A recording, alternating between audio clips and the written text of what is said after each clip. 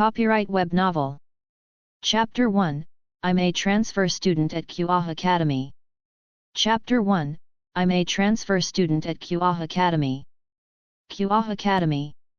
It was still time for the last class. Outside the corridor of the first year, students gathered, taking advantage of the short break to do their things. Mahiro Toma stayed outside the classroom and looked inside with a complicated expression. This classroom is different from where Toma is, but the area of the first year is so large that you could pass by the class if you walked around. And this class is next to Toma's class. In Toma's line of sight is a cute girl with short silver hair. The girl with short silver hair was sitting on the seat, surrounded by a group of girls. Around her, 5 or 6 classmates were talking to her with smiling faces. While her classmates were enthusiastic, the silver-haired girl's cute face did not show much expression. She sometimes responded dully, sometimes silent, and her cold expression never changed, as if she were indifferent to everything. The silver-haired girl's attitude would make people feel a little rude. However, at this moment, such a thing did not arouse the classmates' dissatisfaction. On the contrary, an answer from the silver-haired girl would cause the person who asked the question to laugh as if they had received some considerable gift from her, making them extremely satisfied. This shows how popular the silver-haired girl is among her classmates. Tajao Konako. This is the name of the silver-haired girl. Because of her cute appearance, petite body, and expressionless face, she soon became a first-year mascot after entering school and is one of the famous students of QA Academy. Toma knew Tajao Konako. Of course, it is only one-sided. He knew Tajao Konako, but the other party didn't know him. However, it is not just a matter of knowing that Tajao Konako is a high school student at QA Academy.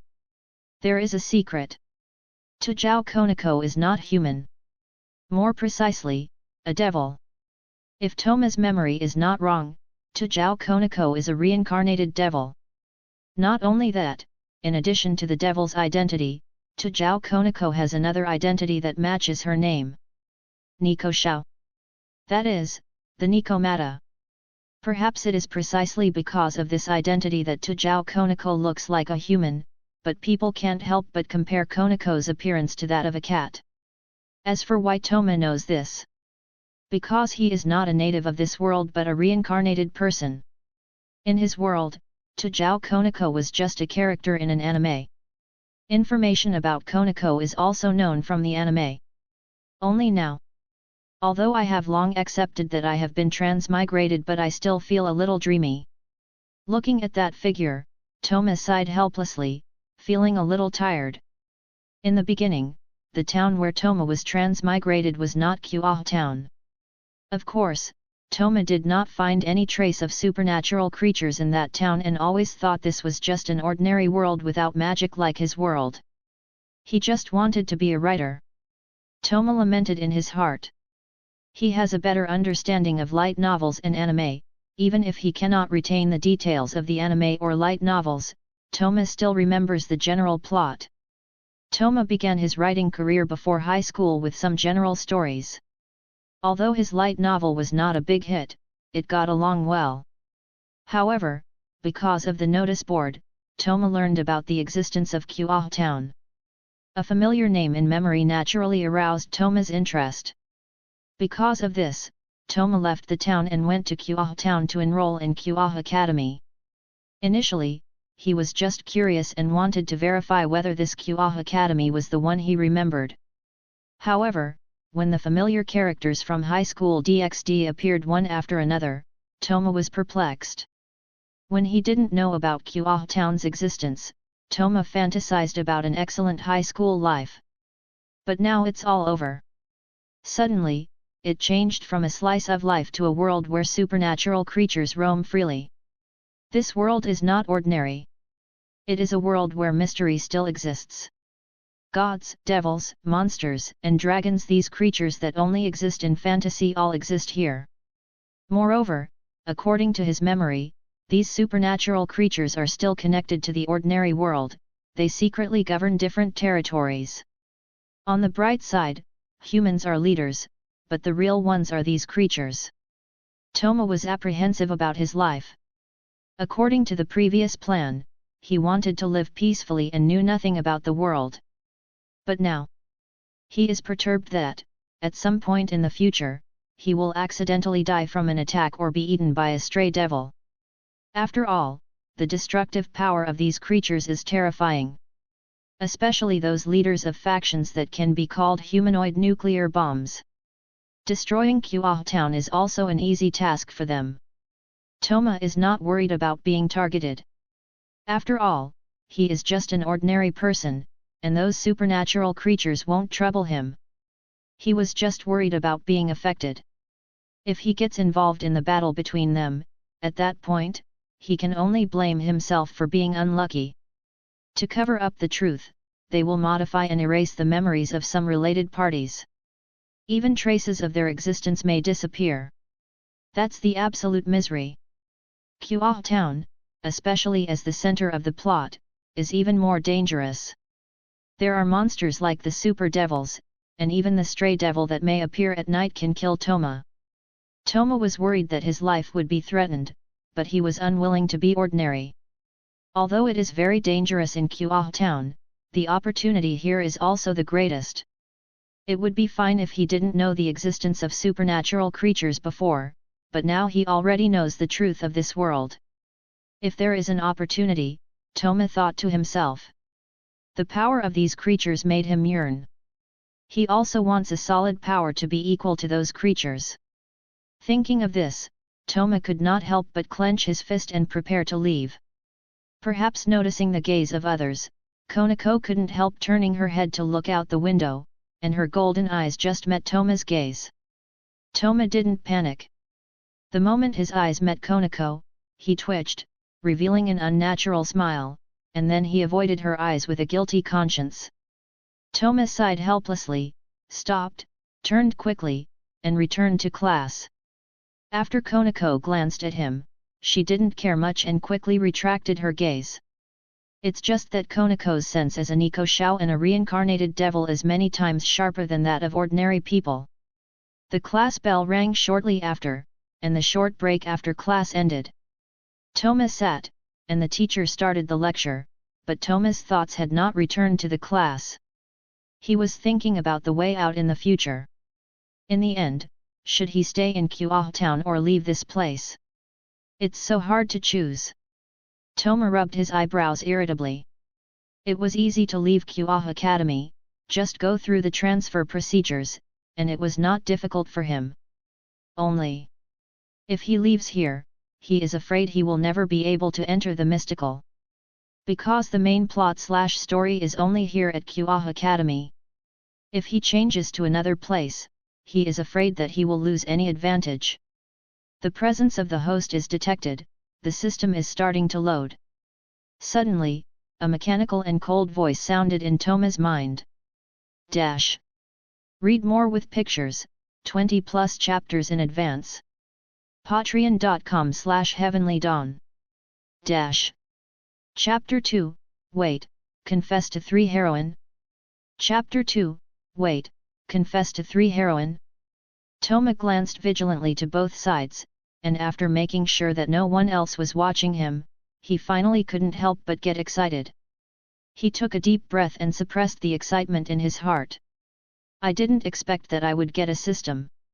Thinking of this, Toma suddenly felt speechless. It's been a long time since he got reincarnated in this world, but suddenly the system appeared, which made Toma feel like he was dreaming. If the memory is correct and the plot has not changed, he is afraid that the plot of Highschool DxD will officially start soon. In fact, Toma doesn't know if the plot has started or not, but according to his observation, at this moment, Hyudo Issei has not made contact with Tujao Konako and others and is still hanging out with his friends. This time period is still good, at least there is still time for me to become strong. Toma stared blankly ahead. In his line of sight, a virtual screen-like thing appeared, with numbers constantly showing on it. 1%. 2%. 3%. This is the system loading process. Toma glanced left and right, and after confirming that only he could see it, he raised his eyes to look at the system screen panel. Not only is this system panel only visible to him, but he is even more glad that the sound he heard just now was not an auditory hallucination.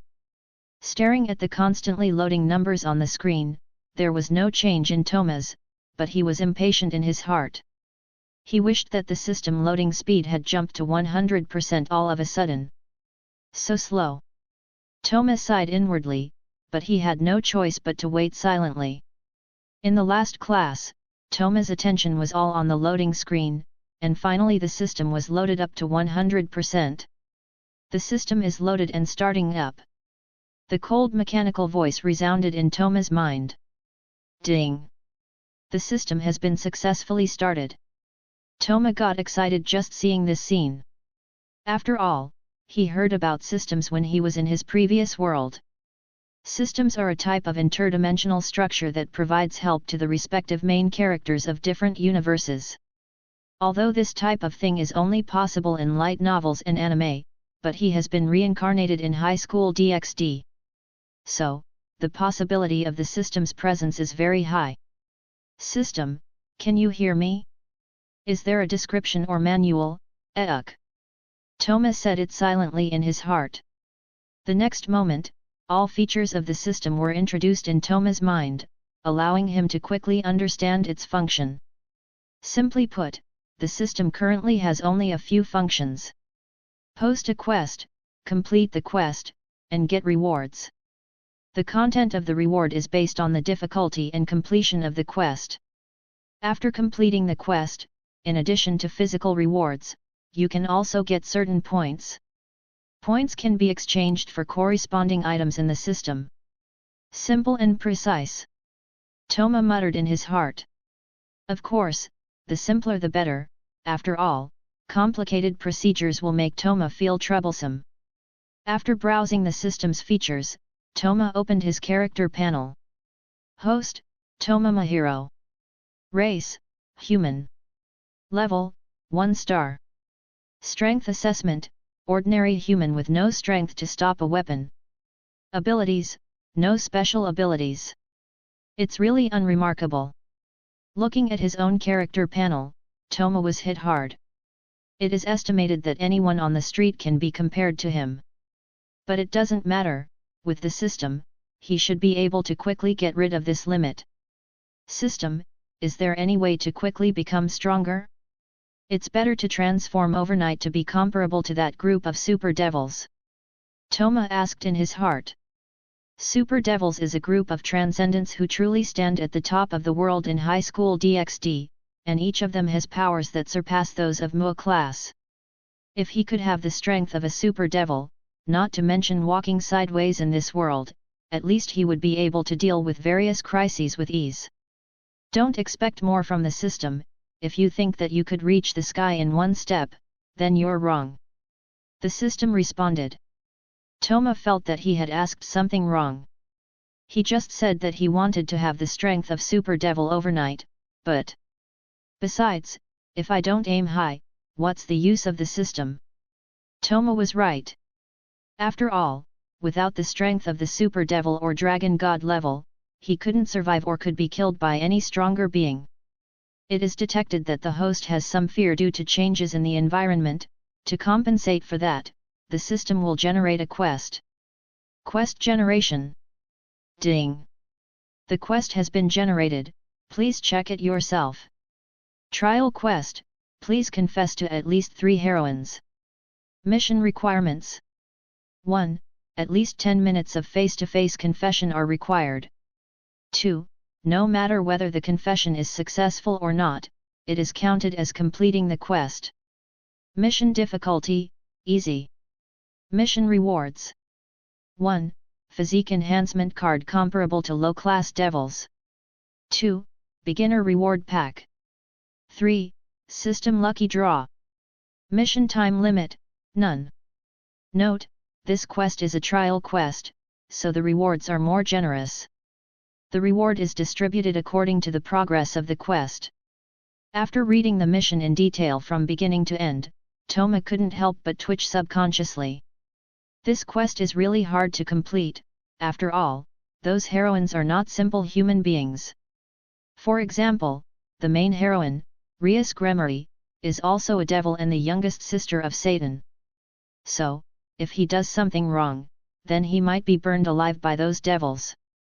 And there is also Akeno Heimjima, a hybrid fallen angel as well as a reincarnated devil, and also the daughter of Berukil, who is also a Qadr class fallen angel.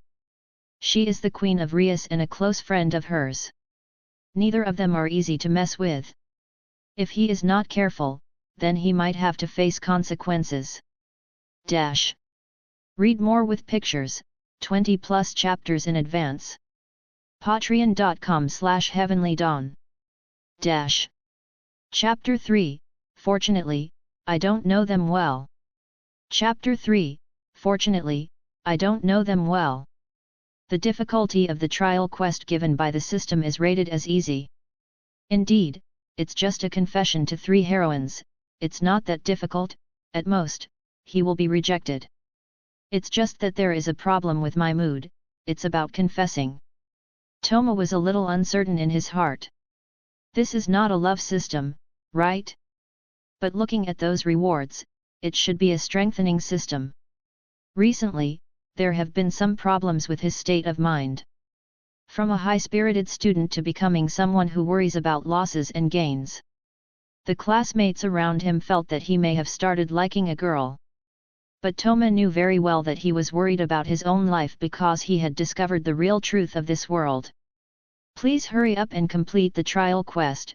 After that, you can start the follow-up quests, improve your strength, and have the ability to protect yourself. The cold mechanical voice once again sounded, making Toma serious. I know. Confession is not difficult, especially when it is fully stated that it does not require him to get his confession accepted by the receiving party. But another requirement makes it tricky. He had to at least interact with the heroine for about 10 minutes before ending the confession. This is where Toma has some headaches. If there were no such requirements, he would have gone to the other party and directly confessed to her. However, I had to confess to the 3 heroines at the beginning. Is this the rhythm of getting into trouble? Toma sighed worriedly. 3 heroines? Before the plot began, there were some characters with names, and they can be called heroines in terms of their roles, such as Tajao Konako, Heimjima Akeno, and Rias Gremory, and there is also the student council president, Sana Satrai. Only 4 in total. Is the system wanting him to dig his own grave? Fortunately, I don't know them well, so even if I confess, it's impossible to succeed. Toma has long been mentally prepared. Although he does have some ideas about them, based on his current situation, it is estimated that he will likely be rejected. Whether it's Tajao Konako, Heimjima Akeno, Rias Gremory, Sana Satrai, etc., they are all popular figures in the academy, with good looks and temperament, and they have been confessed countless times. Not only boys, but even girls confessed. So far, no one has successfully confessed and had a relationship with them. Fortunately, Toma just regarded it as a quest and didn't really want to express anything to them. Jingle. The school bell finally rang. Okay, that's it for today, class is over. The teacher on the podium neatly announced the end of the class, then sorted out the textbooks and left the classroom. After the teacher left, the quiet class suddenly became noisy. It's finally over, do you have any plans for today? Let's go to karaoke together. Add me, and I'll go too. The girls chattered about what to do after school. Toma-kun, do you want to go together? A girl sent an invitation with hope in her eyes, and at the same time, the eyes of several other girls also looked over. Kyoa Academy was originally an all-girls academy, but it didn't take long for it to be a co-ed school, and the number of boys in the entire school increased to 1/5 of the total number of girls. A boy with good grades and good looks like Toma is very popular among girls in this Kyoa Academy. Sorry, after all, I just moved to Kyoa town not long ago, and there are still some things to do at home, so I won't go this time. Toma declined with a smile. Oh, what a pity. Then we'll call you next time. You must come next time. Hearing Toma's answer, the girls couldn't help being a little disappointed, but they didn't force it. Okay, next time I'm free, I'll invite you.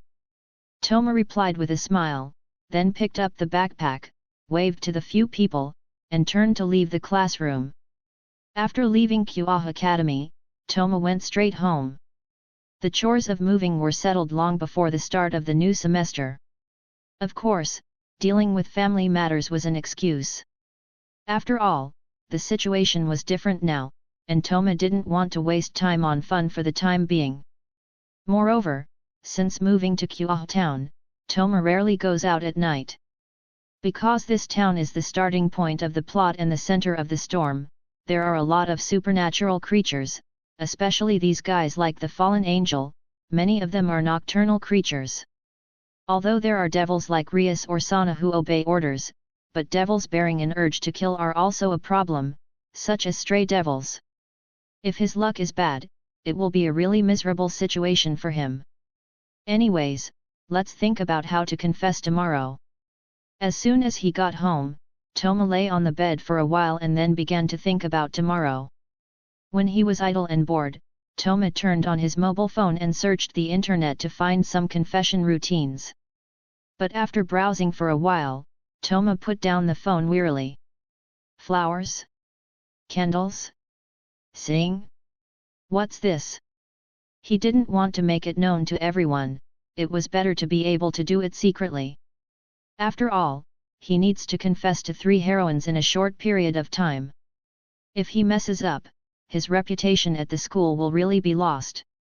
He didn't want to delay a trial quest for too long, and it was best to finish it completely within 3 days.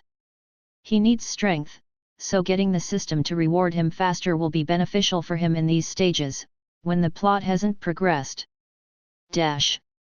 Read more with pictures, 20+ chapters in advance. Patreon.com/heavenlydawn. Chapter 4, What do you think of me? Chapter 4, What do you think of me? The next day, Toma went to school sluggishly. He didn't sleep well all night. He spent most of the night preparing for quests, he could only sleep for a while.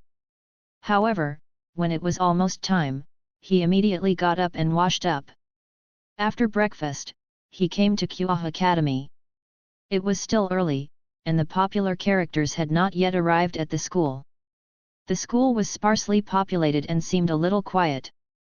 Coming to the shoe locker of the first grade, Toma changed his shoes and then came to the locker with the name Tajao Konako written on it. Since it is only a shoe locker, it will not be locked. Toma took a deep breath and opened it with some guilt, but after seeing what was inside, he couldn't help but twitch. In addition to a pair of shoes, there are 7 or 8 letters lying around in the small cabinet. Needless to say, it was definitely a love letter. I'm here so early. Toma had the urge to complain, and there were not many people in the school building, especially in the corridor. He is the only one now, and there are already 7 or 8 love letters lying in the locker, indicating that someone has placed the letter before him. Sure enough, it's not very reliable to confess to her through a letter. No doubt, after a while, the number of such letters will increase and even fill the entire shoe cabinet. However, sadly, it is very likely that they will be thrown aside. Toma closed the cabinet. With the passage of time, the number of students who came to the school gradually increased, and the deserted school building also became lively. Toma saw Tajao Konako's figure. The petite figure was accompanied by Rias Gremory and Himejima Akeno, and after the first year building, Konako separated from the two. Toma looked like he was going to give up. In fact, he was still resisting in his heart. After all, he was being forced by the system. Tajao-san, please wait a moment. While Konako was alone, Toma calmly chased after her. What's the matter? After hearing the voice, Tajao Konako paused for a while, then turned and raised her head to look at Toma. With a cold expression on her delicate face, there was no fluctuation in her golden eyes. Do you have time at noon, Tejao-san? I have something to tell you. Toma asked, without the slightest sloppiness, directly explaining the purpose. Hearing this, Tejao Konako was about to speak, but after Toma finished speaking, he immediately continued with the next sentence, "It won't waste your time too much." Meeting Toma's gaze, Tejao Konako was silent for a second. "Okay, I got it." Konako sighed imperceptibly, the expression on her face remained unchanged, but she nodded in agreement. "Is there anything else?" After agreeing, Konako inquired. "Thank you, see you on the rooftop after class at noon." Perceiving that Konako's mood might be a little stiff, Toma was sensible and ready to leave. "Well then, goodbye." Looking at Konako's petite back, Toma shrugged indifferently. The goal has been achieved anyway. The bell rang at the end of class. "President, I might be late today." Konako took out her phone and sent a text message. Normally, during the lunch break, she would go to the old school building to spend time with Rias and others. "Got it." Soon, the opposite side replied and did not make too many inquiries. After sending the text message, Konako put away her phone, stood up from her seat, left the classroom, and walked towards the rooftop on the top floor. Along the way, Konako's expression remained indifferent, she had probably guessed what Toma wanted to say to her. After a while, Konako walked up the stairs to the top floor rooftop. She could see a figure. Of course, it was Toma. In order to prevent some unexpected accidents, Toma skipped class to prepare for the trial quest. After seeing Konako coming, Toma greeted her, and she nodded indifferently. "If you have something to say, just say it." Konako raised her eyes and stared at Toma. Although her tone did not fluctuate, Toma could hear a hint of impatience in her gentle tone. "Tejao-san, it's very tiring to walk to the rooftop, let's sit down first." Toma was in no hurry. He was here to delay time. What if he is rejected all of a sudden, and the person leaves? Trial quest, 1/3. Countdown started. 10 o'clock. When Konako came, the countdown for the confession appeared in Toma's eyes, the numbers kept jumping, and he smiled silently. Hearing this, Konako subconsciously twitched slightly. Toma's tone was neither gentle nor nervous. "Isn't it a confession? Am I guessing wrong?" Such a thought came to Konako's mind. Since she entered high school, she has encountered a lot of situations where she was called out by many boys, so she naturally classified Toma as a boy who wanted to confess to her. However, Toma's attitude made her suspicious. "No, I'm not very tired." Konako shook her head and refused. She is a devil and a Nico Shao. Even if she had to fight for 5 hours straight, she wouldn't get tired at all. Konako looked at Toma and said, "I have to go to the club later. The club's members are still waiting for me. I don't have a lot of time. If you have anything else, just tell me quickly." Occult Research Club? Toma was naturally familiar with what Konako was referring to as a club. It was the club established by Rias and the others, one of the gathering places of devils in Kyoha Academy. "Tejao-san, do you have a boyfriend?" Toma spoke directly. Hearing this question, Konako's eyes trembled slightly, and she felt a little tired. Sure enough, there was no mistake. "No." Konako answered. "Anyone you like?" "No." Konako's answer was still the same. "That's great." Toma turned his head and looked at Konako expectantly. "Then what do you think of me?" Dash. Read more with pictures, 20+ chapters in advance. Patreon.com/heavenlydawn. Dash. Chapter 5, I agree with your confession. Chapter 5, I agree with your confession. "Sorry, I have no intention of falling in love," Tejao Konako replied flatly. As expected, Mahiro feigned disappointment, sighing as he glanced at the countdown. "Tejao-san, you've been very popular since the beginning of school, but I haven't heard of any scandals about you until now. There must be some special reasons, he continued, though he wasn't good at such topics. No special reason, she replied, feeling a headache coming on as he continued. If there's nothing else, I'll leave, Tujao Konako said, ready to stand up. Please, listen to me a bit longer, Mahiro pleaded, pulling a pained smile as if mocking himself. He then began a heartfelt speech about how he noticed her from the first day of school, admired her, and how she always caught his attention. He spoke softly, painting a sad picture of unrequited love.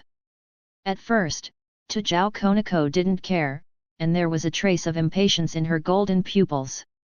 But as Mahiro spoke, her indifference lessened, and her ears turned slightly red. I'm sorry. I said so much, but I don't regret it. At least Tujao-san knows my heart, Mahiro finished as the countdown finally hit 0.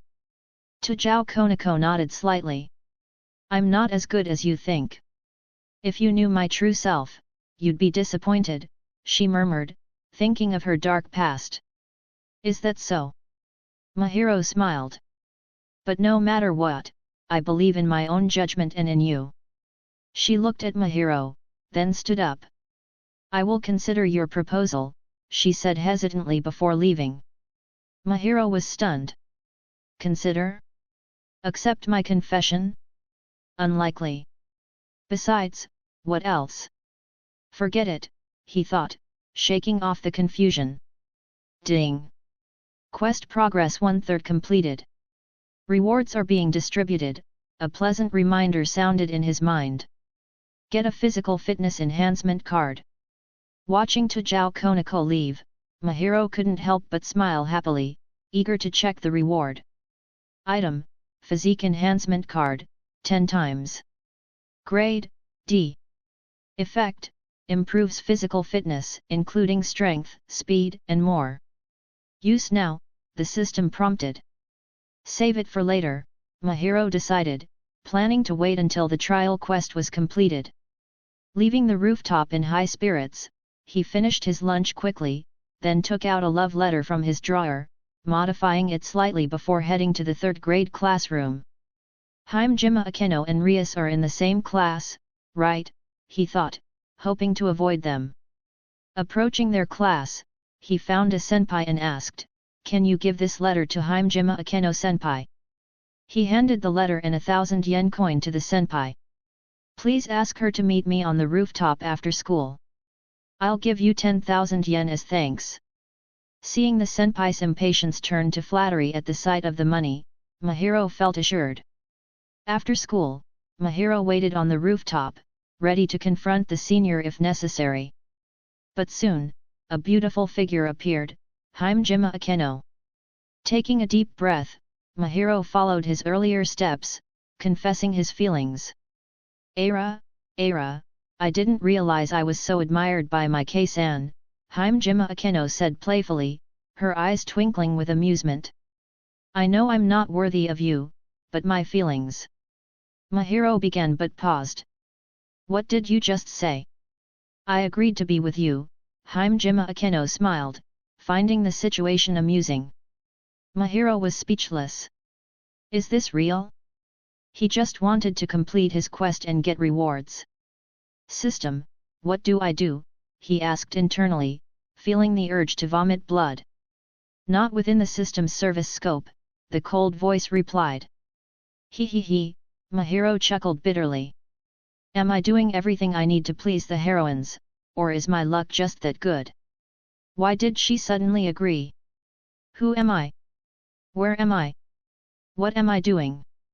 Mahiro Toma's mind needed clarification.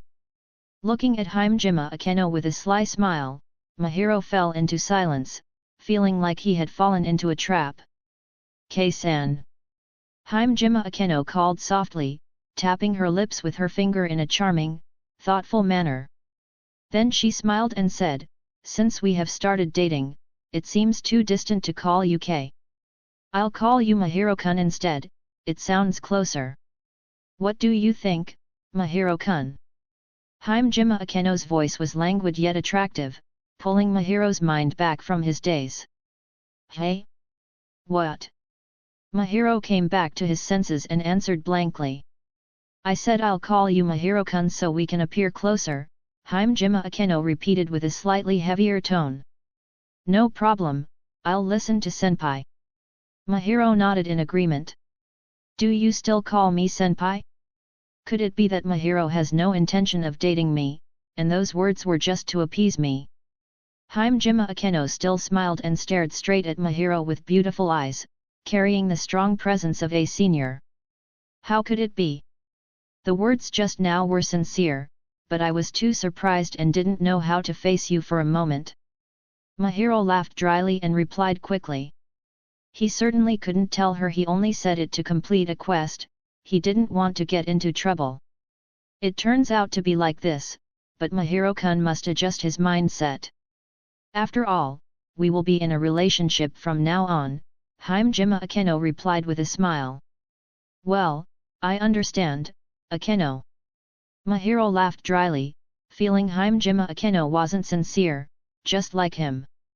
Call me Akeno. Hajime Akeno's eyes were smiling like crescent moons.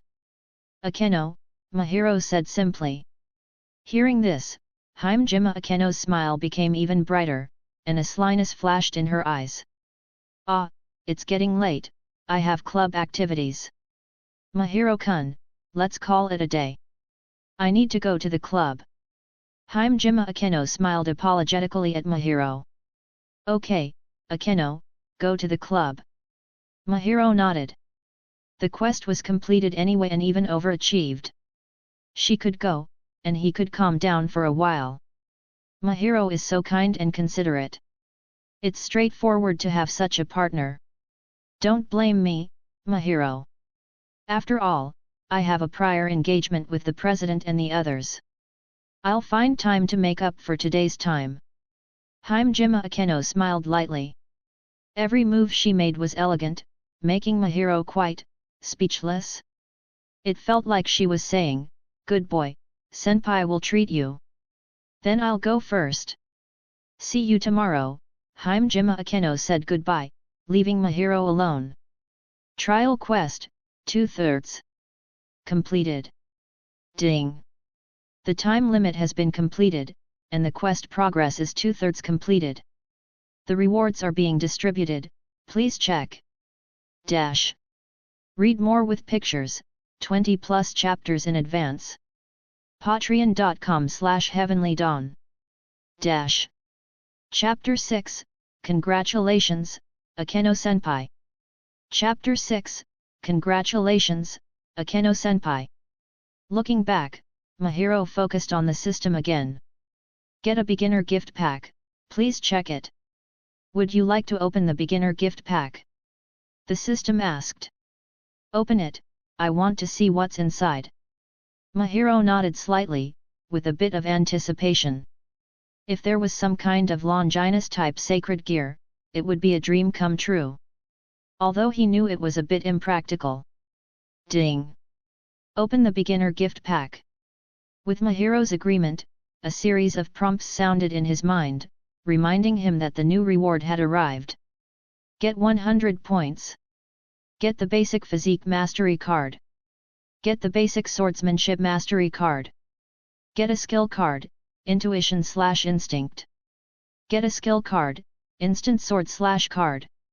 Looking at the items, although they could have been more precious, Mahiro was satisfied. Item, basic physique mastery card. Grade, E. Effect, after use, you can master the most basic physique. Item, basic swordsmanship mastery card. Grade, E. Effect, after use, you can master the most basic sword techniques. Item, instant sword/card. Grade, E. Effect, use a sword-like weapon to deliver a fatal slash the moment it is unsheathed. Item, intuition skill card. Grade, D. Effect, after use, you will gain extraordinary intuition and be able to make the most appropriate judgments in battle. The explanation of the first two items was straightforward. Mahiro understood it at a glance. Will it be used with the tenfold enhancement card? Mahiro pondered. They were all suitable for the first reward, whether they were proficient in basic physical skills, basic swordsmanship, or slashing. With enhanced physiques, they could undoubtedly exert greater power. The last skill card, Intuition, should be the highest reward this time, not only in grade but also in value. Intuition/instinct? If I remember correctly, it is an inherent skill of King Arthur, isn't it? Mahiro touched his chin and considered using intuition, instinct, to make the most effective judgments. This skill was significantly helpful in battle. I want to try it out quickly to see how powerful it is. Mahiro was eager but suppressed his urgency and did not use it hastily. After all, he was still on a trial quest, and suddenly becoming stronger could be problematic as those heroines were not simple, they would instantly find out, he's not normal. Besides, these rewards could be used anytime, so there is no need to worry. The old schoolhouse. Akeno walked to the Occult Research Club's room with light steps. Recalling what had happened just now, her mouth couldn't help but smile happily. Pushing open the door of the Occult Research Club, Akeno walked in. In addition to Rias, Tajao Konako and Kaiba Uedo were also there. Rare, Akeno, you're so late. After seeing Akeno, Rias, who was sitting at the desk, smiled. She didn't mean to blame her, she just felt curious. There were some delays, so I was late. Akeno answered truthfully. It looks like a good thing. Rias noticed that the smile on Akeno's face was more pleasant than her standard smile. It really was a good thing. I was confessed to by a junior. None of them were surprised to hear this, whether it was Rias, Kaiba Uedo, or Konako. Given Akeno's popularity at Kyoha Academy, it was not surprising to be confessed to by a junior. Rias stroked her forehead, sighed, and said, "You didn't strike him, did you? If you let him down, Kyoha Academy will have another problem." As a childhood friend, Rias knew Akeno's character very well. Although Akeno was an one-zan figure at Kyoha Academy, her real personality differed. On the contrary, I agreed. With a bright smile, Akeno gave an answer that surprised them. What? Sure enough, as soon as the words came out, all three looked at Akeno in surprise. Konako opened her mouth slightly, looked at Akeno in surprise, and even forgot to eat her snack. She knew well that Akeno had always refused confessions in the past 2 years. So why did she suddenly announce her relationship today? Akeno-senpai, did you really agree to date that boy? Konako's pale golden eyes revealed surprise, and her expression broke her usual stoic demeanor. Congratulations, Akeno-senpai. Kaiba Uedo said congratulations with a warm smile and then stood quietly like a knight. He wasn't very interested in the topic between girls and didn't want to interject. Ara, are you surprised? Guys. Akeno smiled lightly, however, I didn't lie to you, I did agree because it seemed very interesting. Rias replied, you, who originally said you wouldn't fall in love, suddenly announced your relationship, which is surprising. Because the person this time seemed very interesting, I agreed on impulse. Akeno explained. Akeno-senpai found an exciting student. Can you introduce him to us? Konako asked curiously, very interested in the person Akeno spoke of. I'm afraid it won't work for now. I still want to have some fun. If there is a suitable opportunity in the future, maybe I'll introduce him to you. Did you say fun? Did I? President. Akeno blinked playfully. I always think that the junior you're dating will be unlucky. In short, don't go too far. Rias sighed. She had grown up with Akeno and could quickly see some tricky things in her demeanor and sensed a hint of mischief. Don't worry, I'm measured. Akeno reassured her with a smile, though recalling Mahiro Toma's figure, she couldn't shake the feeling that he had some secrets. As a fallen angel and devil, she was especially sensitive to such things. Although Mahiro's acting skills were excellent, Akeno, being perceptive, sensed something was off. She agreed to the relationship out of curiosity and playfulness. You can decide for yourself. Rias nodded and put the matter aside for now. She stood up from her seat, clapped her hands, and said, "All right, everyone. It's been delayed long enough. Let's start today's club activities. Read more with pictures, 20+ chapters in advance. Patreon.com/heavenlydawn. Chapter 7, Systems Rich Rewards. Chapter 7, Systems Rich Rewards. The next day, Mahiro Toma took advantage of the lunch break to find his senpai again. "Please help me give this to Rias senpai." As before, Mahiro handed the remuneration and the letter to the senpai. The senpai's reliability in getting things done was still trustworthy. "Dude, you must have failed. But don't be discouraged, there are so many high-quality girls at QA Academy. As handsome as you are, there's no need to focus on just those two. Don't worry, as long as you work hard, you'll find a girlfriend." Seeing Mahiro's actions, the senpai glanced at him with pity and naturally assumed Mahiro had been rejected. He comforted Mahiro with a few words. Mahiro gave him a strange look, his lips moved, but he ultimately didn't tell him about Hajime Akeno's promise. Being so handsome already made the senior feel inferior. If he told him that Hajime Akeno had promised to date again, it might hurt him more. "Senpai, after working so hard, do you have a girlfriend?" Mahiro asked mercilessly. The senpai felt a little pain in his chest. "The third year of high school is so hard, I just want to study." "Oh, single guy." The corner of Mahiro's mouth showed a contemptuous smile, which hurt the senpai. Seeing this, Mahiro nodded in satisfaction, turned away like a proud victor, and returned to the first-year corridor, leaving behind the battered and grayish-white senpai. Lunch break. The senpai's efficiency did not disappoint Mahiro, and Rias walked gracefully in front of him. This was the first time Mahiro had observed Rias up close. She had a figure comparable to Hajime Akeno's, and her bright red hair was like a flame. Her elegance could captivate anyone's heart. However, this feeling quickly disappeared. Mahiro was very clear. "I just crave her body. As for her feelings, lust does not count." After having two experiences, Mahiro was already familiar with this process and quickly entered the state. Rias also displayed her noble upbringing, quietly listening to Mahiro's remarks. Even when interrupted a few times, she remained composed and courteous. "Thank you for your affection for me, but I'm sorry, I can't accept it." With a polite smile, Rias rejected Mahiro indifferently. "I apologize for troubling you, Rias senpai." Mahiro also apologized politely. After being rejected, he didn't bother or ask too much. This straightforward attitude made Rias take notice, and her favorability towards him increased slightly. Mahiro looked at the countdown timer, which was gradually approaching 0, and felt relieved.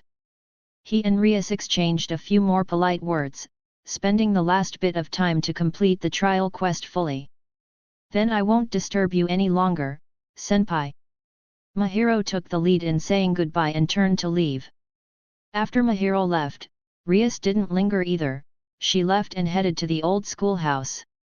Trial quest, 3/3. Completed. Ding! Congratulations to the host for completing the trial quest. The final reward will be issued. Please check. Get a chance to draw a lottery once. Would you like to use this lottery opportunity now? The system's prompt sounded again. Let's draw a lottery. With all the quests completed, Mahiro no longer had any worries and decided to use the reward. Before the words fell, a roulette wheel appeared in front of Mahiro's eyes. Just like in the ordinary world, the roulette depicted many things. Mahiro glanced at it, and his eyes suddenly widened. The items made him greedy. Rinnegan, Excalibur, Star Grail, God's Origin, Longinus. The high-level items dazzled Mahiro, making him both excited and frustrated. These items were much better than the beginner rewards. If he could get just one, he could significantly improve his strength and join the ranks of the powerful. Mahiro's heart itched, wishing he could pocket all the items. Will you consume a lottery chance? Start. Mahiro calmed down and responded. The huge roulette spun quickly, turning into a dazzling blur, making it impossible to judge where it would stop. Stop. After watching the roulette spin for almost a minute, Mahiro finally made up his mind and shouted stop. Congratulations to the host for obtaining the Mystic Eyes of Death Perception, Systems Adaptation version. Mahiro couldn't contain his excitement. He quickly began to check the properties of the Mystic Eyes of Death Perception. Item: Mystic Eyes of Death Perception. System Adaptation version. Grade: X. Effect: can see the death of things, visualizing the intangible concept of death. Source: Type Moon World. What's with this system adaptation to the light version? Mahiro asked, noticing an extra line in the description. The Mystic Eyes of Death Perception come from the Type Moon World. Compared to other items, they have certain special features, which come with great restrictions on usage. After adaptation and streamlining, these restrictions and side effects are eliminated. Although, some worlds have restrictions towards death laws such as Marvel, Index, and others. These eyes are still strong enough to protect the host. But the host needs proper strength to use these eyes to inflict the concept of death on stronger opponents. The system responded. I see. Mahiro was satisfied with this answer. I don't if it's Ryu guys or Tonos. But if I'm strong then with this version, I would probably be on par with beings like Aleister Crowley. The ability to see death, this is a game changer. He vaguely remembered that the Mystic Eyes of Death Perception had certain limitations in their use, needing an understanding of the concept of death and assistance from the root, and it was easy to overload the brain when using them. This brain overload probably meant literally burning the brain, just like a computer overheating and burning the CPU. With fewer restrictions and side effects, the Mystic Eyes were easier to use. Use the Mystic Eyes of Death Perception. Mahiro thought lightly and used the item. The next moment, Mahiro felt a strange sensation in his eyes. He closed his eyes and found a special connection. Mahiro opened his eyes, and his dark pupils instantly turned icy blue. At the same time, the world changed. The previously intact world now had numerous terrifying cracks. Are these death lines? Mahiro knew that these cracks were the so-called death lines seen through the Mystic Eyes. As long as these death lines were gently cut, the object would die. Mahiro squatted down and gently stroked the black and red lines on the floor tiles, very carefully using light force to avoid accidentally severing the death line. Close. Mahiro let out a sigh of relief, closed the Mystic Eyes, and returned to his original dark pupils. The scene in his eyes reverted to normal. Next. The corner of Mahiro's mouth twitched into a smile. Besides the lottery rewards, he had saved many beginner rewards that were still unused. Use the Physique Enhancement card. Use the Basic Swordsmanship Mastery card. Use the Intuition/Instinct skill card. Use the Instant Sword/ card. Mahiro used all the saved items in one go. So cool. The feeling of using up everything at once was truly refreshing, akin to eating all the desserts at once. A series of prompts sounded, accompanied by physical changes. In an instant, Mahiro felt a warm current rushing through his body, as if swept by a spring breeze.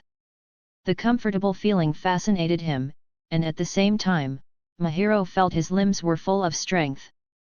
Enhancement. Mahiro couldn't help clenching his fists. He felt his current strength was amazing, like he could punch through anything. Mahiro felt an unprecedented ease in his body. He bent slightly, exerted force with his feet, and jumped, suddenly reaching a height of 3 meters above the ground. Mahiro was very satisfied with his current physical fitness. He had only tested it a little, without using full strength, yet the jumping power was far beyond ordinary people. He waved his hand, feeling mastery over physique, basic swordsmanship, and the instant sword/slash technique, all grasped effortlessly. Physical skills are fine, but with swordsmanship and the instant sword/slash, I should get a suitable weapon. After the excitement calmed down, Mahiro began to think. There was no doubt that the strongest attack method in his arsenal was the instant sword/slash technique. Even without personal testing, he knew this judgment was accurate. Since it involved slashing with a sword, a suitable weapon was necessary. You can purchase from the mall for a certain amount of points. The system gave a prompt. Check out the card mall and show me what's available. A list of items suddenly appeared in Mahiro's eyes. After systematic screening, Mahiro's view naturally focused on items such as famous swords and blades, avoiding the need to search. It's too expensive. However, after seeing the prices of those weapons, Mahiro couldn't help but complain. Those weapons cost thousands of points. The mere 100 points he had were insufficient, not even a fraction of those high-tier weapons. In the end, Mahiro sorted the prices from low to high and focused on the most affordable weapon. Item: Refined Katana. Grade: F. Comments: This is a very sharp samurai sword, do not cut your hands. Price: 50 points. Forget it, let's make do with this for now.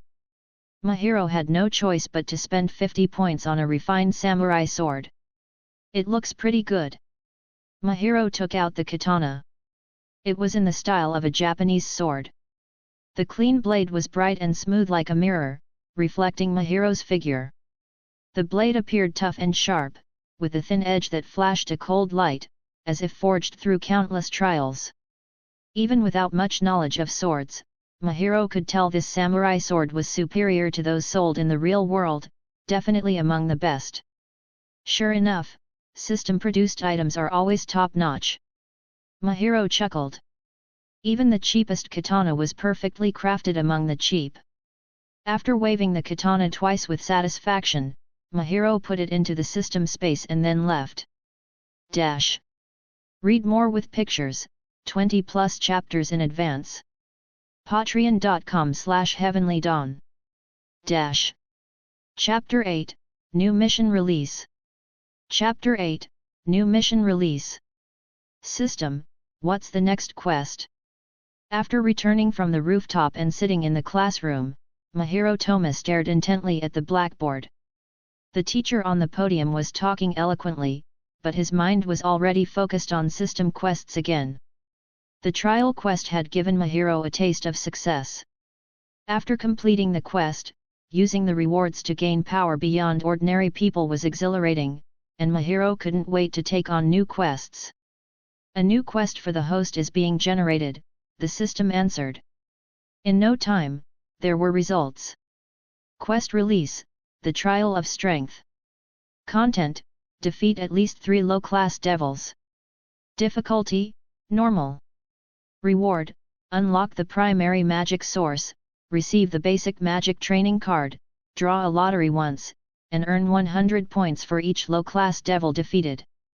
Looking at the new quests and the series of rewards, a satisfied smile appeared on Mahiro's face. The rewards are quite generous, but I've just gained power, so I need to practice. The fight between devils is very different from the fight between students. One is just physical pain, while the other could be life-threatening. However, at this moment, Mahiro felt neither fear nor hesitation but was excited to try. Having just gained power, he had the urge to test it out. Next, Mahiro opened his own panel. Host: Mahiro Toma. Race: Human. Level: 2 stars. Strength assessment: the comprehensive strength can reach the level of low-class devil. Abilities: Basic Physique, E. Basic Swordsmanship, E. Intuition, D. Mystic Eyes of Death Perception, A. Light, Instant Sword/Slash, E. Has this reached the level of low-class devil? Mahiro couldn't help but shake his hand, a confident smile appearing on the corner of his mouth. He was a little surprised and a little proud, but soon suppressed the pride in his heart. Mahiro knew very well that in Kyoah Academy, the strength of low class might be considered powerful and extraordinary in the eyes of ordinary people, but to many devils, they were only entry level. If he had to describe it, he could only be considered somewhat capable cannon fodder. At most, as cannon fodder, he could struggle a little bit. Nothing to be proud of at all. After learning about his current strength from the system character panel, the impulse in Mahiro's heart grew stronger. He had suddenly gained power but had no experimental subjects. He never knew his actual combat level, and now this quest perfectly aligned with his idea. Defeat low-class devils. Mahiro pondered for a while and had a general idea in his mind. There are quite a few devils in Kyoah Town, and in Kyoah Academy alone, the number of devils completely meets Mahiro's goal. It is undoubtedly the easiest and quickest way to directly find the group of devils in Kyoah Academy as quest objects. Right now, I'd rather have a trial with those stray devils. Mahiro couldn't help licking the corner of his mouth, a feeling that even he didn't know appearing in his heart. Mahiro didn't know for the time being, but he knew that the excitement wouldn't be too bad. It's natural to go to Rias and the others as quest objects, but there may be some unexpected entanglements, such as debts. Most importantly, Mahiro felt that he would definitely not be enjoying himself, and that was the main reason. However, those stray devils wandering in the darkness of the city are undoubtedly better targets. Under normal circumstances, the strength of stray devils will not be too high. Especially in Kyoah Town, which is Rias's territory. As an underage devil, her family will naturally not allow overly powerful stray devils to appear in Kyoah Town. If one does appear, it will be dealt with by those adult mid-class or high-class devils in advance. Most of the remaining devils were left to train these underage devils. It can be said that these stray devils fully meet Mahiro's quest requirements. There is something at home, so I need to go first. As soon as the school bell rang, Mahiro picked up his backpack and ran out of the classroom in a hurry, leaving the girl who wanted to ask him stunned on the spot. After leaving school, Mahiro found a restaurant and planned to eat out. System, can you search for where the stray devils are? Search for 100 points. Never mind. Mahiro shook his head and refused. He had spent 50 points to buy weapons before and now only had 50 points left, which was not enough. While sitting and waiting for dinner, Mahiro had an idea. He took out his mobile phone and opened the web page to search for recent disappearance cases. Recently, there have been many disappearance cases in Kyoah Town, but the police have not found any clues, as if these people disappeared out of thin air. Mahiro had seen these news reports while surfing the internet. At this time, Mahiro had an idea. Mahiro suspected that these missing people should have encountered the stray devils. Opening the web page and constantly browsing the information about the disappearance cases, Mahiro also found some suspicious places. An abandoned factory on the outskirts of the city. Mahiro pondered and then chose a place. Let's check it out after dinner. After the waiter brought his dinner, Mahiro finished it quickly. It's too quiet. Mahiro came to the abandoned factory on the outskirts of the city, carefully observing the surrounding environment. He suddenly noticed some strange things. There was a lot of vegetation and trees around. Although it was not dense, it was not rare. There should be at least some birds in this place, but Mahiro did not see any birds when he looked around. At this moment, the setting sun was crimson, dyeing the sky red like a blood-colored canvas hanging high, revealing a trace of depression. In Japan, dusk is the transition period between day and night, and it is also the time when mythical creatures roam freely. But if that's the case, doesn't it just mean that I'm not wrong? There was a chill in the air, and maybe ordinary people couldn't detect it, but after tenfold improvement, Mahiro, who had intuition skill, instinct, could clearly perceive the chill. This chill, unlike the chill brought by winter, was an unpleasant one. With a move of his right hand, the refined katana appeared in his hand. Mahiro stared at the mottled and dilapidated factory in front of him, holding the sword and slowly walked towards it. Read more with pictures, 20+ chapters in advance. Patreon.com/heavenlydawn. Chapter 9, It Seems I'm Not Normal. Chapter 9, It Seems I'm Not Normal. Walking along the stone-paved road, Mahiro Toma entered the abandoned factory. As soon as he stepped inside, Mahiro felt the chill intensify compared to the outside. Looks like this is the place. Mahiro sneered, finding his skill intuition exceptionally useful. Originally a combat skill, it was also effective for locating individuals. At the very least, it confirmed there was something unusual in this abandoned factory. Whether it was a low-class devil was uncertain. Moreover, Mahiro was confident he had been targeted since entering this place, and that feeling confirmed it. Are you going to keep hiding from your guest? Mahiro stood at the entrance, glancing around the empty factory and shouted. The entire factory had long been abandoned, leaving only an empty shell and some useless debris. Mahiro's voice echoed, ensuring the entire factory could hear it. After the echo faded, the surroundings remained silent, with no response. Then I'll find you myself. Mahiro scanned his surroundings, becoming more vigilant. The stray devil hiding in the factory was clever. Mahiro wondered if he had been too forceful. If he acted like a lost, innocent little boy, maybe the devil would relax its guard and reveal itself. Mahiro slowly stepped into the interior of the abandoned factory, his gaze like a radar, taking in the surroundings. The factory was small, and checking every corner wouldn't take long. If a stray devil was hidden there, he could find it with patience. Suddenly, Mahiro's heart trembled, and he reflexively stepped back. Whoosh! At the same time, the sound of something slicing through the air echoed. A white shadow fell from the ceiling like a spear aimed at Mahiro. Boom! A muffled sound resounded in the quiet workshop. Where Mahiro had stood, a white cloth-like object pierced the ground. That was close. Mahiro sighed with relief. Following the direction of the object, Mahiro saw the attacker's appearance and couldn't help but feel a sudden shock.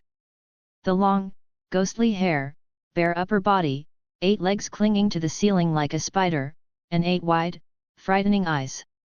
The grinning mouth stretching to the ears made it even more hideous. If I hadn't been mentally prepared, I'd have been scared to death. It was like a scene from a Japanese horror movie. An ordinary person might have had a heart attack. Ah! What a fragrant human, 100 times more fragrant than any I've eaten. The stray devil let out a harsh laugh, its 8 eyes rolling, staring at Mahiro as if he were a delicious prey. I didn't expect such a wonderful gift to arrive before I left the city. I'm so excited. The spider devil sputtered words, its eyes fixed on Mahiro, drooling at the sight of him. You'll definitely give me a full meal. The spider devil stared at Mahiro as if he were a roast lamb, saliva dripping from its mouth. Looks like I'm lucky. If I were a step later, I'd have missed you. Mahiro stared at the spider devil. It seemed it was planning to leave Kuaha town. You're a daring human, like a swordsman among your kind. No wonder you smell so delicious. I can't wait to eat you. The spider devil smiled, it will take some time, but before the Gremmaries find this place, I can eat you quickly. Gremmary? Looks like you're afraid of them. Mahiro sneered. Damn Gremmary! If it weren't for them, why would I be running? I just ate a few humans, and they hunted me down. I had to hide. Resentment flashed in the spider devil's eyes, clearly hating the Gremmary clan. A stray dog forced to run away. But calling you a dog is insulting to dogs. They're cute, but you're so ugly. Mahiro sneered, gripping his sword tightly, ready to strike. Damn human, how dare you mock me? The spider devil was furious. As a devil, being mocked by a human was unbearable. Being pushed into hiding by the Gremmary clan was terrible enough. Now, Mahiro's insult made it furious. I wanted to swallow you whole, but now I've changed my mind. I'll tear you apart bit by bit and eat you. The spider devil spat bloody words, saliva dripping from its mouth, looking hideous. Its feet clinging to the ceiling suddenly pushed off, and it swooped down, arms spread as if to embrace Mahiro. Mystic eye of death perception. Mahiro called out softly. His black and white eyes were replaced by an ice blue brilliance. The world's picture changed, revealing mottled and terrifying lines of death. Looking at the swooping spider devil, Mahiro remained unmoved. When the spider devil was about to reach him, he raised his sword. Slash!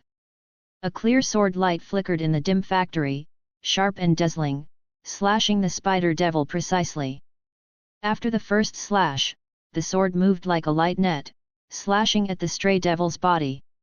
With Mahiro's swing, his figure also moved, brushing past the spider devil. Boom! Do you think learning some swordsmanship can harm me? I'm a devil. Fancy attacks are useless to me. Be obedient. The spider devil sneered at Mahiro, but halfway through, it felt its vision spinning. Puff! Blood spurted from the spider devil's body, and terrifying cracks appeared. Even more terrifying, the spider devil's head fell off, rolling on the ground before stopping. That's my body, why is it in front? The spider devil's mouth opened and closed. Out of the corner of its eye, it saw its familiar body. Its eyes were full of disbelief. A tall devil's body stood beside it, 8 spider legs supporting it, standing still and terrifying. But why did that strong body have no head? What was it now? How? Do you think it's ugly? Mahiro said casually. No, but how could you? I'm a devil. The spider devil's head fell, its mouth still forming words with an unbelievable tone. Such tenacity, even with its head off, it maintains a trace of thought. Mahiro kicked the devil's head, turning his eyes to its broken body, letting it see its body more clearly. You won't see me torn apart, only your own body shattered. This scene only happens once in your life. Don't take your eyes off it. As he finished, apparent cracks appeared in the tall spider devil's body. Blood spurted out, and it collapsed, shattered into pieces. The spider devil made guttural sounds, unable to form words. Its 8 eyes kept turning until they finally stopped, and there was no sound. Seeing the spider devil completely silent, Mahiro withdrew from his fighting state, his tense nerves slowly relaxing. Looking at the stray devil, Mahiro felt a little helpless. Despite the bloody scene, he felt no discomfort. He sighed, realizing he was also a freak. This would make normal people scream, but he thought it was ordinary. Probably because, after learning he was in a world of mythical creatures, he had adapted in advance. Mahiro could only comfort himself this way. The cleanup is a hassle. Putting aside dull thoughts, Mahiro looked at the minced meat on the ground and decided to leave it alone. Read more with pictures, 20+ chapters in advance. Patreon.com/heavenlydawn. Chapter 10, It was a right choice. Chapter 10, It was a right choice. Ding! Congratulations to the host for defeating a low-class devil and earning 100 points. The current quest is 1/3 completed. Please make persistent efforts to complete the quest as soon as possible. When the spider devil was completely vanquished, a cold reminder echoed in Mahiro Toma's mind. Ah! Mahiro breathed a sigh of relief and returned his sword to the system space. His tense nerves slowly relaxed, and the icy blue in his eyes began to dissipate, restoring their natural black and white color. Choosing to kill the low-class devil was the right decision. Even though he used the mystic eye of death perception to instantly kill the spider devil, Mahiro had to utilize all his trump cards to do so. It wasn't easy. After all, this was a life and death battle. If he had chosen to compete with the devils at QA Academy, he wouldn't have won so quickly. Sparring and life and death battles are different. Without using the mystic eye of death perception, it wouldn't have been so easy to win. Moreover, compared to the stray devils with erratic behavior, normal low-class devils are often trained, and their combat skills are likely much stronger than Mahiro's, making them even more challenging to deal with. Without the mystic eye of death perception, Mahiro's current strength wouldn't be sufficient to handle those devils. And if he used the mystic eye of death perception, Mahiro feared accidentally cutting into the wrong place, causing unforeseen problems and trouble. Glancing at the spider devil, now reduced to pieces, Mahiro quickly left the dilapidated factory without any hesitation. It's still early. I'll find a place to recover my strength, then continue to look for the next target. After leaving, Mahiro glanced at the time. It had only been 10 minutes since he entered the factory and killed the spider devil, and he still had the entire night ahead. Finding a place to sit on the grass, Mahiro took out his mobile phone and began looking through it. Regarding the locations where stray devils were known to haunt, Mahiro had marked 3 spots, and the factory was one of them. It can only be said that Mahiro had good luck. He found the devil on his first try and killed it without any hindrance, saving a lot of time. System, help me search for the trail of the next lower-class stray devil. With enough points, Mahiro no longer searched blindly. He could consult the system for such trivial matters. Anyway, these points weren't enough to exchange for other valuable items. It was better to complete the quest quickly and earn the rewards. Will you spend 100 points to search for the trail of the lower-level stray devil? Yes. Mahiro chose the OK option without hesitation, and the system quickly provided an answer. Northwest, in a grove 4 kilometers away? It's not too far. System, if I rush over now, will it have moved? No, that's a temporary residence for the stray devil, and it will stay there for a while, enough for the host to get there. That's good. After getting an affirmative answer, Mahiro finished resting and headed to the next location in a hurry. QA Academy, Occult Research Club. Inside a dimly lit room, the members of the Occult Research Club were all present. Rias Gremory was seated at the president's desk, Konako Tajao was sitting on the sofa, Akeno Haimjima was standing beside Rias like a maid, and Yuato Kaiba stood upright like a knight. Recently, I've been busy selecting suitable candidates from among the students to be my new family members. I didn't expect to neglect the jurisdiction over the territory. Rias had a worried look on her face. President, have you encountered any problems? Konako Tajao raised her eyes, her golden pupils looking at Rias with concern. Rias rubbed her forehead with a headache, holding a document in her right hand. It's not a problem. It's just that there have been too many signs of stray devil activities in Kuah town recently, and the underworld has already issued a warning. If the problem cannot be solved within the stipulated time, they will send someone to handle it for me. It looks like a troublesome situation. Akeno leaned over, glanced at the document in Rias's hand, and her smiling face took on a hint of seriousness. It's not too troublesome, it's just my responsibility. After all, those stray devils are just a bunch of clowns. If we hadn't been distracted recently, they wouldn't have had the chance to cause trouble in my territory. I'll get rid of them later. Rias handed the document in her hand to Akeno, who looked at it with interest. It seems that many mice have sneaked into Kuah town during the busy time when the school year started. Akeno looked over and said so. The document in Rias's hand recorded some specific information about the stray devils in Kuah town. These stray devils are not stupid. They think I'm an underage high-class devil. Compared to other high-class devils, they must think it's relatively safe in this world. Unfortunately, they chose the wrong target. The corners of Rias's mouth curled into a confident and stern smile, making the 3 people around her feel her confidence.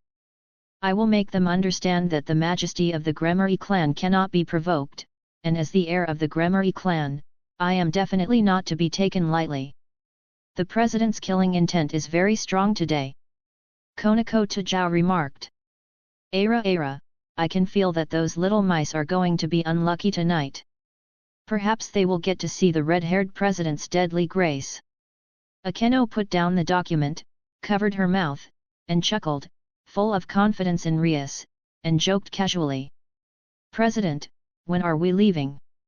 Yuato Kaiba was very straightforward, his weapon already attached to his waist, ready to fight at any time. Let's go now. It's already night, and it's time for those stray devils to come out. I don't want any more trouble in my territory. Rias stood up from her seat, and the other three followed her to the center of the room. Everyone, there are quite a few tasks tonight, and it's going to be hard for all of you. Rias smiled, and then in the center of the room, a burst of red light suddenly lit up, and a huge magic circle slowly appeared. Konako Tajao clenched her fist vigorously. Yuato Kaiba put his hand on the hilt of the sword at his waist. Meanwhile, Akeno stood up straight like a lady, seemingly unconcerned, and still had a smile on her face. Okay, everyone, let's go. With that said, everyone stepped into the magic circle. Read more with pictures, 20+ chapters in advance. Patreon.com/heavenlydawn. Chapter 11, Akeno, looks like someone stole our prey. Chapter 11, Akeno, looks like someone stole our prey. The sky gradually turned dark. A violent collision sounded in a dark grove, but it didn't take long for it to quiet down after the noise. After the noise subsided, Mahiro walked out of the small forest, the blade of his sword bearing traces of blood, the blood of the stray devil he had just defeated. The second one, solved. A faint smile appeared on Mahiro's face, having easily killed another stray devil, which obviously put him in a good mood. System, search for the last trace of the stray devil. Mahiro instructed and soon learned the exact location from the system. Without delay, he quickly turned into a black shadow in the dark night, running swiftly towards his destination. Completing the last one to finish the quest and get the reward was now Mahiro's priority. After he left, a red light emerged, looking a little eerie. As the red light gradually disappeared, 4 figures suddenly appeared in the woods. The 4 figures were Rias Gremory and her servants. The smell of a stray devil is mixed with a strong smell of blood. Konako wrinkled her nose, sniffing the air, and commented. As a Nico Shao, she has a very sensitive sense of smell. Hearing this, a hint of solemnity appeared on the faces of the group. It's not the smell of human blood, it's the smell of devil blood. Konako explained. There. Yuato Kaiba glanced around vigilantly, then saw a tall shadow collapsed on the ground. Rias took the lead and walked towards the tall shadow lying on the ground, silently glancing at the dead stray devil. Akeno Himejima covered her mouth with a chuckle and said, "It looks like someone has preempted us again, Rias." "Why say it again?" Because this was the second dead stray devil they had encountered tonight. And the first one was the spider devil dismembered by Mahiro in the factory. Due to the news that the devil was going to escape from Kuah town at night, Rias naturally led the team to clean it up first. What Rias didn't expect was that when the group arrived, the spider devil had already been killed and cut into pieces, bleeding all over the place. In the end, they just went to clean up the mess and dispose of the spider devil's body. Tisk tisk, someone cut off his head with a sword, and his death is a little better than the spider devil just now. Akeno circled around the stray devil's body and found that the wound was only on the neck. "Yuato, come and look at this wound." Rias ordered Kaiba Yuato. "Okay, President." Hearing this, Kaiba Yuato stepped forward and carefully examined the wound on the stray devil's neck. "If I'm not mistaken, the weapon that caused this fatal attack should be the same as the one used on the stray devil just now. A skilled swordsman can judge a weapon by its wound." Apparently, Kaiba Yuato had this ability too. Not to mention, the fatal wound of the spider devil was actually inflicted by Mahiro, and the injuries of the two were almost identical. Ara, Rias, it seems someone has taken the lead in hunting the stray devils with us." Akeno showed a very interested look, clearly intrigued by this person who competed with them for prey. Rias, what do you think about this matter? Akeno looked at Rias. Kuah town is Rias's territory. Someone in her territory preemptively hunted the stray devils, not once, but twice in one night. It was indeed subtle. There is no unpleasant smell of the clergy around. Presumably, the one who killed the 2 stray devils should not belong to the church. This is good news for us. Rias smiled helplessly. I hope the other party is not an enemy. It was obviously a problem in her territory, but it was solved by others first. There was always a feeling of being slapped in the face, which made Rias feel a little aggrieved. I can't let others preempt me, or my Gremory surname will really be shamed. There was a flash of fighting spirit in Rias's eyes. Being preempted in killing the prey again made this proud girl feel a strong desire to fight. But this guy is really careless and wants me to finish for him. Rias said helplessly. Mahiro didn't have the means to dispose of the corpse, and it was obviously time-consuming to deal with such a huge corpse, so he basically just killed it and left. And if the body of this stray devil was discovered by ordinary people, it would cause quite a sensation. A magic light flashed in Rias's hand, and a red torrent suddenly spewed out, engulfing the devil's corpse. The torrent of red magic was like a gluttonous beast, completely consuming the devil's body. In an instant, the tall corpse was processed by Rias, leaving not even a trace, except for some blood seeping into the soil, indicating that a life-and-death battle had taken place here. Let's go. There are still a few targets to come. I don't want to be preempted every time. After destroying the devil's body, Rias was not in a particularly good mood. After starting from Kuah Academy, it felt like they were always one step behind someone else. This kind of thing made her a little annoyed and inspired her to fight. As Gremory's heir, her inner arrogance would not allow her to be repeatedly robbed of her prey. However, the sudden appearance of a stray devil hunter also made Rias feel a sense of vigilance. The red light flickered under her feet, and the magic circle appeared. Rias stepped in first, then disappeared. Even Akeno was momentarily stunned. Oh, it looks like our princess was hit tonight and left us alone. Seeing this, Akeno was not only not angry, but showed a look of interest and smiled. Is the president angry? Konako's small face, usually expressionless, showed a slight change, and she could also feel the shift in Rias's emotions. It's not that she's angry, she just felt unwillingness. Kaiba Yuato said helplessly. Yuato-kun knows our princess very well. I haven't seen Rias with such an expression for a long time. Akeno said with a smile. Akeno-senpai, let's hurry up and catch up. The situation tonight is a bit unexpected. If we encounter any difficult enemies, it will be dangerous. Kaiba Yuato said, quickly walking into the magic circle that hadn't disappeared. Maybe this time, we can really meet the person who stole our prey. Akeno was suddenly very interested in the character who killed the stray devils twice. She quickly stepped into the magic circle, followed by Konako. With a flash of light, the three disappeared and were teleported to Rias together.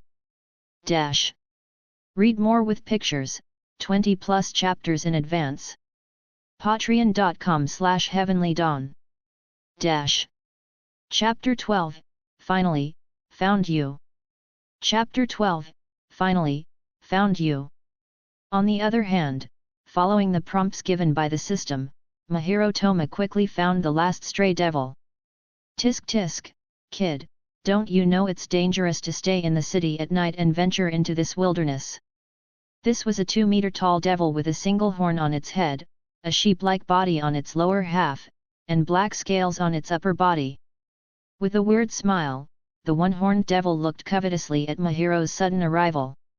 For example, encountering a monster like you. Mahiro glanced at the one-horned devil and responded. Monster? Stupid human, how dare you call this noble devil a monster? The one-horned devil suddenly looked resentful, staring at Mahiro angrily. I am a noble devil, not a monster. Mahiro shrugged, not expecting that a casual remark would offend the devil's pride. He said with a half-smile. Is it considered noble to be a stray devil? You were expelled from the underworld, weren't you? You're not fully devil, not fully human. You look like a hybrid of various animal parts. I can't think of a better word to describe you than monster. Damn you, human! The one-horned devil was furious, staring at Mahiro angrily. His eyes suddenly lost their original color and became like two grey stones stuffed into their sockets, looking hideous and terrifying. Speak well and don't curse. Mahiro waved his hand dismissively. This one not only wants to curse but also to kill. The one-horned devil, full of anger and with his abnormal mind, was not Mahiro's match and was infuriated by Mahiro's attitude. Immediately, he prepared to fight. He kicked the ground with his limbs and hooves, and a powerful explosive force rushed towards Mahiro. At the same time, the one-horned devil suddenly had a weapon in his hands, a large halberd, which he swung powerfully. A tree in its path was directly cut down. Mahiro's eyes widened, and he immediately called out a weapon from the system warehouse and held it in his hand. Clang! A violent sound rang out in the quiet woods, and the strong sparks that shot out proved that the collision of the weapons just now was very powerful. Your strength is good, it's not in vain that you're so big. Feeling the impact from the blade, Mahiro smiled lightly, then turned to the side, quickly took a step, and moved away from the one-horned devil. You dare mock me, human? This one will cut you into pieces. The one-horned devil twisted his body, his two hind hooves kicking the ground and digging out dirt. Using the strength of his hind hooves, he twisted his body and continued to charge at Mahiro. The one-horned devil's tall body, wielding a large weapon, and an inhuman lower body gave him extraordinary speed. His fighting style was reminiscent of ancient military commanders, with each move full of explosive power, aiming to crush the enemy. A stray devil said something similar before. Guess what happened to him? Mahiro smiled slightly, and the icy blue light suddenly flickered. He activated the mystic eye of death perception and calmly responded to the devil's attack. What happened to him? The one-horned devil was momentarily stunned, curious about the fate of the stray devil Mahiro spoke of, even slowing down his attack. Shattered to the ground. Mahiro shook his head, as if answering regretfully. The one-horned devil was stunned momentarily, obviously not understanding what Mahiro meant by shattered to the ground. In that moment of distraction, Mahiro's eyes narrowed, and he drew his sword, slashing out with extreme speed. The crisis of death immediately pulled the one-horned devil back to his senses. His huge body quickly dodged, trying to avoid the fatal blow, while the halberd in his hand swept forward, forcing Mahiro back. Even so, Mahiro's blade left a deep scar on the one-horned devil's body, and blood spurted out. Arg! The pain of being slashed made the one-horned devil roar in pain, his eyes like grey stones glaring at Mahiro, wishing to kill him with his gaze. Damn it, damn human! How dare you hurt the noble body of this one? The one-horned devil shouted like a madman, frantically swinging his weapon, attacking like a storm. You actually escaped. You're not an ordinary low-class devil, are you? Mahiro was slightly surprised. The combination of his sword and the mystic eye of death perception was usually invincible. The previous two stray devils were easily defeated by this move. Unexpectedly, the one-horned devil before him had escaped the fatal blow. Moreover, the speed and strength of the one-horned devil were much stronger than the previous two stray devils. Low-class devil? If it weren't for that bastard master, this one would be a middle-class devil now. After hearing Mahiro's words, the one-horned devil became even more enraged, as if his scar had been reopened. He shouted angrily. This one just made a small mistake. That bastard master wanted to punish me and handed me over to the law enforcement team, so I had to run out as a stray devil. After killing you, I will take revenge on that bastard. Middle-class devil? No wonder. Mahiro shook his head. From the devil's tone, he understood that before becoming a stray devil, the one-horned devil was almost a middle-class devil. The system's assessment of Mihiro's strength was about the level of a low-class devil. Facing the best among low-class devils, he couldn't solve the opponent as easily as before. The key lies in his weapon. Mihiro switched tactics. The death lines on the one-horned devil were completely exposed to his mystic eye of death perception, but the devil wielded a long weapon, making it difficult for Mihiro to get close. Even if he saw the death lines, he couldn't cut them. Now, only by destroying the one-horned devil's weapon could he hit those death lines. The next moment, Mihiro's offensive changed. Instead of attacking the devil, he targeted the weapon in the devil's hand. More than 300 meters from the two, a red magic circle suddenly appeared in the air, as if opening a portal, and a red figure walked out. It was Rias, who had hurried over by herself. This is... Stepping out of the magic circle, Rias was stunned for a moment. Then, with a serious expression, she looked in the direction of Mihiro and the one-horned devil. The presence of a stray devil and another person. The two are fighting. A smile appeared at the corner of Rias's mouth. In this quiet night, the presence of the two was easy to find, with no cover at all. Rias didn't even need to use detection magic to locate them. Looks like my luck is good. This time, I finally found you. Read more with pictures, 20+ chapters in advance. Patreon.com/heavenlydawn. Chapter 13, Rias, do you know him? Chapter 13, Rias, do you know him? Let's see who you are. Rias stared at the two blurred figures not far away, with a hint of curiosity and excitement in her eyes. She really wanted to know who had robbed her of two prey in one night, leaving her to clean up their mess each time. At this moment, Rias arrived just in time. The other party had to finish off the stray devil as they had with the previous two. Obviously, the other party was still fighting the stray devil. I won't let you take the lead again this time. Rias felt very fortunate. She stepped out of the magic circle without hesitation. Sensing the fluctuations of the battle, she immediately flew towards Mihiro and the stray devil. A distance of 300 meters was relatively easy for a high-class devil. In less than half a minute, Rias was close to the battle between Mihiro and the stray devil. It's him. After getting closer, Rias saw clearly the appearance of the two fighting. One was the one-horned devil mentioned in the previous document, and the one fighting against the one-horned devil was someone Rias recognized. How can it be? After seeing Mihiro's appearance, Rias had a little disbelief in her eyes. Rias was no stranger to Mihiro.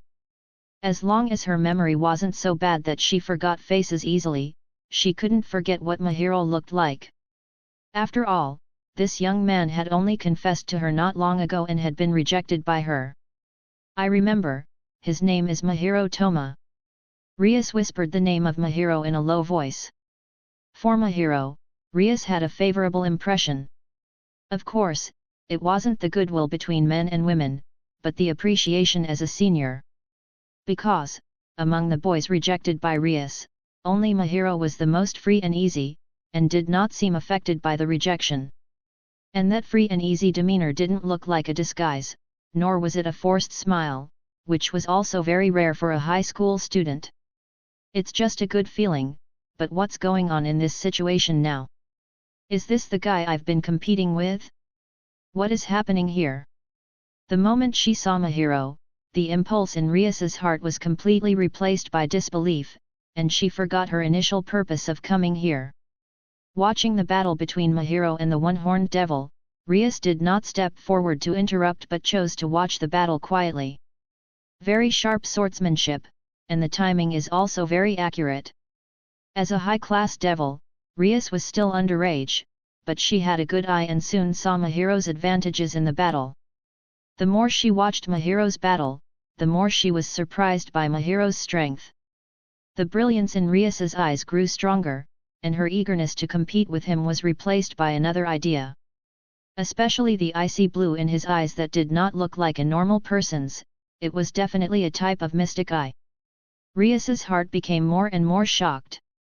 Originally, Mahiro was just a boy who admired her in her heart, but she didn't expect that she had not seen him for a while, and he had given her such a wonderful surprise. When he was on the rooftop, she didn't feel any aura related to the mystical world in Mahiro at all. He was just an ordinary human. But now, looking at his fierce and skilled combat skills, it didn't look like a rookie who had just awakened the mystic eye. In other words, Mahiro might have a secret technique similar to concealing his aura, making it difficult for her, as a high-class devil, to notice. Interest. Rias had a strong interest in her heart. She really wanted to see what kind of secret Mahiro had, and how he had kept it from her. Suddenly, the teleportation magic circle flashed again. And the place where the magic circle opened was near Rias. A rich red light flickered, and a magic circle swirled and emerged, illuminating the dim woods. Rias. President. President. The figures of Akeno Himejima, Uedo Kaiba, and Konako Tajao emerged from the magic circle and called to Rias. It looks like you have found the target. Rias is lucky. Like Rias, the moment they stepped out of the magic circle, they also sensed the battle between Mahiro and the one-horned devil. Moreover, the distance was so close, and the fight was undisguised, unless someone had a serious defect in their senses. Akeno looked over with interest, wanting to see who had made Rias lose her temper. However, at the moment of seeing Mahiro, Akeno, like Rias, was slightly startled, showing a look of shock. However, this commotion also caught the attention of Mahiro and the one-horned devil in the fierce battle. Damn, it's the Gremory group. When he saw the four of them, especially Rias, the one-horned devil's face flashed with extreme disgust and jealousy.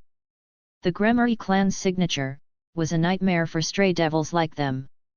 The flashing crimson light attracted not only the one-horned devil but also Mahiro's eyes. After all, any interference could be very dangerous in an unresolved fight. It turned out to be them. Mahiro looked at the four familiar figures, especially the three girls, and the corners of his mouth twitched. He immediately retracted his attention. As for Rias and the others, Mahiro was more at ease. After all, he knew their characters from the original story, so he wasn't worried about any threat they might pose to him. Therefore, Mahiro quickly recovered his focus and attacked the one-horned devil. I know, you despicable human. You can't beat me, so you asked for help. The one-horned devil complained angrily, becoming even more furious with Mahiro. Mahiro rolled his eyes. You lost devil, have some self-awareness, will you? I've been pressing you in this fight, okay? Victory or defeat is only a matter of time. When it comes to your mouth, it turns out to be that I can't beat you. So shameless. Mahiro was too lazy to answer the one-horned devil. He just responded with the blade in his hand. The one-horned devil was afraid and wanted to escape, but Mahiro didn't give him a chance. The offensive did not weaken, giving him no opportunity to flee. Crack! Under the continuous attack, the halberd in the one-horned devil's hands finally sounded overwhelmed and began to shatter. Then, in Mahiro's next strike, it was completely destroyed. Dash. Read more with pictures, 20+ chapters in advance. Patreon.com/heavenlydawn. Dash. Chapter 14, He is indeed a suitable boyfriend. Chapter 14, He is indeed a suitable boyfriend. It turned out to be him. On the other side, Himejima Akeno was also surprised when she saw Mahiro Toma and couldn't help but blurt out like Rias. Then she narrowed her eyes slightly and looked at Mahiro with interest, with an unknown brilliance in her eyes. Akeno, you know him too. Hearing Akeno's exclamation, Rias turned her gaze away and asked curiously. And also? Hearing Rias' question, Akeno instinctively noticed Rias's expression. She nodded and said, This is the boy I started dating. Akeno did not hide it and directly revealed Mahiro's identity. After all, this kind of thing is not a secret, if Rias wants to know, it is not difficult. So, he's the one who confessed to you today. Rias frowned, slightly surprised by Akeno's answer. Yes, I had a faint feeling that he might be hiding something, but I didn't expect him to give me such a surprise. Akeno's beautiful eyes glowed as she looked at the man and the stray devil on the battlefield with a sly smile. The corner of her mouth raised a strange arc like she had discovered a new continent. It turned out to be so. Rias knew she had heard Hajime Akeno say that her new boyfriend was exciting. It was for this reason that Akeno tried dating Mahiro. Afterward, Hajime Akeno asked, Rias, it seems that you and Mahiro-kun also know each other. Yes, I dealt with him not long ago, so I think I know him. Rias nodded and gave an ambiguous answer, not mentioning that Mahiro had confessed to her. Kaiba didn't have any friendship with Mahiro, but he also looked at Mahiro with some interest. Of course, it was just the thoughts that arose after seeing a good swordsman. Tajao Konako's indifferent face showed no emotional fluctuations, but she also stared at Mahiro dazedly. However, after hearing Rias and Hajime Akeno's conversation, Konako's golden pupils flashed with an inexplicable fluctuation. This big pervert! Tajao Konako lowered her head slightly and cursed in an inaudible voice, a trace of contempt and displeasure flashing when she lowered her head. However, neither Rias nor Akeno heard Konako's self-talk, focusing on Mahiro and the one-horned devil in the field. Rias, aren't you going to intervene? This is the one who robbed your two targets. Akeno said as if she feared the world would not be in chaos. Rias was the calmest, who had been talking vigorously about reclaiming the Gremory reputation. Let's observe for now. Rias did not intend to intervene. Could it be that Hajime Akeno, Rias's childhood friend, quickly understood Rias's thoughts? Have the idea. There was a tacit understanding between the two, and Rias knew that Hajime Akeno had guessed what she was thinking. We'll have a new companion soon, do you think, Rias? Akeno cupped her cheek with her right hand and said with a smile. Rias didn't say anything, apparently agreeing with this assessment. After seeing Mahiro's battle, Rias considered taking Mahiro as her servant. Yuuto, how does Mahiro's swordsmanship compare to yours? Rias looked at Kaiba Yuuto and asked. Very strong. Kaiba Yuuto gave a very high and fair answer, compared to me, his attack is very simple and straightforward. From the perspective of fighting the enemy, my swordsmanship might not be as effective as his. Kaiba Yuuto is a knight. His style is similar to that of ancient knights, and this style is naturally integrated into his swordsmanship. If Kaiba Yuuto's swordsmanship is more ornamental, then Mahiro's swordsmanship is more for actual combat. After all, with the cooperation of the mystic eye of death perception, every time Mahiro uses the sword, it is to achieve the goal of killing the opponent. However, if I just use swordsmanship with him, I shouldn't lose. Kaiba Yuuto held the hilt at his waist, and there was no pride in his words, but he seemed very confident. Lose? This also hides another explanation. It means he might not necessarily win, either. The three present were a little surprised. As companions who got along day and night, they knew exactly how powerful Kaiba Yuuto was. And this Mahiro has a level of swordsmanship that may be on par with Kaiba Yuuto. It really surprised them. After hearing Kaiba Yuuto's comments, Rias's eyes became more interested, and she became more determined to take Mahiro as her servant. This time, Mahiro-kun is completely targeted by Rias, and it seems that he can't escape. Hajime Akeno laughed like she was enjoying a good show and instantly saw through Rias's thoughts. Isn't this your new boyfriend? If he becomes my servant, you can get along day and night, right? Rias responded with a smile. Hajime Akeno rolled her eyes, knowing exactly what happened with this boyfriend. However, Hajime Akeno glanced at Mahiro, he is indeed a suitable boyfriend. Tajao Konako snorted softly, expressing her dissatisfaction. Looking at Mahiro with a hint of displeasure, she said, President, We haven't figured out his origin yet. So, it's still in the investigation stage. Rias nodded, and there was nothing wrong with Tujao Konako's consideration. This stray devil is probably the most powerful one among tonight's targets. Even if it's a middle-class devil, it will take a lot of effort to take him down. Himejima Akeno looked at the one-horned devil. She read the information in school and learned about this type of devil. A creature like a stray devil typically reaches the level of a middle-class devil, which is already a cap for their strength. After all, someone who has reached the level of a high-class devil already belongs to the high level among devils. Therefore, the strength of the one-horned devil is not weak among stray devils. Yes, it's really hard to deal with. If it were me, it would not be easy to suppress him without using my sacred gear. Kaiba Uedo nodded and said. The fighting style of the one-horned devil is the most challenging for swordsmen who use short weapons. Mahiro, facing the waving large halberd, was not stumped but suppressed the opponent everywhere, even leaving wounds on the opponent's body. Mahiro himself did not seem to have taken any damage.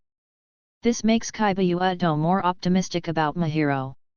However, as a swordsman, Kaiba Uedo also owns sacred gear. Using his sacred gear, he could easily defeat the one-horned devil. The battle between Mahiro and the one-horned devil had entered a heated stage. Rias and the others had no intention of intervening unless Mahiro was defeated and in danger. Rias intentionally wanted to see how powerful Mahiro was, while the other three naturally followed Rias's thoughts. However, it looks like the outcome of the battle is about to be decided. Rias stared at the two fighting, her eyes flashing with satisfaction. If Mahiro was defeated, she would naturally come to the rescue as soon as possible. But right now, it didn't seem necessary. This made Mahiro's evaluation of Rias's heart a little higher. Read more with pictures, 20+ chapters in advance. Patreon.com/heavenlydawn. Chapter 15, I was wrong twice. Chapter 15, I was wrong twice. Under everyone's attention, the weapon in the hands of the one-horned devil shattered into pieces under Mahiro's violent attack like a storm. Obviously, the weapon was useless. And the one-horned devil, who had used the advantages of his weapon and body to keep Mahiro at bay, found unable to move. Hateful. The one-horned devil held a broken halberd in his hand, glaring at it with bone-chilling eyes. Such a short iron rod was difficult to maintain, let alone use as a weapon. He was puzzled. Obviously, this halberd was in good use just now, so why did it suddenly break up? Yes, not cut off. Instead, it was broken into pieces. If it were cut off, it would be excusable. But what was the matter with it being broken into pieces? Rias and Kaiba Uedo also felt a little weird. The weapon in Mahiro's hand was not a sacred gear, it should be a relatively sharp blade, yet it achieved this unexpected effect. Obviously, this must be attributed to Mahiro's own strength. Damn human, not only seeking help but also destroying my weapon in a despicable way. The one-horned devil was furious and threw the remaining halberd angrily, using it as a hidden weapon. Boom! Mahiro swung his sword and blocked it. Don't think you can beat me like this. The one-horned devil let out a loud roar, suddenly lowering his body and head. The one horn on his head suddenly became sharp and thick, and magical fluctuations appeared around his body. The next moment, the one-horned devil, like a speeding truck, charged towards Mahiro without hesitation. Whether it was speed or strength, it was far beyond the level just now. Mahiro's eyes were full of fighting intent, and his steps quickened. Isn't this seeking death? If the one-horned devil had been as cautious as before and even picked up a random tree in the woods as a weapon, Mahiro would have had to expend a lot of effort. However, this kind of rampage, completely exposing the body's weaknesses to Mahiro, was no different from offering to die. At this moment, in Mahiro's eyes, the one-horned devil was a big piece of meat full of death lines. This aura has reached the level of a middle-class devil. Himejima Akeno's eyes narrowed, sensing the rising power of the one-horned devil, the smile on her face began to fade. Prepare to intervene. At the level of a middle-class devil, he should be difficult to deal with. Rias nodded. After watching the battle briefly, Rias judged that Mahiro's strength was roughly the best among low-class devils, not at the level of a middle-class devil. And the one-horned devil seemed to be using a special method to raise his demonic energy to that of a middle-class devil. From Rias and the others' perspective, Mahiro, who had been fighting the one-horned devil before, naturally would not be a match for him now. If they didn't intervene, he was likely to fall into a dangerous situation. Konako, stop that stray devil! This kind of stray devil naturally had to be dealt with by Konako, who was also a strength type. Yes, President. Tujao Konako nodded, waved her fist, and was ready to act. But the next moment, a scene made them all tremble.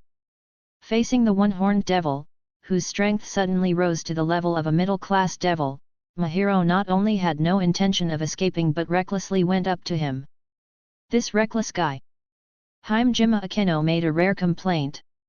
For physical collision with the one-horned devil's level, apart from Konako, no one could take it head-on. Lightning flashed in her hand, ready to use magic to stop the one-horned devil. She didn't want to see the tragic scene of Mahiro being injured by the one-horned devil. Don't interfere. Mahiro also noticed the movements of Rias's group and coldly warned them. Mahiro was very clear.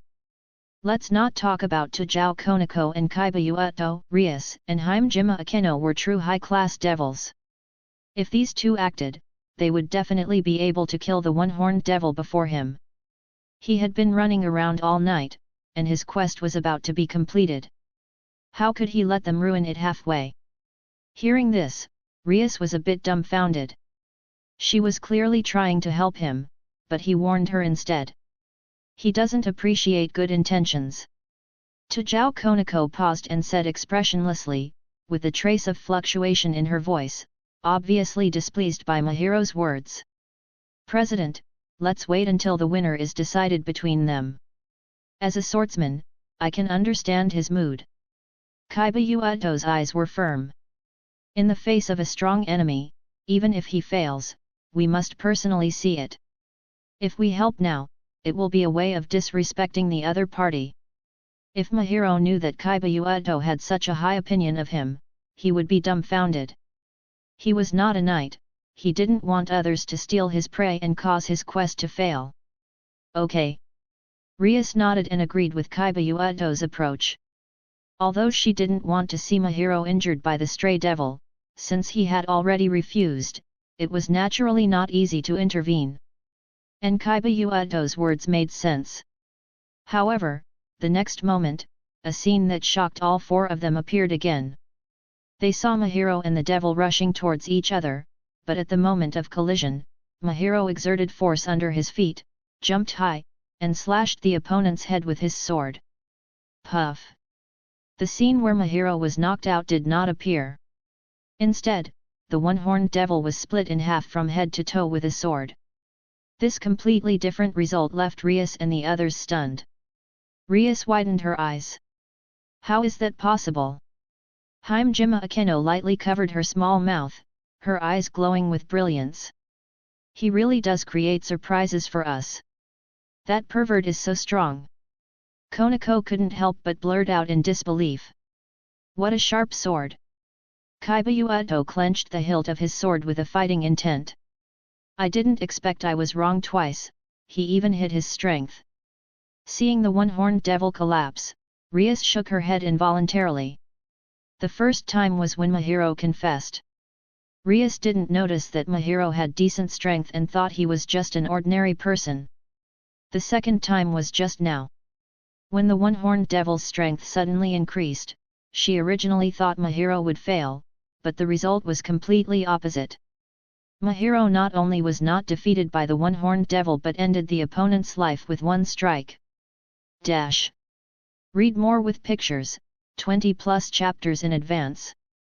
Patreon.com/heavenlydawn. Chapter 16, It Should Be Fate.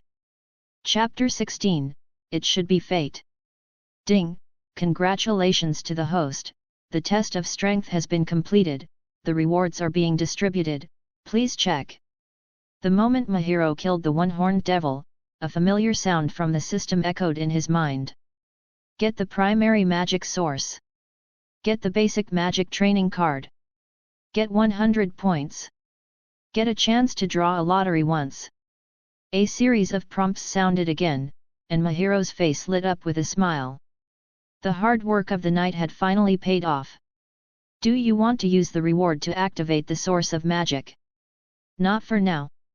Mahiro shook his head.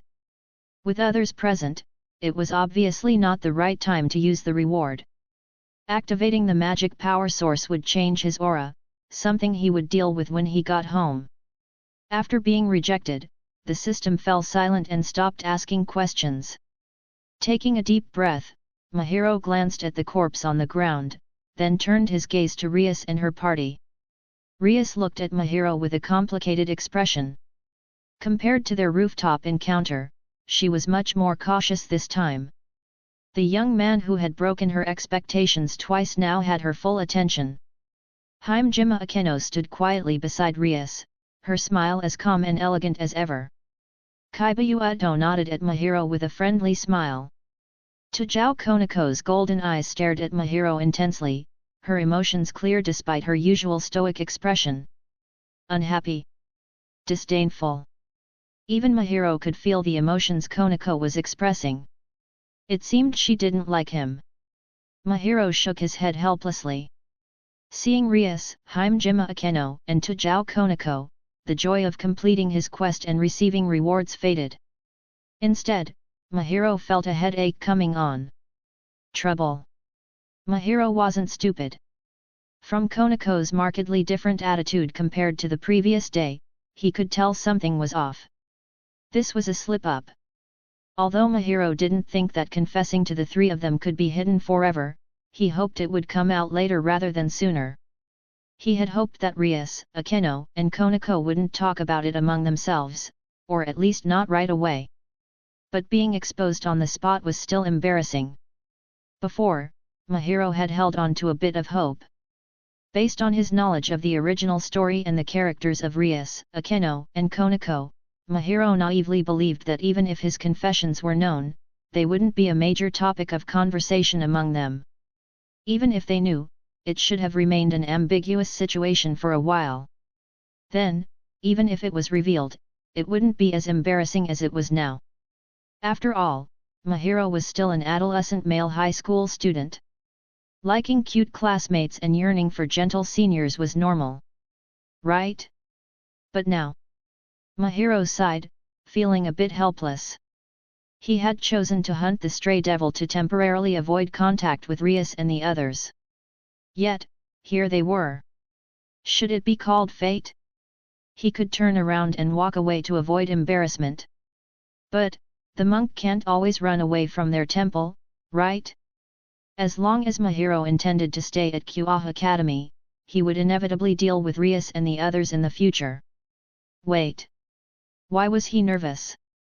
Mahiro laughed. It wasn't a big deal. Besides, at this moment, whoever was cowardly would be embarrassed. After figuring it out, Mahiro threw away his embarrassment. He sheathed his sword, closed his mystic eye of death perception, and walked toward Rias and the others calmly. Good evening, Rias-senpai, Konako, Akeno-senpai, and this must be Yuato-senpai. Mahiro greeted them calmly. Rias was stunned for a moment. She expected Mahiro to say something else but didn't expect him to just say good evening. Was this the time for greetings? Hello, my name is Kaiba Yuato. Kaiba Yuato responded with a kind smile. As a well-known figure at Kyoha Academy, he wasn't surprised to be addressed by name. Mahiro. Mahiro introduced himself. Humph. Tajao Konako snorted in dissatisfaction, responding to Mahiro. Seeing this, Mahiro shrugged helplessly, not caring too much. I'm not doing well tonight. Hajime Akeno pretended to be aggrieved. Just now, we were trying to help you, but you misunderstood us. Mahiro-kun, they're very sad now. Hajime Akeno's aggrieved look made Mahiro feel speechless. Anyone who didn't know might think he had wronged her somehow. Sorry, I get focused during fights and don't like interference. Also, thank you. Mahiro said. In fact, if Rias and her party had been unreasonable and ignored his feelings to steal the kill, Mahiro would have been annoyed. But they had chosen to respect his warning and watched from the sidelines, intending to help if needed. Mahiro wasn't someone who didn't recognize good intentions and felt they deserved his gratitude. The attitude isn't particularly sincere, but I forgive you. Probably agreeing with Kaiba judgment, Hajime Akeno quickly accepted it and then said with a charming yet reproachful smile. But, Mahiro-kun, your memory isn't very good. Didn't we agree to call each other by our names? You're calling me senpai again. Just call me Akeno. Don't forget this time, or I'll be sad as your girlfriend. Mahiro smiled. He hadn't taken Hajime Akeno's earlier confession seriously, but he had to admit she was indeed charming. Wait, why did it feel like Konako's gaze had become even sharper? Mahiro looked at Tajao Konako, but she turned her head away, not intending to pay attention to him. Good evening, Mahiro. Rias said with burning eyes, I didn't expect to meet again under such circumstances. There is such a powerful swordsman among the freshmen. Mahiro, you are hiding deep enough. I didn't expect you, senpai, to come out of what looks like a magic circle. Compared to me, Rias senpai, you are the real mystery. Mahiro responded calmly. That's teleportation magic. Rias explained. Rias was a little surprised by Mahiro's calm attitude. Thinking about it, the other party could have decent strength and even came to hunt the stray devil at night. Maybe he had already come into contact with part of the supernatural world and wasn't unfamiliar with it. Read more with pictures, 20+ chapters in advance.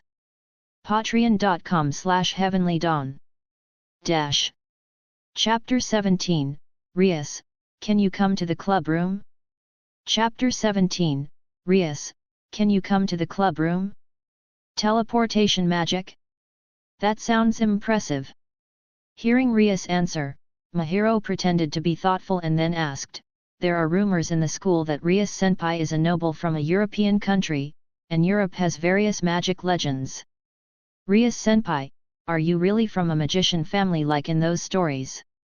To avoid unnecessary explanations and trouble, Mahiro pretended to be a novice with limited knowledge. Otherwise, many things would be difficult to explain. Magician family, is that what you think, Mahiro? Rias showed a meaningful smile. If not, then what? Mahiro spread his hands. Rias's mouth curved into an elegant smile. Though it's a bit different from what you guessed, my origin is somewhat related to those families. In fact, most of the magic in Highschool DxD originates from devils, so Rias wasn't entirely wrong. Mahiro, may I ask you a question? Rias asked politely. Of course. Mahiro nodded. The corpses of the stray devils we found in the abandoned factory in the forest, you must have killed them too. Although she was already certain, Rias wanted to confirm it just in case. Those monsters? Yes, I did. Mahiro admitted. Can you tell me why you are hunting these stray devils? There's another question. Mahiro said with a half smile.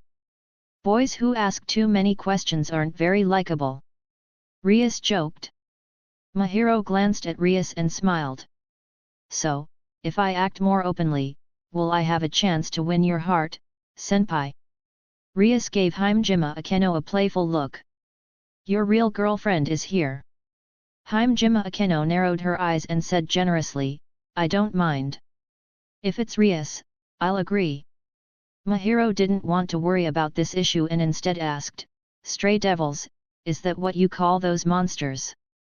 Mahiro asked knowingly. Since he intended to pretend to be a novice, he couldn't appear omniscient. Even if he understood the division of forces in the DxD world, he needed to show some curiosity. You don't know. This time, it was Rias's turn to be surprised. Mahiro shrugged. Seeing Mahiro's calm expression, Rias was startled.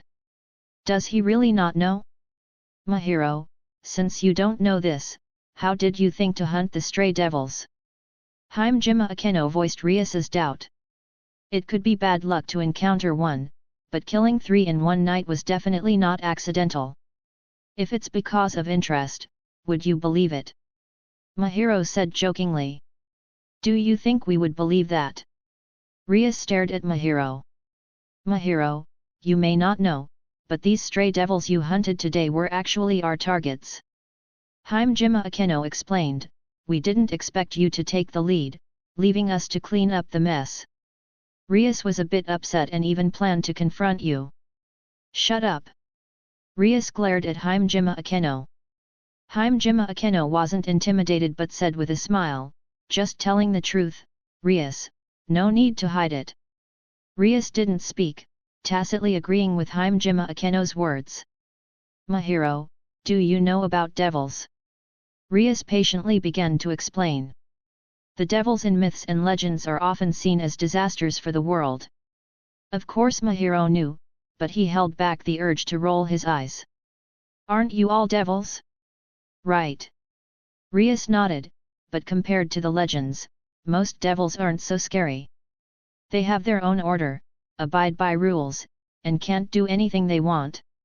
However, stray devils are lawbreakers, closer to the image of devils in the legends. They're like criminals among humans.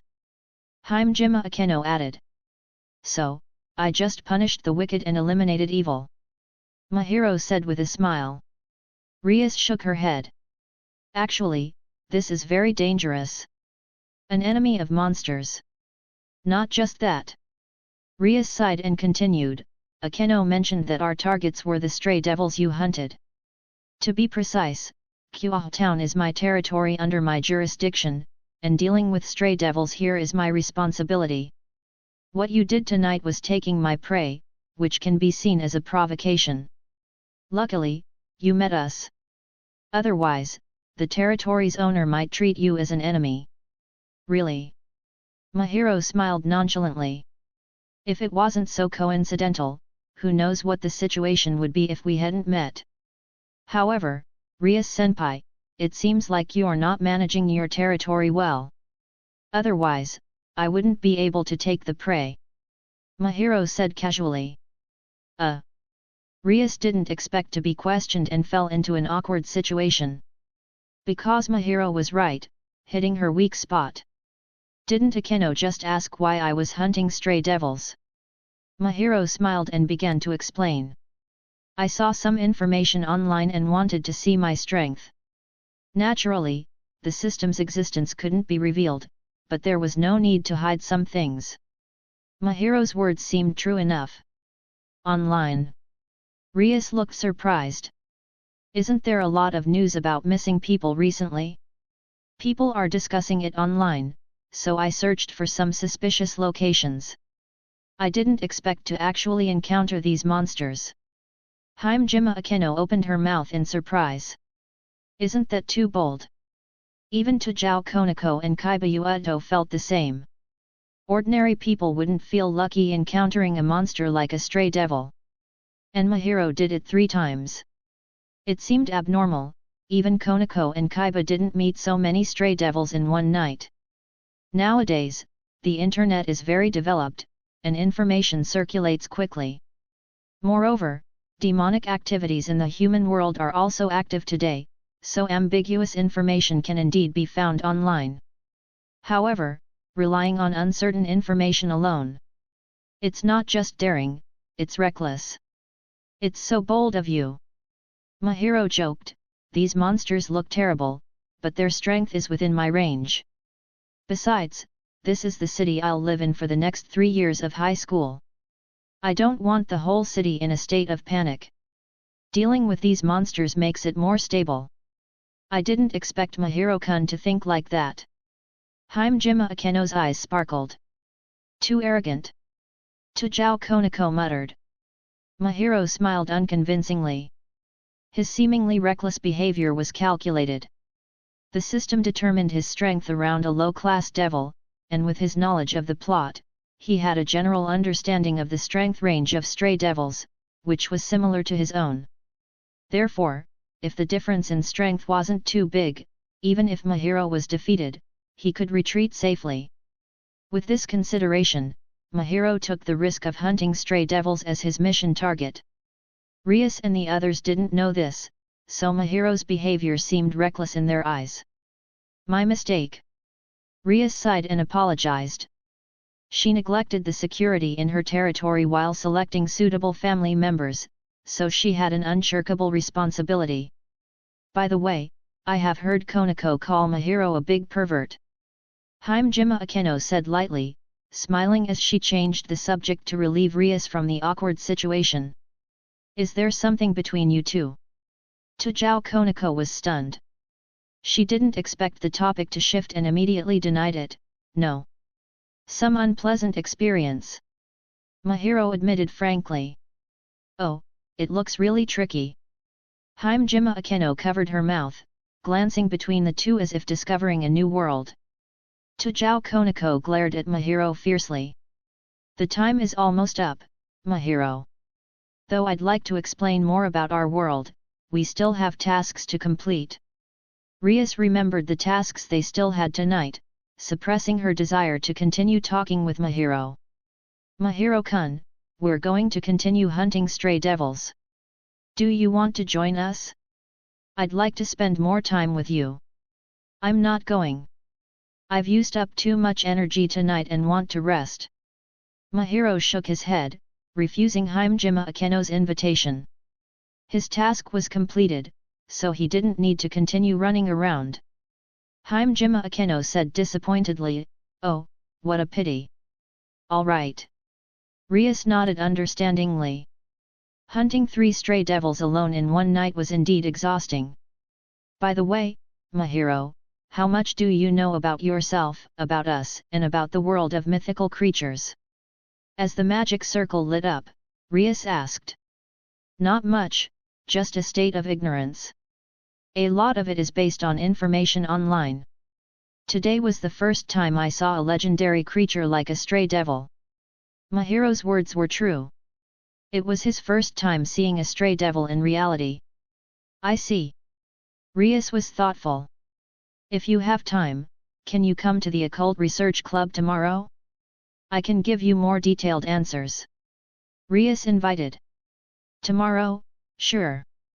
Mahiro thought for a moment and nodded. Have a good rest tonight.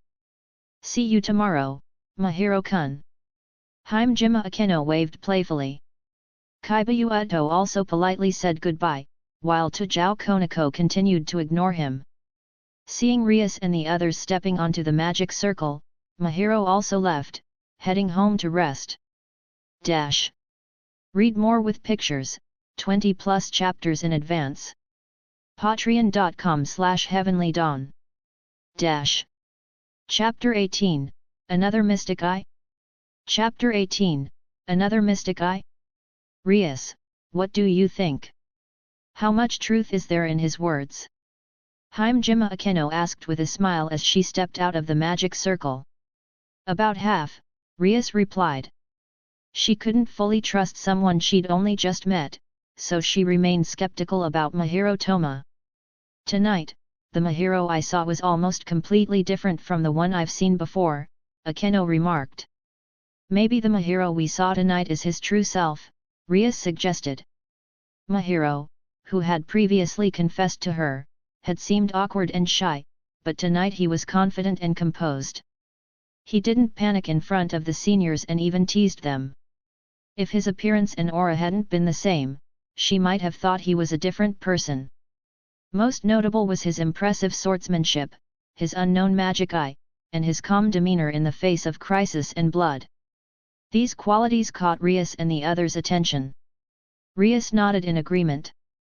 But he seems unfamiliar with our world, and many things are unknown to him. It doesn't seem like he's lying, Akeno continued.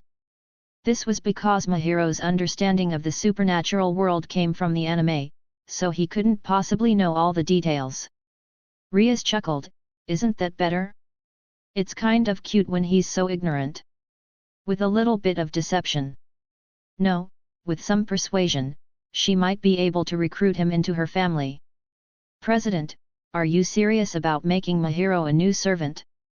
Tajao Konako asked indifferently. "If I miss such a talent, I will regret it," Rias replied. She then summoned her familiar, a bat, and instructed it, "Go and gather specific information on Mahiro." The familiar circled a few times before flying off into the darkness. "I hope Mahiro can live up to my expectations," Rias muttered to the night sky. Although she was eager to recruit Mahiro, she wasn't going to act impulsively. Knowing his background was crucial. "Let's get started, everyone. Our task for tonight isn't finished yet," Rias said confidently. She set aside her thoughts about Mahiro for the moment, and powerful magic surged around her as she approached the stray devil nearby. "Finally, it's time for a big fight!" Konako exclaimed, full of energy. Meeting Mahiro had put her in a bad mood, and she needed to vent her frustration. The stray devils were perfect targets for that. "Looks like this stray devil is going to be unlucky," Akeno said sympathetically, sensing Konako's mood. After parting with Rias and the others, Mahiro found a quiet, secluded spot. "System, use my reward," he ordered quietly. "Would you like to open the primary magic source?" "Yes."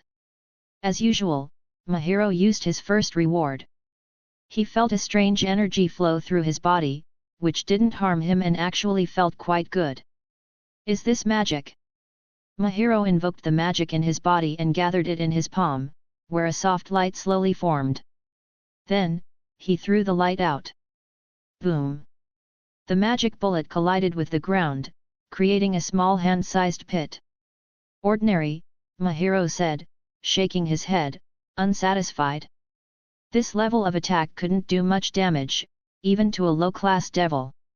While he had gained some magic power, he lacked a specific magic formula, so he could only use the most basic techniques, like the magic bullet. The more magic power, the stronger the attack. But having just unlocked his magic source, Mahiro couldn't gather much magic power yet. In the Highschool DxD universe, the use of magic is determined by the user's heart. Mahiro remembered a scene where the Occult Research Club conducted special training, and Akeno taught Hyudo-Issei to develop the dress break move. However, his memory of the details was hazy. "I should try it," Mahiro decided. This training method wasn't dangerous, so he could experiment without hesitation. "Let's start with my swordsmanship," Mahiro thought. He closed his eyes and began to meditate, focusing on his sword.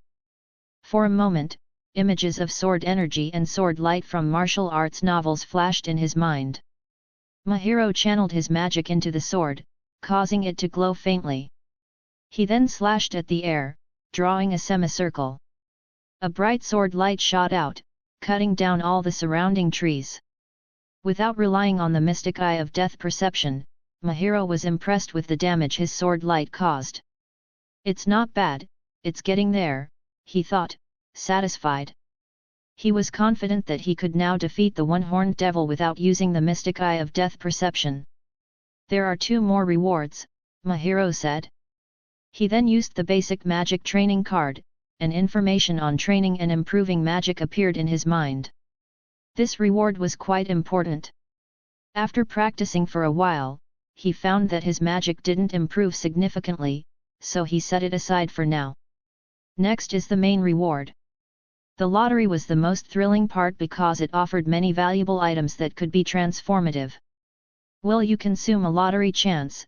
the system prompted. A roulette screen appeared before Mahiro, filled with treasures he coveted. "Let's start," he said, taking a deep breath and watching the roulette spin. After about half a minute, he called out, "Stop! Congratulations to the host for obtaining the Mystic Eye of Distortion. Read more with pictures, 20+ chapters in advance. Patreon.com/heavenlydawn. Chapter 19, Strength Improved. Chapter 19, Strength Improved. Congratulations to the host for obtaining the Mystic Eye of Distortion. When the spinning roulette wheel stopped, the system prompt sounded, landing on a reward. Another magic eye.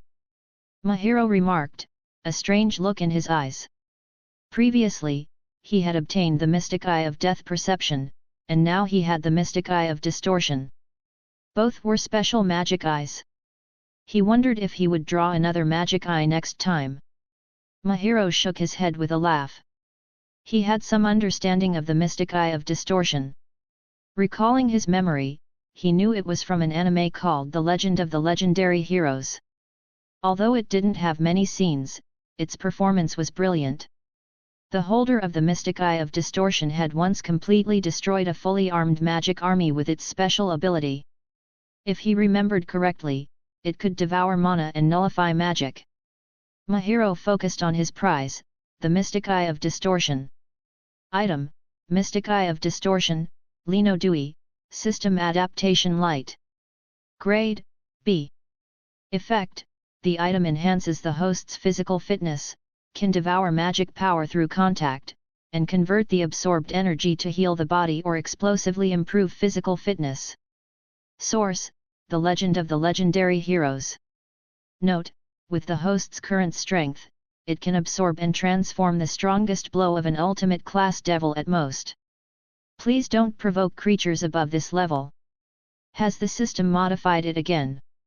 Mahiro noted that the system had adapted both the Mystic Eye of Distortion and the Mystic Eye of Death Perception for simplified use. Hey? It even gave a warning this time. How considerate, Mahiro mused. Unlike the Mystic Eye of Death Perception, the Mystic Eye of Distortion came with a warning. By the way, what would happen if I absorbed an attack exceeding the ultimate class devil level? Mahiro asked. The body would collapse, or it would explode. The strongest blow of an ultimate class devil is already the limit the host can withstand. Even if you survive such an attack, recovering would take a long time. Please do not test this out of curiosity, the system replied. Mahiro nodded in understanding. The strongest blow of an ultimate class devil. Although ultimate class devils couldn't compare to beings like the Mua class, Satan, they were still very powerful, standing at the top tier. In fact, within the devil's hierarchy, ultimate class devils were considered the highest class, with positions like Mua being outside this classification. If the level of ultimate class devils was further subdivided based on strength, it could be categorized into two levels: Standard Ultimate Class Devil and High-Ranking Ultimate Class Devil, clan heads. For example, the 10-winged fallen angel, Kokabeel, was likely in the Mu class tier or falls between two categories of Ultimate Class Devil. Kokabeel's ultimate move, the Giant Spear of Light, was powerful enough to destroy the entire town of Kuaha. Even if the Mystic Eye of Distortions was at its lowest power, it would still be at the strength of a ultimate class devil. This power level could at least destroy a significant portion of Kuaha town. At least in the early stages of the plot, this is more than enough, Mahiro concluded, satisfied with his reward. Like the Mystic Eye of Death Perception, the Mystic Eye of Distortion was very powerful in actual combat.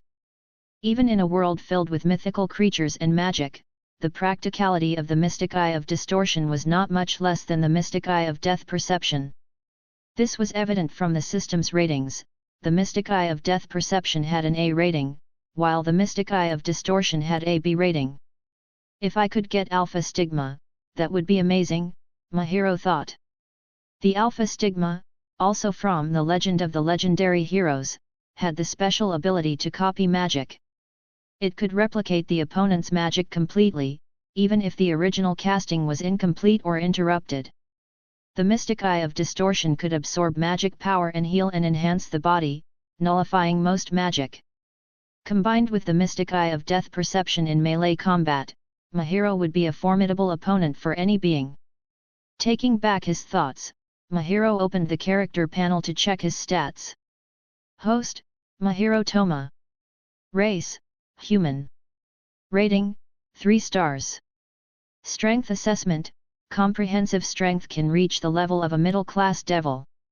Abilities, basic physique, E, basic swordsmanship, E, intuition, D, mystic eye of death perception, A, instant sword slash, E, mystic eye of distortion, Lino Dewey, B. Upgraded by 1 star.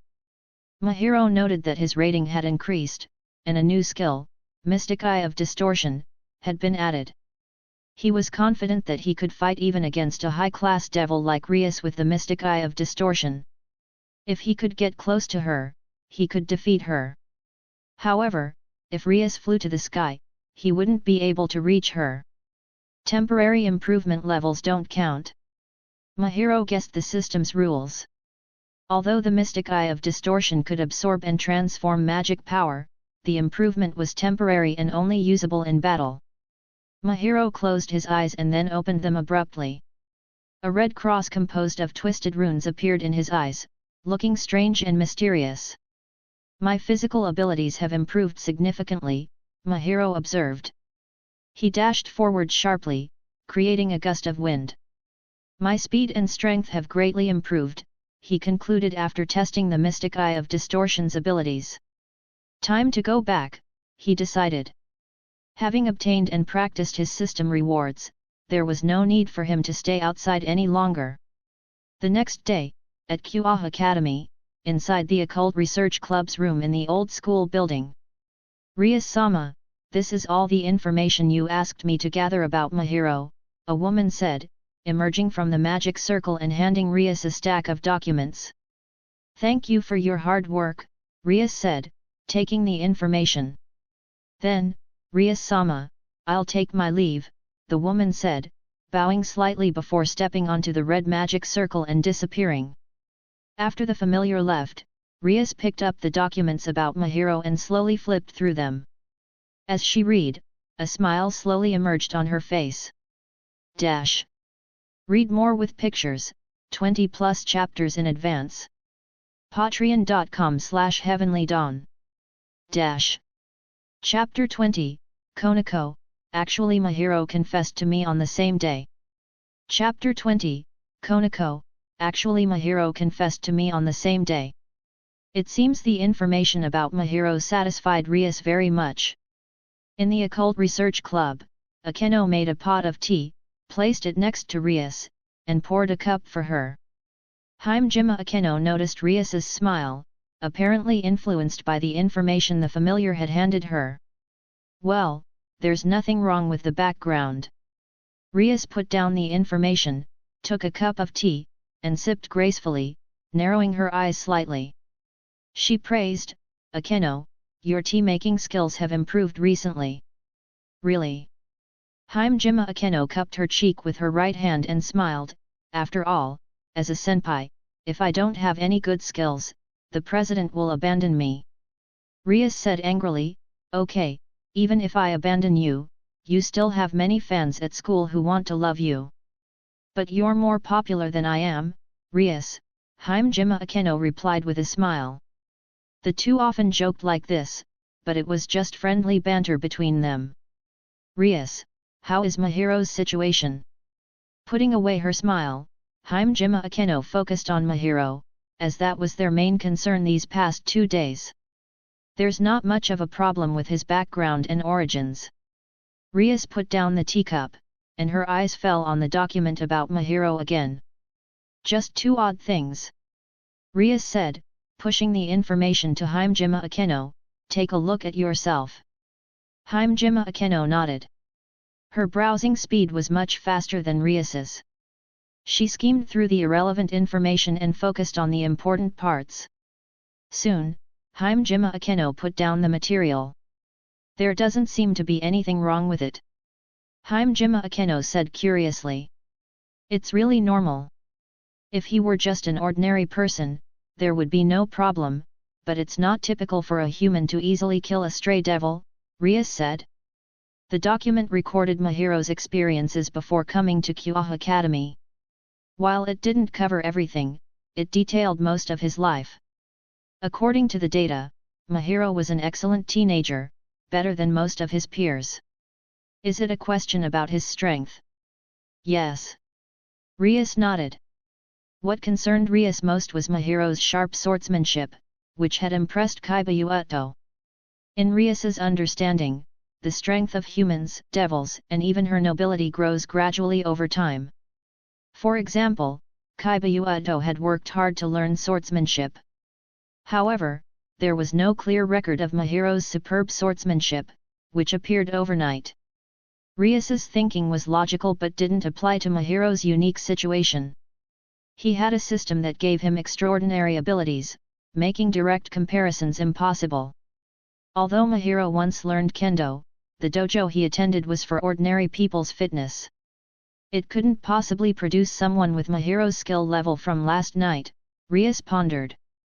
The best comparison was Kaibayuto, who had been taught by a renowned swordsman, a master among humans. Due to this careful teaching, Kaibayuto had reached his current level of swordsmanship. Could it be the magic eye? Himejima Akeno speculated after a moment of thought. Rias was taken aback. When she remembered the battle with the stray devil, she remembered that Mahiro had activated a magic eye, which he closed after defeating the devil.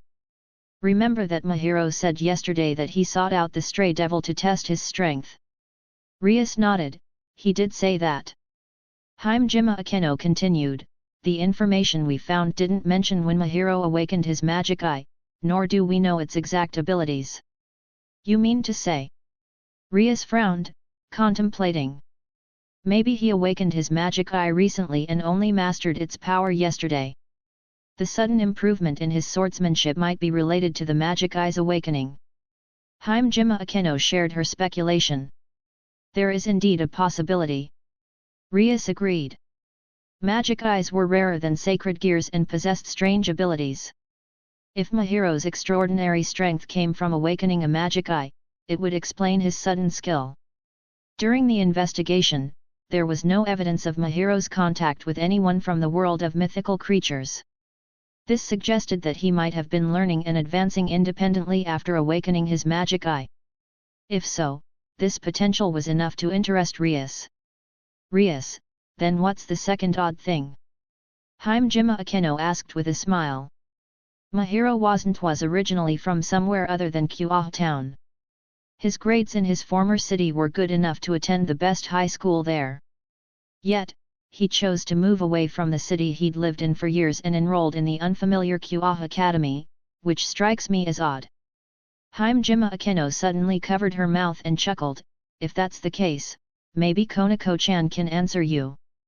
Sitting on the sofa in the center of the classroom, Tajao Konako, silently nibbling on snacks, suddenly raised her head and looked at the two of them with a bit of confusion. Konako, do you know why Mahiro left his familiar city to study at Kyoto Academy? Tajao Konako was silent for a moment, then said in a hushed voice, because he is a big pervert. Rias was dumbfounded. She had expected a clear answer from Konako but got this blunt response instead. Konako, are you serious? President, you must be careful and not be deceived by that guy. Otherwise, he will harm both you and Akeno-senpai. Tajao Konako said with a straight face. Harm us? Himejima Akeno smiled, but even if someone wants to harm Rias and me, Konako-chan will protect us, right? Of course. Tajao Konako clenched her fists in determination. Konako-chan is right. Our Kyoto Academy is known for its high-quality girls. For boys, this place is heaven. Himejima Akeno said with a teasing smile. Rias stroked her forehead and asked, Konako, is there any misunderstanding between you and Mahiro? Yesterday, they had noticed some tension between the two, but they were busy with the stray devil hunt and didn't pay much attention. Now, it seemed Konako had a deep prejudice against Mahiro. Tajao Konako was silent momentarily, then glanced at Himejima Akeno, hesitant to speak. Konako-chan, Mahiro-kun might become Rias's servant and our companion in the future. If there are unresolved issues between you, it will be difficult for Rias, Himejima Akeno persuaded. Tajao Konako's golden pupils flashed with struggle. Then she said, actually, Mahiro confessed to me at noon on the same day he confessed to Akeno-senpai, and I rejected him. Akeno. Rias. Dash. Read more with pictures, 20+ chapters in advance. Patreon.com/heavenlydawn. Dash. Chapter 21, Akeno, don't forget last night's promise, Mahiro-kun. Chapter 21, Akeno, don't forget last night's promise, Mahiro-kun. On the same day, he confessed to Konako? So after one failed confession, he quickly found the next target. Rias and Himejima Akeno both widened their eyes slightly in surprise.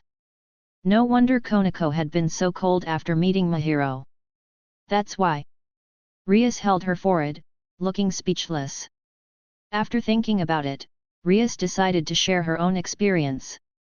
She said with a little embarrassment, actually, just yesterday, Mahiro also confessed to me. Sure enough, this big pervert, Tajao Konako said angrily. She felt angry, depressed, and inexplicably uncomfortable. This Mahiro confessed to her first and then even went on to confess to Akeno-senpai and Rias. It seems that Mahiro-kun's ambition is not ordinary.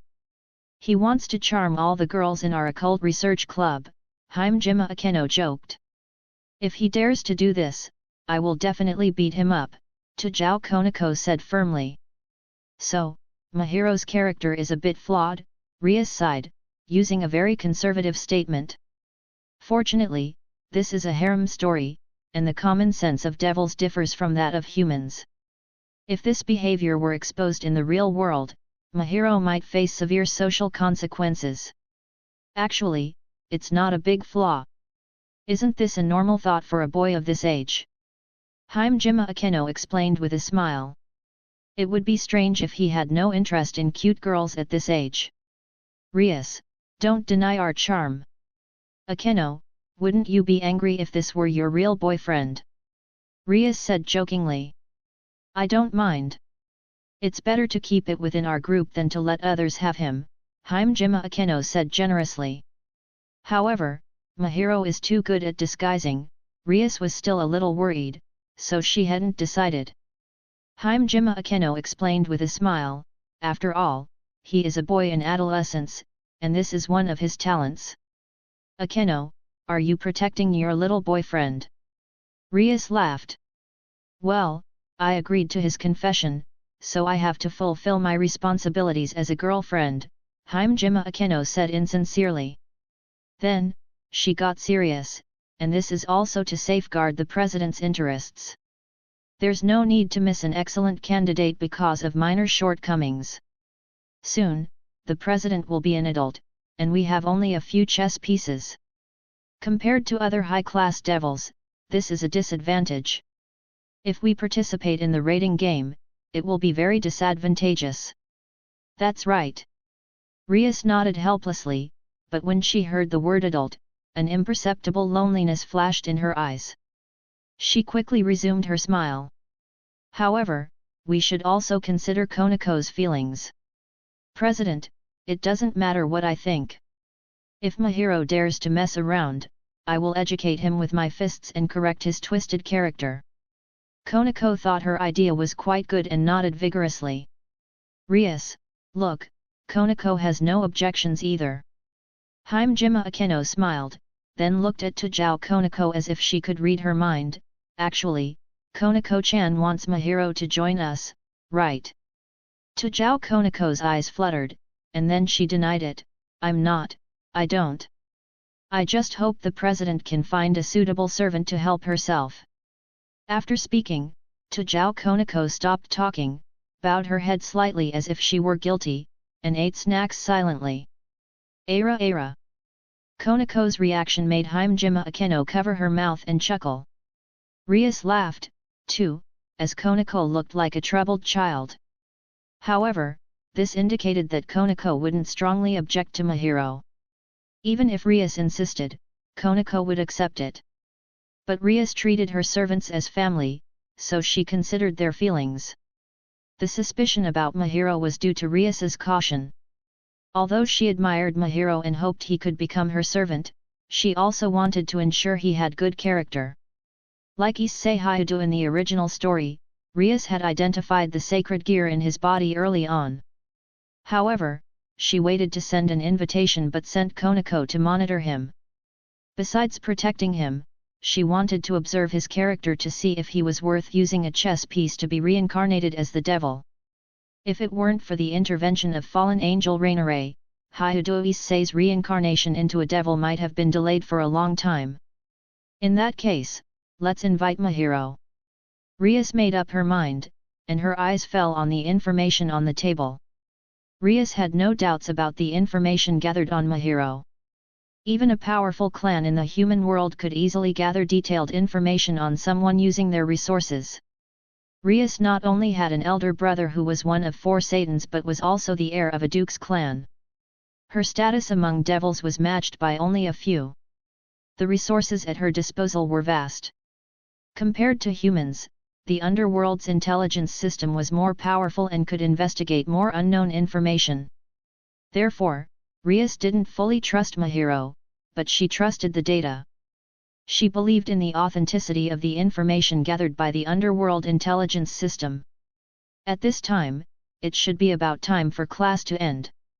Rias glanced at the clock. Last night, they had been busy with club activities and completed the crusade against the stray devil very well, so Rias had allowed everyone to take time off. Akeno, this task is left to you. Rias smiled at Himejima Akeno. Then leave it to me. Himejima Akeno smiled and nodded, left the Occult Research Club classroom, and headed toward the first-year classroom. Jingle. The lunch break bell rang. Class dismissed. In the classroom, the teacher on the podium simply announced the end of the class, then packed up the textbooks and quickly left the room. After the teacher left, Himejima Akeno's graceful figure appeared at the classroom door, immediately attracting attention. Mahiro, I'm here to find you. Himejima Akeno stood at the door with a smile on her face and glanced at Mahiro, who was still in his seat. At this moment, Himejima Akeno did not have a hint of the powerful sense of oppression and enchanting charm she usually had, but she was full of gentle colors, fully matching her image as the warm senpai in the school. For a moment, the atmosphere, which had become noisy due to the end of the class, suddenly became quiet. Almost everyone's eyes fell on Himejima Akeno and Mahiro. Don't forget last night's promise, Mahiro-kun. Read more with pictures, 20+ chapters in advance. Patreon.com/heavenlydawn.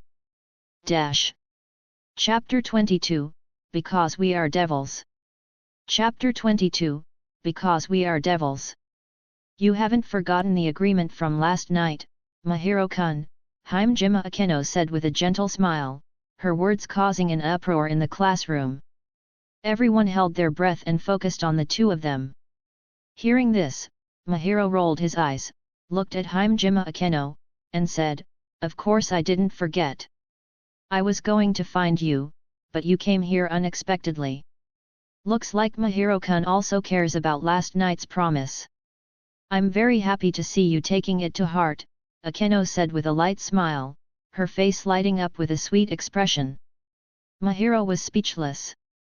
This dramatist, he thought. Let's go then. Mahiro got up from his seat and walked to the classroom door. Mahiro-kun probably hasn't eaten lunch yet, Akeno asked with concern. No, I plan to go to the cafeteria after meeting you, Mahiro shook his head, glancing at Himejima Akeno. She was asking the obvious. You came to see me after class. How could I have had time for lunch? Go to the cafeteria? It seems that Mahiro-kun's lunch isn't ready, Akeno said, looking at Mahiro sparklingly. If Mahiro doesn't mind, let's dine in the Occult Research Club. We always make extra bento.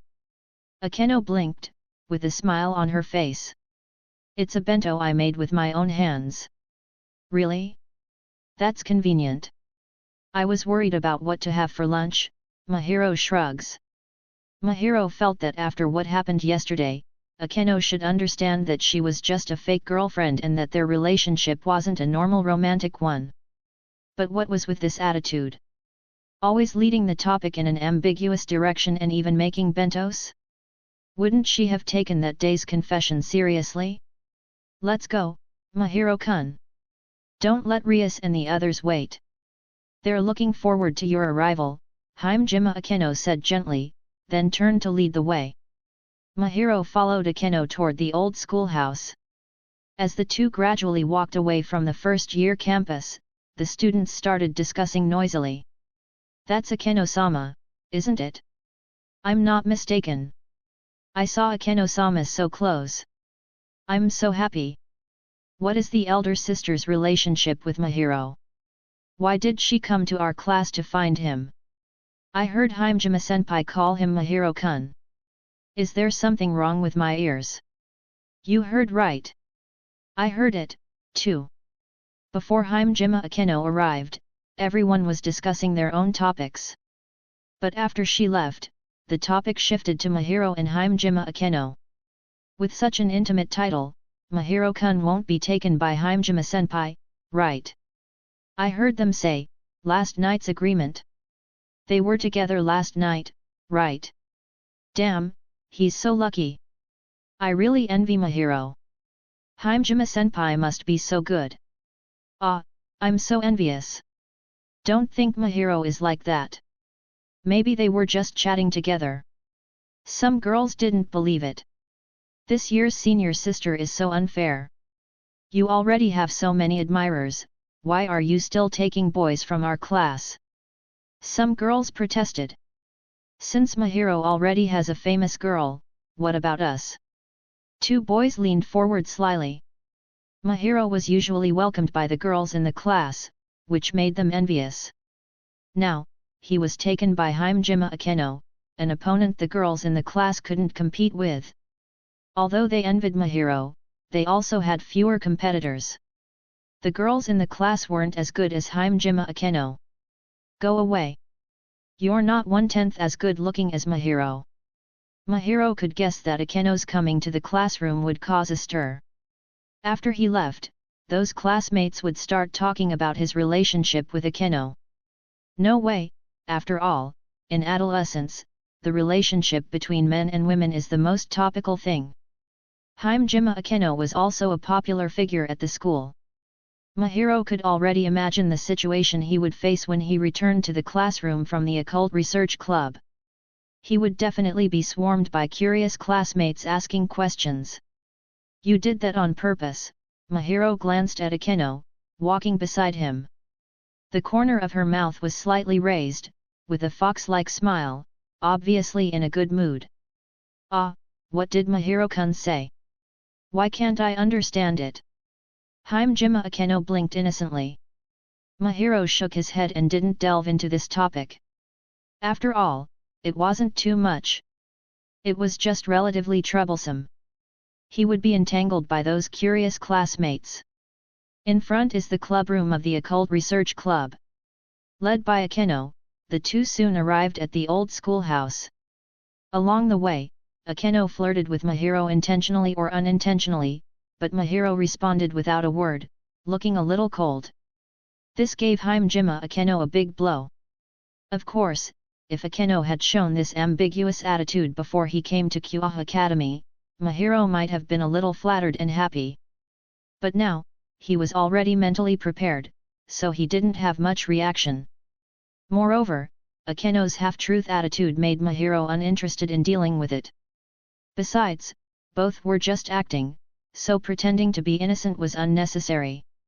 Come in. At the door of the Occult Research Club, Akeno knocked, and Rias's voice came from inside.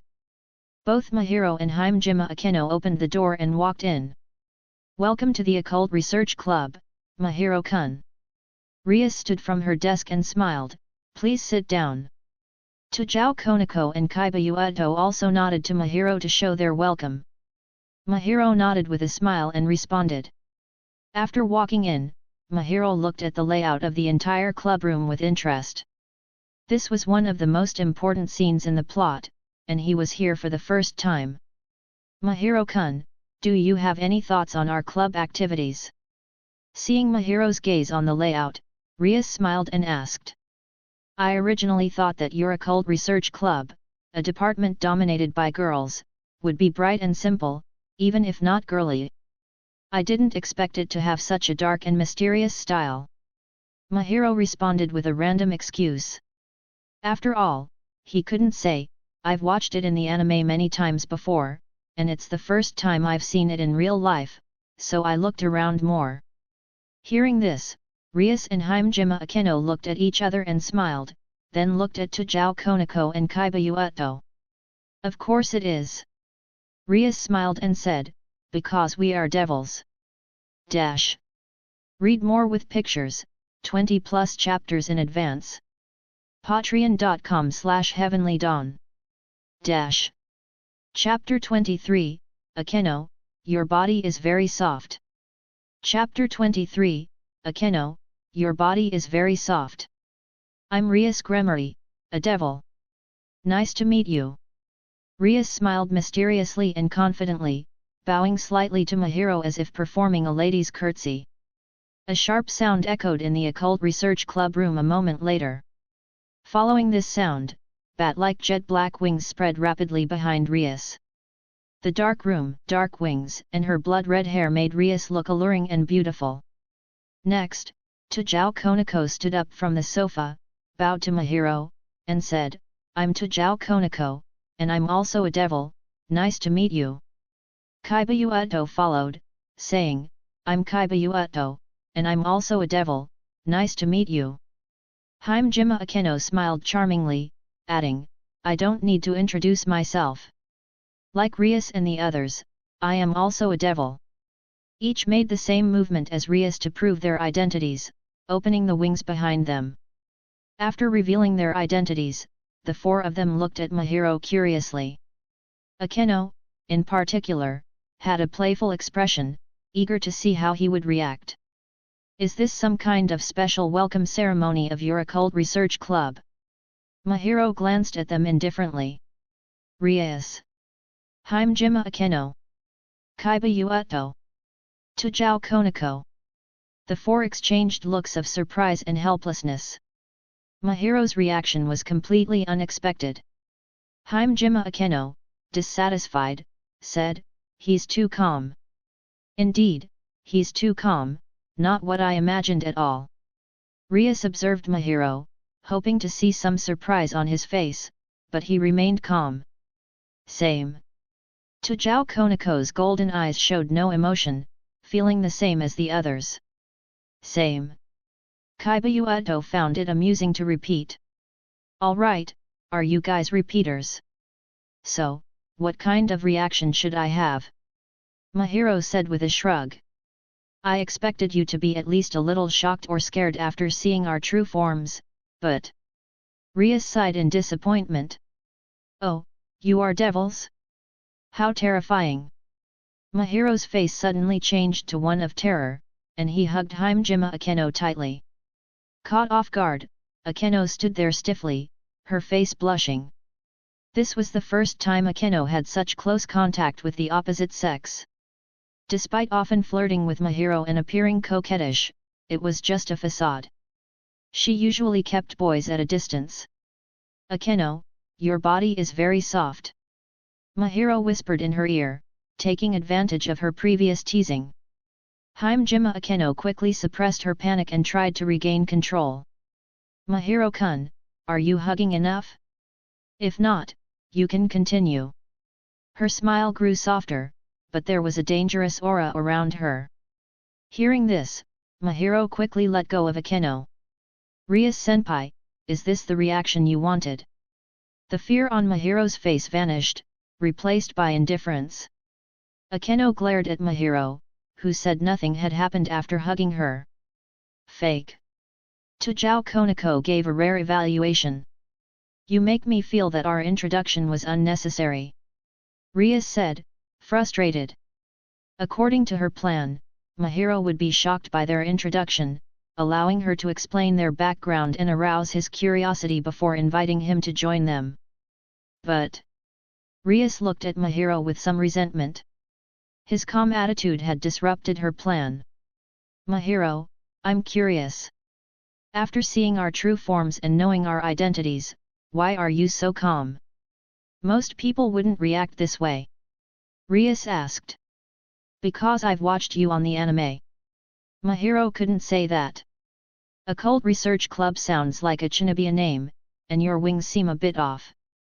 You look like cosplayers. Why would I be shocked?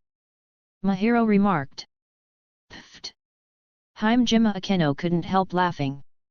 She bent over, saying, ha ha ha, Rias, it's the first time you've been treated as Shinobi.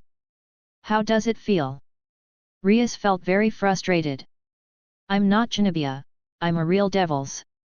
Tajao Konako said with a straight face, unhappy with Mahiro's evaluation. Well, you are devils. Mahiro spread his hands, besides, I saw stray devils last night. If I wasn't prepared, I'd be too ignorant to be surprised. Mahiro-kun, why do I feel like you already knew our identities? Akeno looked at Mahiro with interest. Not only Rias, but she also found it strange that Mahiro's expression was so calm as if he had guessed they were devils. Mahiro didn't hide it and nodded, I did guess a little. Didn't you say last night that you hunt stray devils? And stray devils are criminals in the Devil Society. Mahiro shrugged, even though I can't find specific information online, it's not hard to figure out. According to myths and legends, exorcists and angels are led by the god, while devils are led by Satan. I can understand exorcists and angels, but why guess devils? Aren't they supposed to be man-eating monsters? Rias asked, curious about how Mahiro had guessed. Read more with pictures, 20+ chapters in advance. Patreon.com/heavenlydawn. Chapter 24, Akeno, I'm so happy. Chapter 24, Akeno, I'm so happy. Mahiro Toma shrugged and said, it's very simple territorial awareness. While saying that, Mahiro glanced at Rias. He continued, besides, it can also be inferred by analogy with human society. In human society, fugitives from their own countries are generally dealt with by people from their countries. Similarly, in devil society, of course, the criminals must be dealt with by the devils themselves, which can be regarded as a matter of principle. In my speculation, it is actually more likely that you are a devil. Rias nodded. She had said something similar to Mahiro yesterday, and Kuah town belongs to her territory. It is natural for one to be responsible for their own matters, and it is not for others to interfere. The same is true of dealing with stray devils. Sounds reasonable. Akeno nodded in admiration, glanced at Mahiro, and seemed to have forgotten the frivolous thing he did just now. I didn't expect Mahiro-kun to be so smart. As long as you have a bit of logic, you can guess a little. Mahiro said indifferently. Akeno gasped silently. Why do Mahiro's words sound so inappropriate? What does he mean by a bit of logic? Isn't this indirectly saying that I have no brains? Thinking this, Akeno gave Mahiro a malicious look, but he turned a blind eye, which made her sulky again. If I hadn't revealed a bit of information yesterday, maybe I could have seen Mahiro's shocked appearance today. Rias said with a smile. Mahiro shrugged and didn't answer. Even if you hadn't said anything yesterday, I knew you were a devil. However, Mahiro-san, now that you are mentally prepared, the next conversation will be easier. You should be able to understand it very quickly. Rias continued. Although Mahiro didn't show the surprise she expected, his indifferent attitude and confident thinking satisfied her even more. The person she likes must be as capable as possible. Obviously, Mahiro's performance fits the candidate in her mind. Just call me Mahiro, no need to be so formal. Well, I'll call you Mahiro. You can call me Rias, just like Akeno. Rias did not refuse, and Mahiro's close attitude made her even happier. Okay, Rias. Mahiro did not express his embarrassment with Akeno then but spoke quickly and called Rias by her name. I invited you here today, not only because of yesterday's agreement but also because there's something else I want to tell you. Hearing this, Mahiro raised his eyes and looked at Rias curiously. Rias smiled mysteriously, without explaining the other thing, but instead said, however, before that, let's settle the unfinished business from yesterday. Mahiro nodded and finally walked to the sofa in the center of the classroom and sat down, while Konako Tajao sat across from him, frowning at him. Mahiro smiled helplessly, not starting the conversation. Please enjoy the tea. After a while, Akeno brought out a pot of tea and poured a cup for Mahiro, and the fragrance filled the air. Nice tea. Mahiro appreciated it. It was specially prepared to welcome you. Akeno said with a smile. This is for you. Suddenly, Konako pushed a snack in her hand in front of Mahiro, and then she returned to her expressionless face, ignoring him. Thanks. Mahiro thanked her.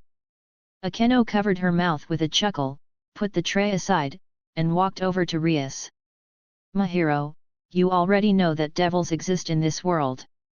Next, I want to give you a general overview of our world. Rias smiled and then began to talk about the background of the supernatural world. This world is not as simple as it seems. In addition to humans, there are various other creatures, and most of these creatures are beings that exist in human fantasy and legends, and some are even creatures unknown to humans. Like you guys? Mahiro asked with a smile. Yes, we are only a part of it. There are more supernatural creatures, mythical creatures, such as angels and dragons. Rias spoke slowly, unfolding the background of the world. Mahiro listened thoughtfully, not too seriously, since he had read about these things many times before. However, compared to the one in the anime, the supernatural world described by Rias was more detailed. The origin of devils and angels can be traced back to biblical mythology, and most of what Rias told was naturally the content of biblical mythology. From the creation myth of the only god to the three factions war hundreds of years ago, and then to the current situation of the modern devils. Finally, it came to the sacred gear holders and the magic eyes, mystic eyes. Oh, I didn't expect the current situation of the devils to be like this. Mahiro said with interest. Since the new four Satans came to power, they have used resolute means to rectify the devil's ethos and make them change their ways. Now, it's not what it used to be. Rias said slightly proudly. Devils need to be rated according to their level of work, which is really interesting. Mahiro's eyes narrowed. In that case, can I also hire you to work for me? In theory, it's naturally possible, but... Rias smiled sweetly, trailing off. But what? Mahiro asked. Mahiro, what's your opinion on devils? Rias's smile narrowed, and her expression became serious. If it's as you say, devils are actually pretty good. Mahiro said. Akeno held her cheeks, looking shy like a girl in love. Ah, it seems that Mahiro-kun doesn't hate devils. I'm so happy. Mahiro rolled his eyes. What if I wanted to invite you to be one of us? After Rias finished speaking, she stared at Mahiro closely, with a hint of hope in her eyes, eager to get the answer she wanted from his mouth. When the words fell, not only Rias, but also the eyes of the other three fell on Mahiro tightly. For a moment, the previously cheerful atmosphere became tense and urgent. Mahiro smiled meaningfully, then shook his head. Sorry, I refuse. Dash. Read more with pictures, 20+ chapters in advance. Patreon.com/heavenlydawn. Dash.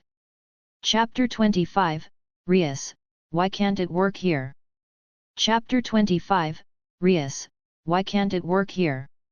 It's really straightforward to refuse, this will hurt our president's heart, right? Akeno Himejima froze for a moment, then laughed and joked. Rias was a little surprised. She didn't seem to expect that Mahiro would refuse so bluntly.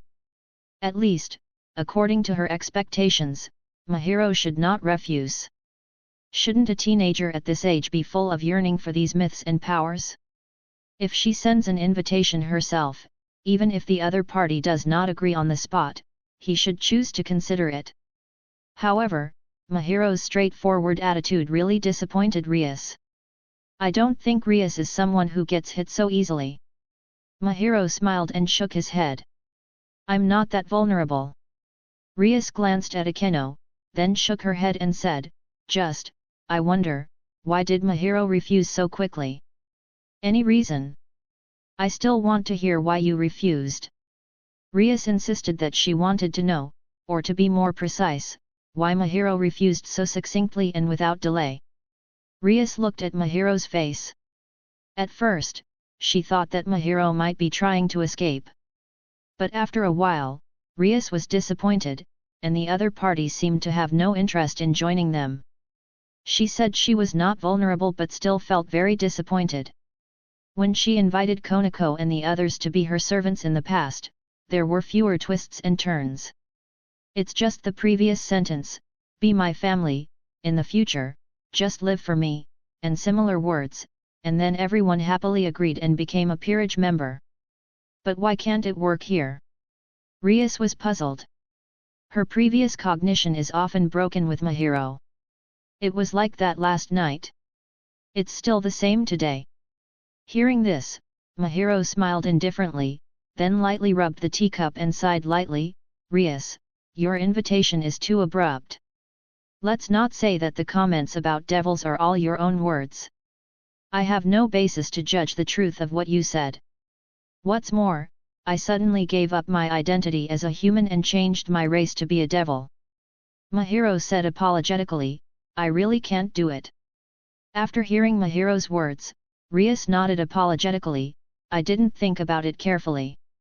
However, you can rest assured that I swear in Gremari's name that what I said just now is not false, and there are no elements of deception. Rias is very proud of her noble origin, and being able to let her use the word Gremari shows her determination.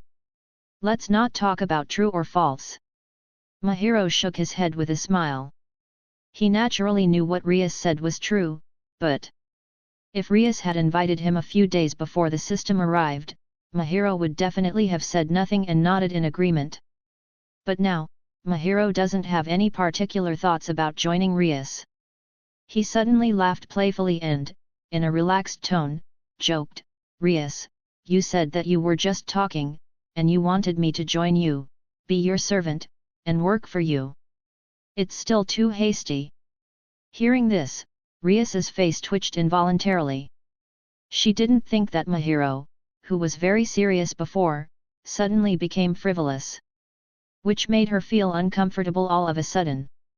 Ara, so Mahiro-kun wants benefits.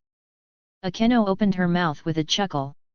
Taking advantage of the situation, Konako Tajao gave Mahiro a disdainful look. Mahiro rolled his eyes.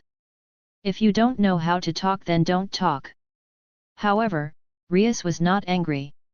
Instead, she was happy that Mahiro could put such conditions in place. She said, compared with humans, devils' innate conditions are much better. Mahiro, judging from your performance yesterday, your strength is probably at the level of a middle-class devil. If you can fuse with a chess piece and become my servant, the hidden potential in your body will also be pulled out. I can't guarantee if you will be able to reach the level of a high class by then, but your strength will definitely increase. For people like them, improving strength is undoubtedly a beautiful condition. Judging from Mahiro's words of verifying strength last night, the improvement in strength should be attractive to him. Hearing this, Mahiro laughed without saying a word. Not only that. Akeno continued in a seductive tone from the side. Compared with humans, being a devil has many advantages, just like the immortality that humans seek, and it can be easily achieved. A devil has a lifespan of at least 10,000 years. Akeno walked to Mahiro's side, bent down gently, sighed warmly in his ear, and said softly, we already know that you have confessed to Konako-chan and Rias. Mahiro's face twitched slightly. Although he didn't care much about this matter, being exposed in public still embarrassed him. This should have nothing to do with letting me join you. Mahiro shook his head and said, the warm breath in his ear making him a little uncomfortable. If you become one of us, don't you have a chance? Akeno's words were like a devil's temptation, maybe Konako-chan and Rias will be moved by you. I won't give you a chance. Seeing the look in Mahiro's eyes, Konako said coldly. Konako-chan, don't say that, anything is possible. You may accept Mahiro-kun at that time. Akeno smiled and said, what do you think?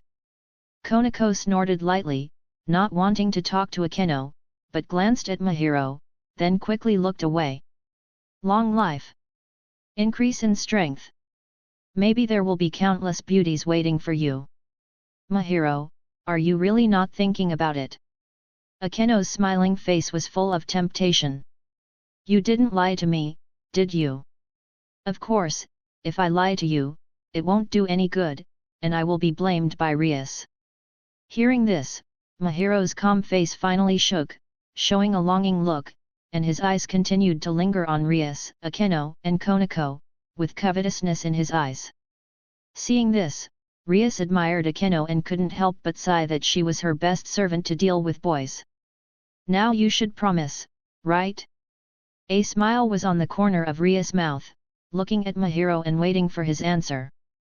But, sorry, I still refuse. Just the next moment, the longing on Mahiro's face was swept away, replaced by the indifference and determination from before. Read more with pictures, 20+ chapters in advance. Patreon.com/heavenlydawn. Chapter 26, Join the Occult Research Club? Chapter 26, Join the Occult Research Club? Akeno's smiling expression suddenly froze, and she almost didn't ask questions directly. Rias couldn't help but breathe too fast and almost choked. Both of them looked at Mahiro with some resentment. Why did you act so eager and enthusiastic? You made us think you were going to agree. You let us look forward to it in vain. Mahiro-kun, you are very bad. You obviously disagree, so why did you act like you would? Akeno said dissatisfiedly. Isn't this to avoid hurting you? Isn't it inhumane if I were indifferent to the benefits you mentioned? Mahiro shrugged with a smile. Akeno rolled her eyes at Mahiro and became even more annoyed. Isn't this even more shocking? She thought her persuasion would be effective, and Mahiro would agree because he wouldn't be able to refuse. Who knew that this guy didn't care at all? His shaky look just now was a pretense to tease her. Rias was quite speechless. Although she thought she had a certain understanding of Mahiro, she found that she still didn't. This guy doesn't play by any predictable rules. Rias is confident in her own charm. It is no exaggeration to say that as long as she speaks, all the boys at Kyoha Academy would agree without hesitation. This is a fact. Ria's popularity at Kyoha Academy is so high that even girls can be charmed by her. However, she found that these were of no use to Mahiro at all. If it was a different person, even a girl, the other party would agree as long as she asked. However, facing Mahiro, Rias felt a sense of powerlessness. It's obviously the best conditions, and I even involved the president and Konako. Isn't Mahiro a little tempted? Akeno said bitterly. Of course I'm tempted. Mahiro nodded and continued, it's just that we have an old saying. What? Not only Akeno but also Rias and Konako looked at Mahiro curiously. If a pie falls from the sky, it's either a trap or an illusion. Rias. Akeno. The two were almost out of breath. After we have said so much, are you still full of vigilance? The benefits you mentioned are too tempting, it makes people feel very unreal, and even if it is true, it makes it difficult for me to accept. Mahiro said. Mahiro. Rias spoke, wanting to continue persuading. Needless to say, Rias, although I don't know why you are so persistent in wanting me to be a reincarnated devil, it is impossible for me to promise you. Mahiro's attitude is unyielding, and his eyes are clear and determined, making people feel his resolve. Rias stared at Mahiro for a long time, then sighed and apologetically, "Okay, I see. Sorry, Mahiro, I was too abrupt today." Rias has been looking for new members of her peerage recently. When she found a suitable person, she naturally wanted to quickly bring him under her command. It's just that she didn't expect the other party to be so calm and unimpressed. His eagerness really made Rias feel very disappointed. "It's okay, today is also a new experience for me. Thank you for letting me know that there are so many wonderful things in this world." Mahiro smiled and said politely. "Although I was rejected by you today, I will not give up." After Rias felt disappointed, she quickly adjusted her mentality, revealing determination in her eyes. Mahiro was also speechless, wondering why Rias was so persistent. Should he be happy? After all, such a heroine valued him so much. "However, Mahiro, I also want to ask, how about joining our club?" This. Mahiro was embarrassed. "Mahiro, don't refuse this time. If you really refuse, Rias will really cry." Akeno pretended to be very sad and pleaded. Compared with the changeable nature of Akeno, Rias looked at Mahiro with a burning gaze. Konako's golden pupils also fell on Mahiro, waiting for his answer. Ding! The main quest is now available. While Mahiro was hesitating, the cold mechanical sound of the system suddenly sounded. Mahiro's eyes narrowed slightly, unexpectedly triggering a new mission at this time. "The quest is being generated, please wait." Quest generation. The quest has been generated. Main quest: join the Occult Research Club. Mission requirements: become a member of the Occult Research Club. Mission difficulty: easy. Mission reward: a random skill card.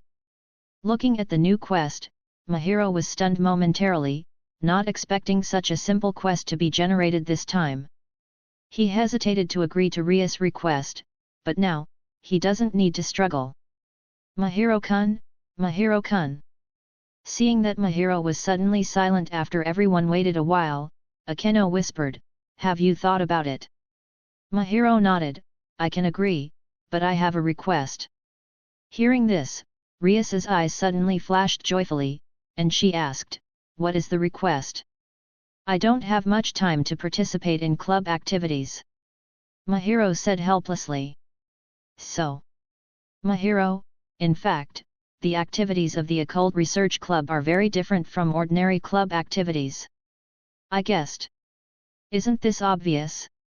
Even if Mahiro didn't know the plot, Rias has already revealed her identity. Can their club activities still be the same as those of an ordinary club? The answer is obviously no.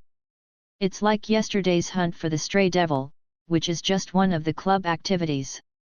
Rias explained, and through these club activities, you also have many opportunities to improve strength. Mahiro still shook his head.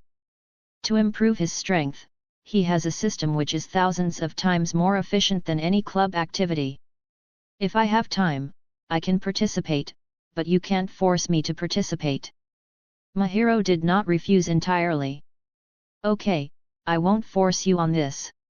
Rias nodded.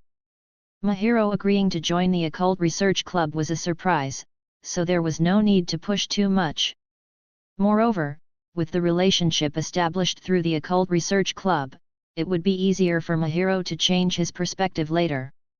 Thinking of this, Rias couldn't help but smile. Read more with pictures, 20+ chapters in advance. Patreon.com/heavenlydawn. Chapter 27, Random Skill Card. Chapter 27, Random Skill Card. Mahiro-kun, this is an application for joining, please fill it out. After Mahiro agreed to join the Occult Research Club, Rias took out 2 application forms from the drawer and gave them to Mahiro. "All right." Mahiro took it, filled in the information, and handed it back to Rias. "Now, Mahiro-kun, you are a member of our Occult Research Club," Akeno said with a smile. Rias happily accepted the application form and said, "Welcome to the Occult Research Club, Mahiro-kun." There shouldn't be any special welcome ceremony this time, Mahiro said jokingly. Ding! Main quest, joining the Occult Research Club has been completed, the rewards are being distributed, please check. Get a random skill card. Use or not. When the application form was handed over, the main quest was officially completed, and the system prompt sounded. A skill card. For the reward, Mahiro was still looking forward to it, especially this kind of reward with a slight chance to get good skills. Mahiro glanced at Rias and the others and then silently recited the word use in his heart. Because it is only a skill card, it will not cause notable changes, so Mahiro couldn't wait to open the reward. Congratulations, got the skill card Blade of Light. Mahiro clicked on the introduction of Blade of Light. Item, Blade of Light skill card. Quality, B. Effect, grants the power of the light attribute and increases the attack power by 50%. The host's level should ideally be 7-star or below to use the skill. System, what does it mean by that? Mahiro noticed this sentence. Before 7-star, this skill would play a huge role in improving strength. But above 7 stars, the effects will be weakened. The system responded. Okay. Mahiro nodded. After all, the quest's content was too straightforward, Mahiro did not expect to get anything advanced. However, the ability to open a B-grade skill card has clearly exceeded Mahiro's expectations. It's just the power of the light attribute. Mahiro glanced at Rias and the others intentionally or unintentionally. This is the complete opposite of a devil's path. Mahiro shook his head secretly. Of course, these are not big things, anyway, the light attribute is incidental.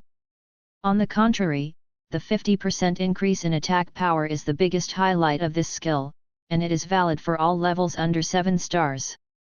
Before he reaches 7-star, his actual combat strength suddenly increased by half. 7 stars, if there is no miscalculation, is at least at the level of Super Devils or even higher.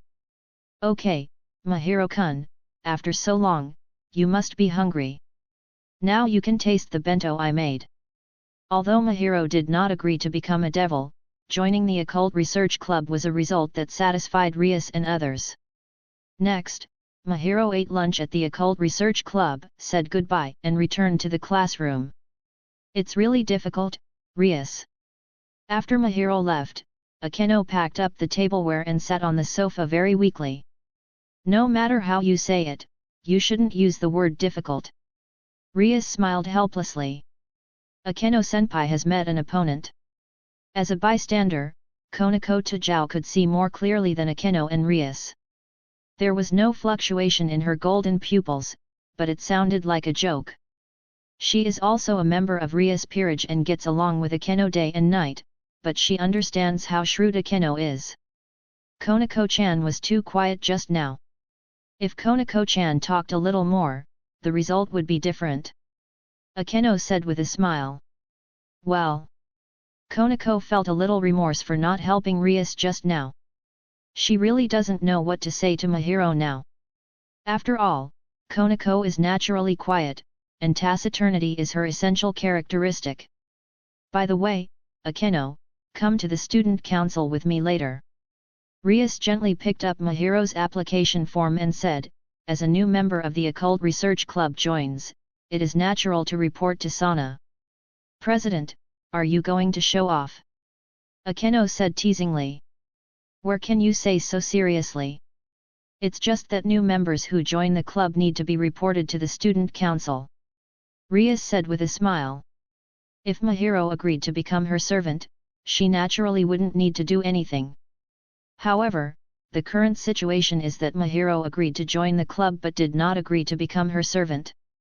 Mahiro's excellence can't be hidden forever, and the student council should also notice him at that time. In Sana's eyes, Rias didn't think Mahiro would be rated as ordinary.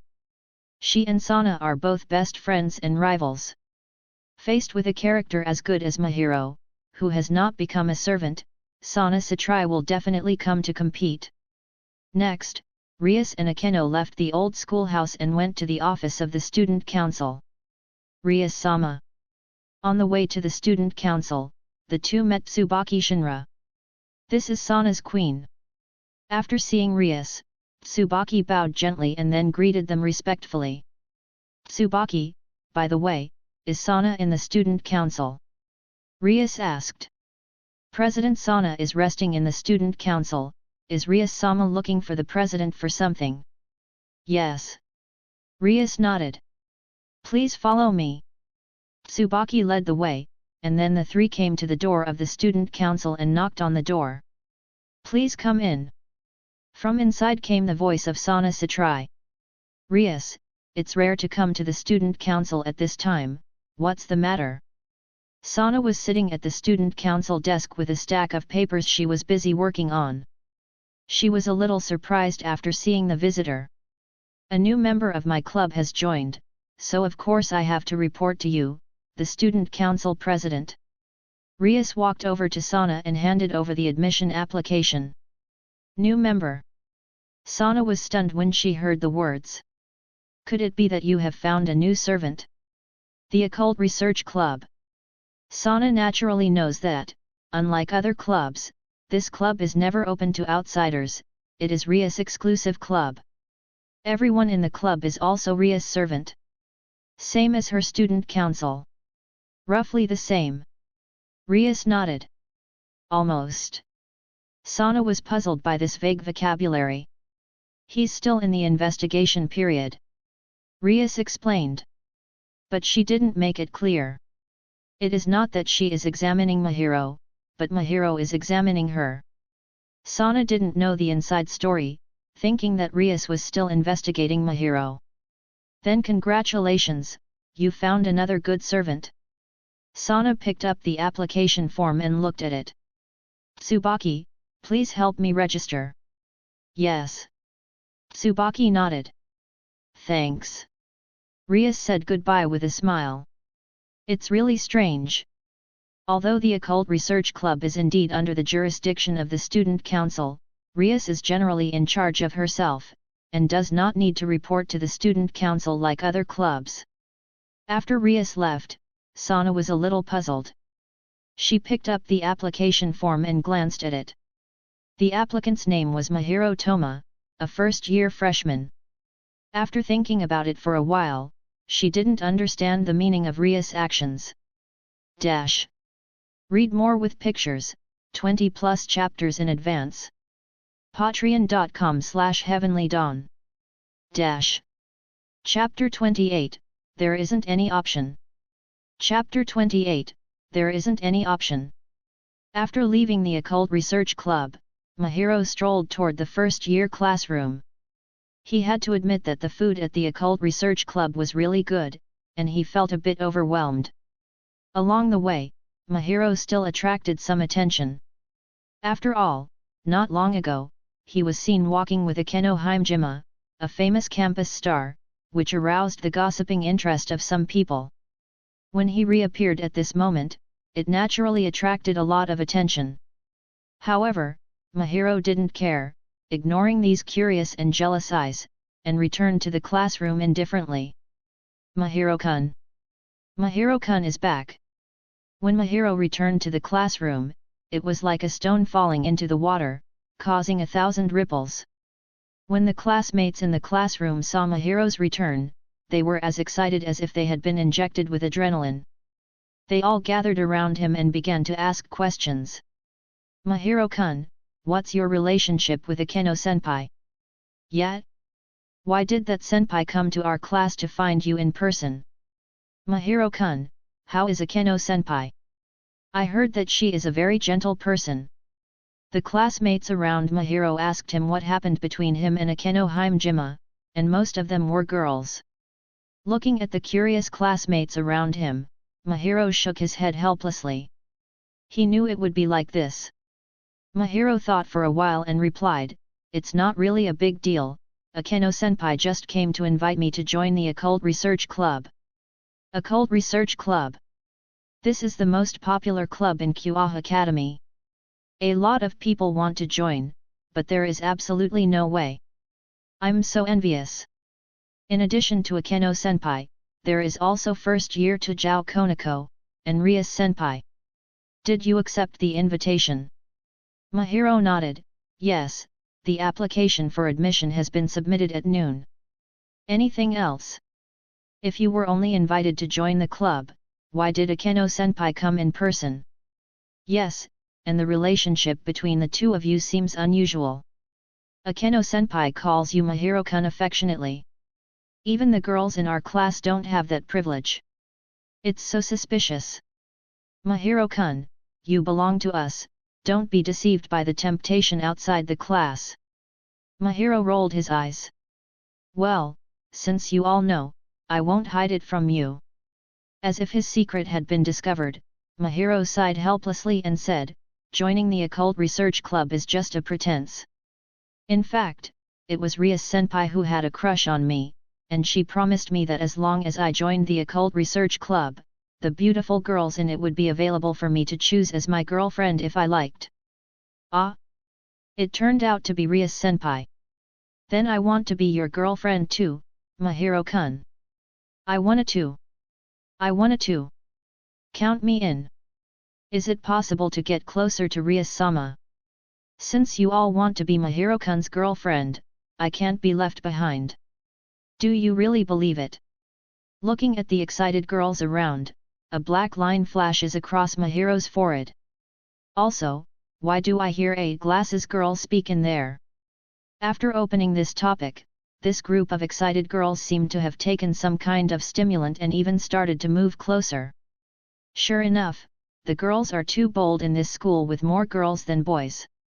What a statement this is! Jingle dash! Suddenly, the class bell rang. Is it time for class already? It's a pity. You guys are so abominable, you actually stood in front of me, and I didn't even touch him. Who told you to stand outside like that? As the class bell rang, the girls surrounding Mahiro reluctantly left and returned to their seats with residual excitement. Mahiro had a dark face. Addicted to taking advantage?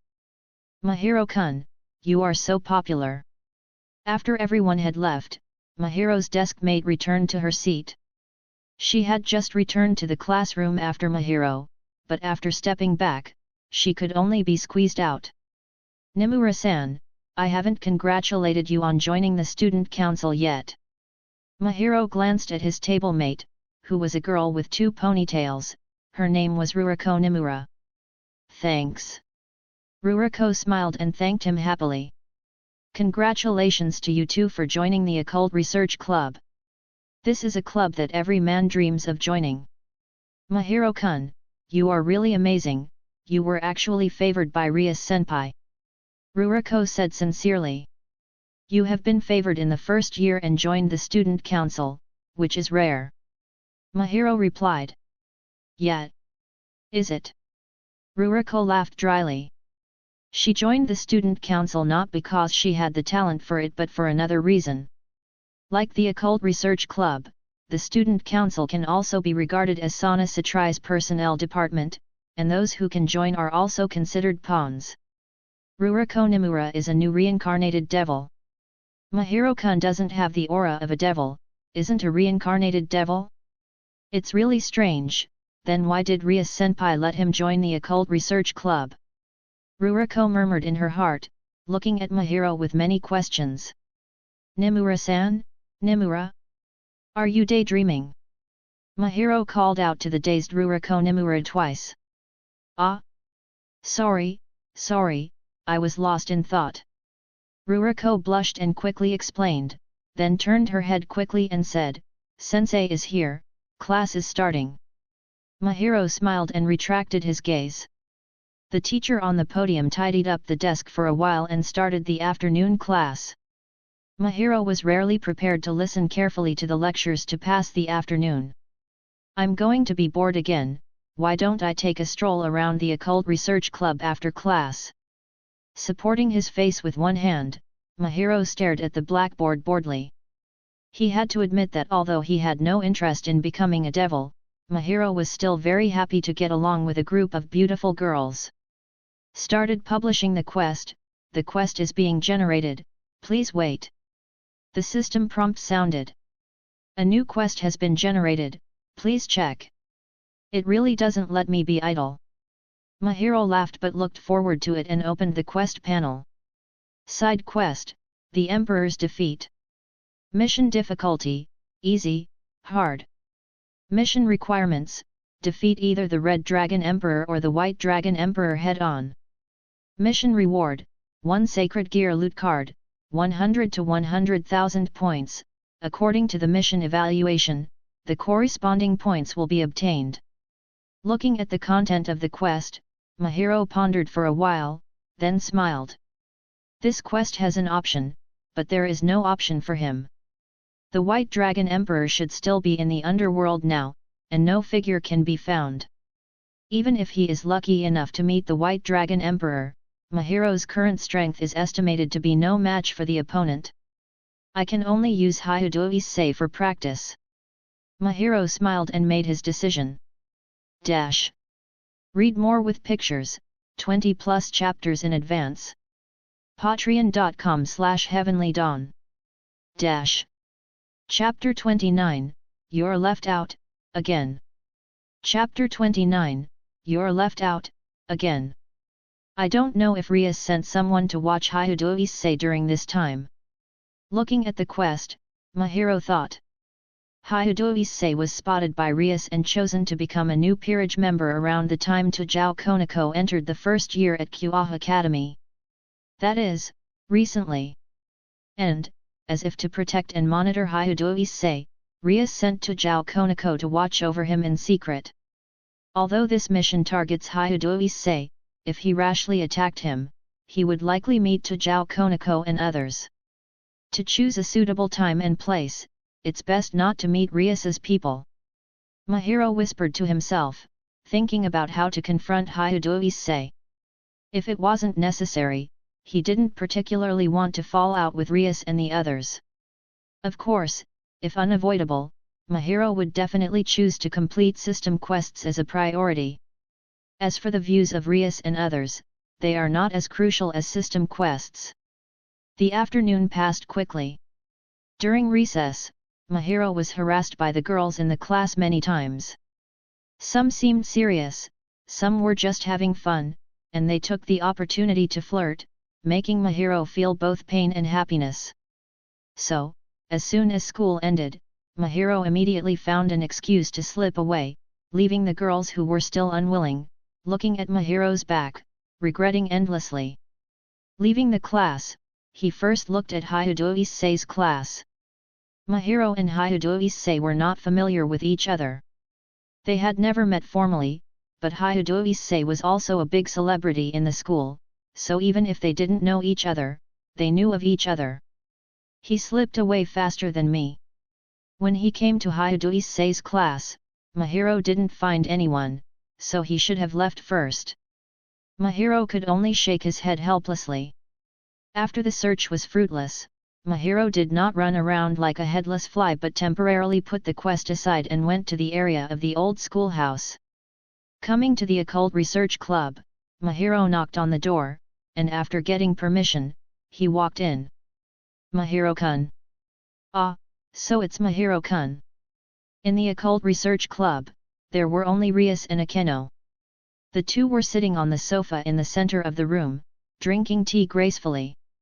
After seeing that it was Mahiro, they were slightly surprised, then smiled and said hello. Why are you surprised? Mahiro asked with a smile. After all, at noon, someone just said that they would not come to participate in club activities. Akeno Himejima covered her mouth and laughed, with teasing in her smile. I didn't expect you to come here just after school. It seems that Mahiro-kun is still looking forward to the club activities. Or, does Mahiro-kun actually want to meet me and Rias? Akeno looked at Mahiro with a sweet smile and a hint of flirting. Anyway, it's the first day I officially joined the Occult Research Club. I can't miss such an important day. Besides, I don't have anything else to do. I just came to see what the club activities are all about. Mahiro shrugged. As he said that, He glanced around the classroom and asked strangely, "What about Konako and Kaiba? Why can't I see them? Actually, today is the club's rest day.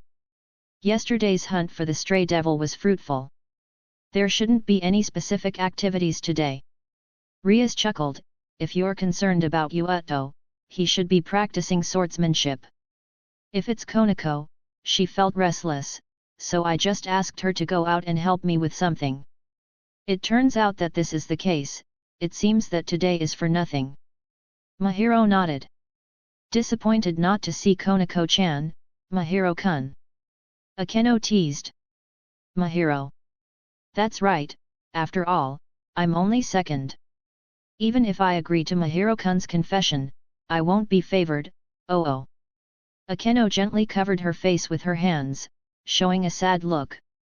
Rias also looked at Akeno speechlessly and sighed, "Akeno, you're acting too much." "Ah, yes? But now I'm a poor girl left out by a half-hearted boyfriend." Akeno blinked, and the sadness on her face was swept away, replaced by a mischievous look. "Really? Blame me? It seems that you've been left out in the past 2 days. Come on, let me take care of you."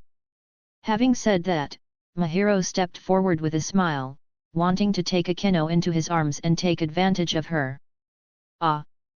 Akeno exclaimed, obviously not expecting that Mahiro would be so bold, and quickly stepped aside. When she saw Mahiro stop halfway and look at her with a half-smile, Akeno realized that she had been tricked and stared at Mahiro angrily.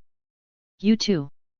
Rias caressed her forehead weakly, not knowing whether to laugh or cry. "By the way, Mahiro-kun, if you really have nothing to do, you can go and see Konako."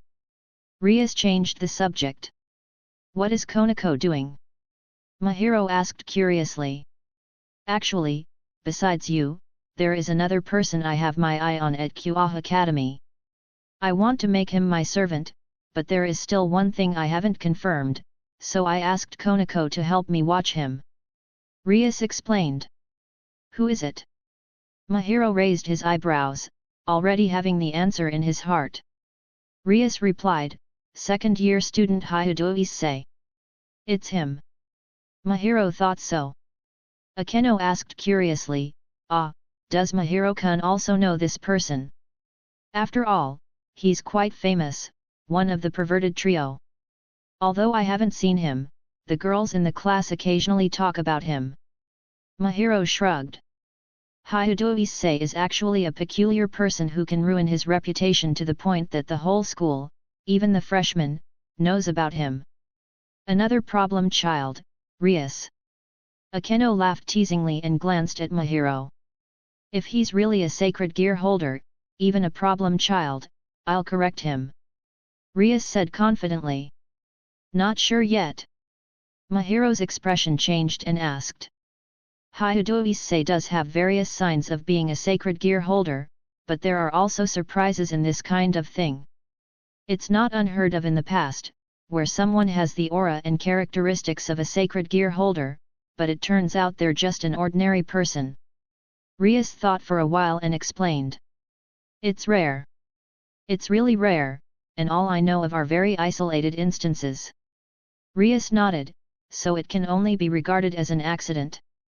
In this way, it can be regarded as certain." Mahiro nodded slightly, "So, is Konako watching him now?" "Yes.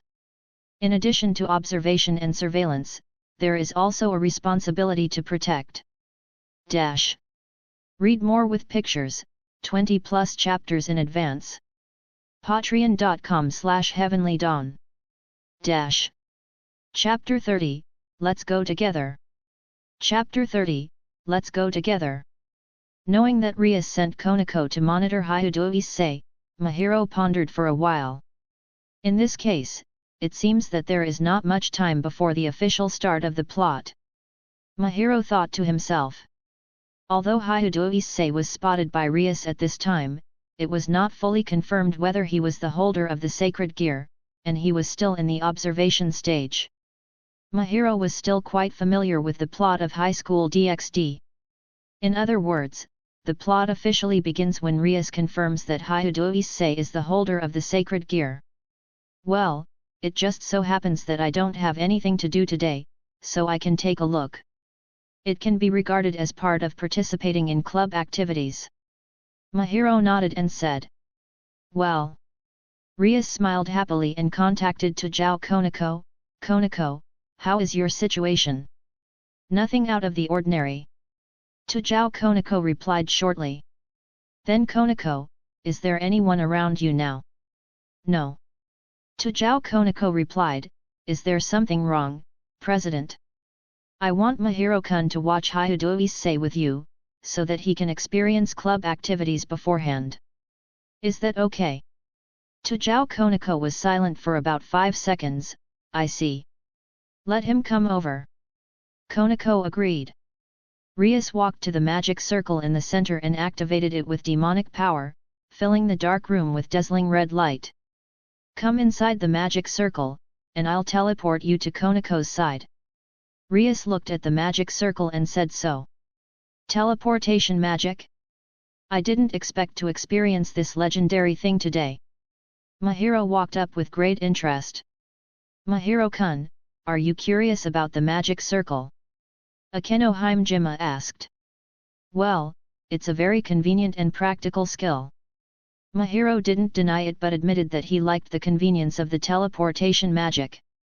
If there is a chance, he will definitely learn teleportation magic. But if you use a magic circle, you need to use demonic power, magic power, to support it, and it is very difficult for ordinary people to awaken magic power. Akeno explained, under normal circumstances, only the human magician, or a human who has signed a contract with the devil, or a devil itself can have magic power, demonic power. The definition of magic in Highschool DxD is fascinating. In fact, it is the abbreviation of demonic power or God's miracle. It is said that the majority of magic that is used by the ordinary human magicians are those created by the great magician, Merlin Ambrosius, which involved reading the flow. But if ordinary human want to have demonic power, they must be involved with devils to have it. For example, signing a contract with a devil, having a devil's bloodline, or directly becoming a reincarnated devil. Of course, there are exceptional cases, but they are rare and not considered. Really? It seems that I have to consider Ria's previous invitation. Mahiro smiled thoughtfully. Magic? He had just awakened the source of magic power mana yesterday, and although it was only at the basic level, he could still use it. There are some differences compared to demonic power. However, using the magic rewarded by the system to learn the teleportation magic shouldn't be a problem. After all, in Highschool DxD, there are other powers in addition to demonic power. With these powers, techniques such as teleportation can be used. However, there may be some differences. Hearing this, Rias showed a knowing smile and looked admiringly at Akeno. Unexpectedly, it was just a teleportation formation that could make Mahiro let go. It was beyond her expectations. Mahiro-kun, if you're interested, I can teach you the teleportation magic, but Akeno is right, if you want to use the teleportation magic, you really need demonic power. Without that, you can't use teleportation magic. Rias said with a smile. The teleportation magic in Underworld is commonplace and doesn't need to be kept secret. A common magic can be exchanged for Mahiro's acceptance. Rias felt she had gained a lot. We'll talk later. Mahiro waved his hand and stepped into the teleportation circle. When it completely lit up, his figure disappeared. Tajao-san, good afternoon. When Mahiro reappeared, he was greeted by a cute high school student with silver hair, officially Tajao Konako. Seeing Konako, Mahiro greeted her with a smile. When chatting with Rias and others, Mahiro called Tajao Konako Konako, but naturally, he couldn't be so casual when facing her in person. After all, in Japanese culture, calling someone by their first name is a sign of intimacy. Tajao Konako had some reservations about Mahiro, so he wouldn't try to be overly familiar. Good afternoon. Tujao Konako still had her usual expressionless face and suddenly said, "Perverted high school student. What a strange name that is." Mahiro had the urge to laugh. Apart from confessing to the three girls and responding to Akeno's teasing, he was not too desperate. Tujao Konako snorted arrogantly, then turned her head and looked elsewhere. Mahiro glanced around. It was in a corner of the street. "By the way, what about Hyudo-ise? Rias asked me to monitor him with you. Why haven't I seen him?" Mahiro asked casually. "There." Tujao Konako reached out and pointed. Mahiro looked in the direction Konako's finger indicated, "A game store." "Yes, before you came, he had been in there for a while." Tujao Konako replied. "And then you hide here and wait for him to come out?" Mahiro asked. "Surveillance cannot be relaxed." Tujao Konako said with a straight face, then resumed looking at the game store earnestly, waiting for Hyudo-ise to come out. "Okay, Tujao-san, your attitude is too serious." Mahiro shrugged. "Just like the president and Akeno-senpai, just call me Konako." Tujao Konako said suddenly.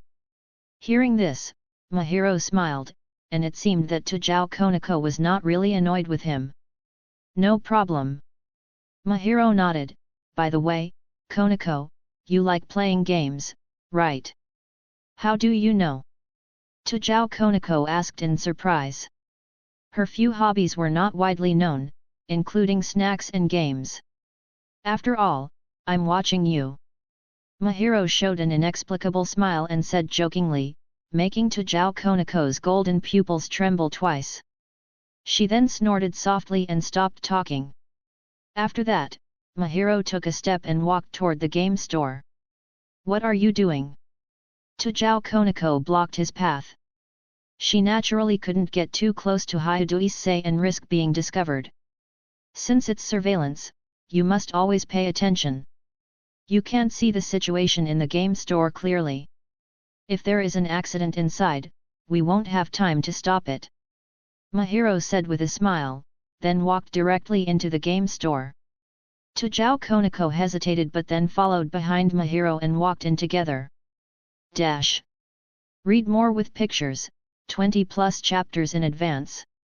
Patreon.com/heavenlydawn. Chapter 31, I Can't Play by Myself. Please read chapter 30 before reading this. I forgot to upload this chapter and continued from 32, which was a big mistake. Anyways, here's the missing chapter. Chapter 31, I Can't Play by Myself. Walking into the store, Mahiro naturally focused on the shelves filled with dazzling game CDs. However, Konako's focus was different. Her golden eyes looked around vigilantly as if on high alert. "Konako, take it easy." Mahiro patted Konako on the shoulder, signaling her not to be so nervous. "It's all your fault." Konako looked deadpan, but her voice showed a hint of resentment. "What if Hyudo-ise finds us?" Hearing this, Mahiro laughed. "Why are you laughing?" Konako clenched her fists and said warningly. "If he finds us, he finds us. What does it matter?" Mahiro said indifferently. There was no worried look on his face. "You?" Konako glared at Mahiro angrily, "Are you here to cause trouble on purpose?" Okay, it doesn't matter if we are discovered." Mahiro still looked unconcerned, as if it had nothing to do with him. "This is a mission the president gave me. I don't want to disappoint her. It must be done well without any mistakes." Konako looked at Mahiro and explained stubbornly. "Then don't be so nervous." "But..." Mahiro pondered. "Is this the first time you, Konako, have performed this surveillance mission?"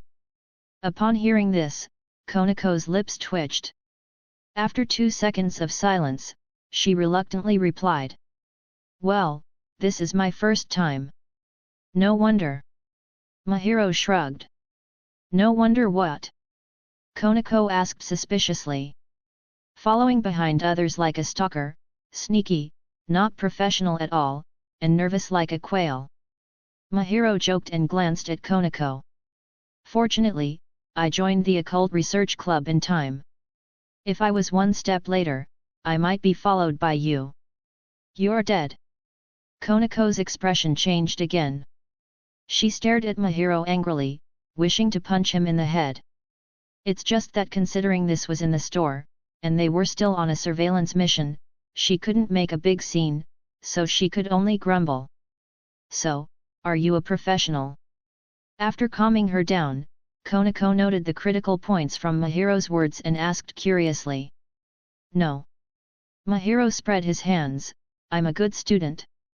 I have nothing to do to spy on what others are doing, idiot. Konako lowered her head, but her clenched fist represented her mood. Damn. Mahiro. She especially wanted to smash Mahiro's face with her fist. However, you can learn a little from TV and books. Mahiro said indifferently. What are you trying to say? Am I stupid? Konako stared at Mahiro with her golden eyes, wanting Mahiro to explain. No. It's just that you care too much about the mission Rias gave you. I just want you to relax. Mahiro said helplessly. As he said that, he pointed to Hyudo-ise, who was still wandering around the store. It's just monitoring an ordinary person. There's no need to be nervous. Just go shopping as you normally would. Even if Hyudo-ise sees you, he probably won't suspect that you are stalking him. On the contrary, seeing you, that guy might become happy. Why? Konako asked skeptically. You're a popular high schooler, Konako. Unless Hyudo-ise is gay, how could he not be happy to see you? Mahiro said with a smile. Hearing this, Konako was silent for a while, then nodded and said. I see. Then she waved her fist again and threatened. Don't call me a stalker again. Mahiro smiled, while Hyudo-ise hasn't left, let's go buy something. After all, it's just a normal date. Not a date, but an important mission, idiot, Konako murmured. I'll do as you say. But I still need to keep an eye on Hyudo-ise. Konako did not deny it. She felt Mahiro's words were reasonable, and he was there to help her. Mahiro went to get a shopping basket, glanced over the various containers, and then came to the newly launched games section. It seems that a lot of new games have been released recently. Konako's eyes flicked as she glanced at different game CDs. Those new games had a lot of appeal to her. However, she held back the urge to keep an eye on Hyudo-ise. Upon seeing this, Mahiro smiled and mentally noted the games her eyes lingered on. Quite a lot. There were a dozen. However, Mahiro did not hesitate to put these dozen games into the basket. Why do you buy so many games? Konako opened her mouth in surprise when she saw the basket full of games. I like playing games, but after I came to Kyoha Academy, I was busy doing other things, so I haven't had time to play. Mahiro smiled. Since I'm quite free now, I decided to buy some games. Konako's looked over with envy. Although she said she often buys game CDs, she had never bought as many as Mahiro did at one time. After all, even if she is a devil, she is still a student, and the rewards she usually earns through contracts are often not monetary. Therefore, Konako's pocket money is less than Mahiro's, and she cannot make such purchases as him. Such a basket of games is estimated to cost hundreds of thousands of yen. By the way, Konako, give me your summoning card. What do you want this for? Konako asked suspiciously. With so many games, I might be unable to play them all alone. Mahiro explained.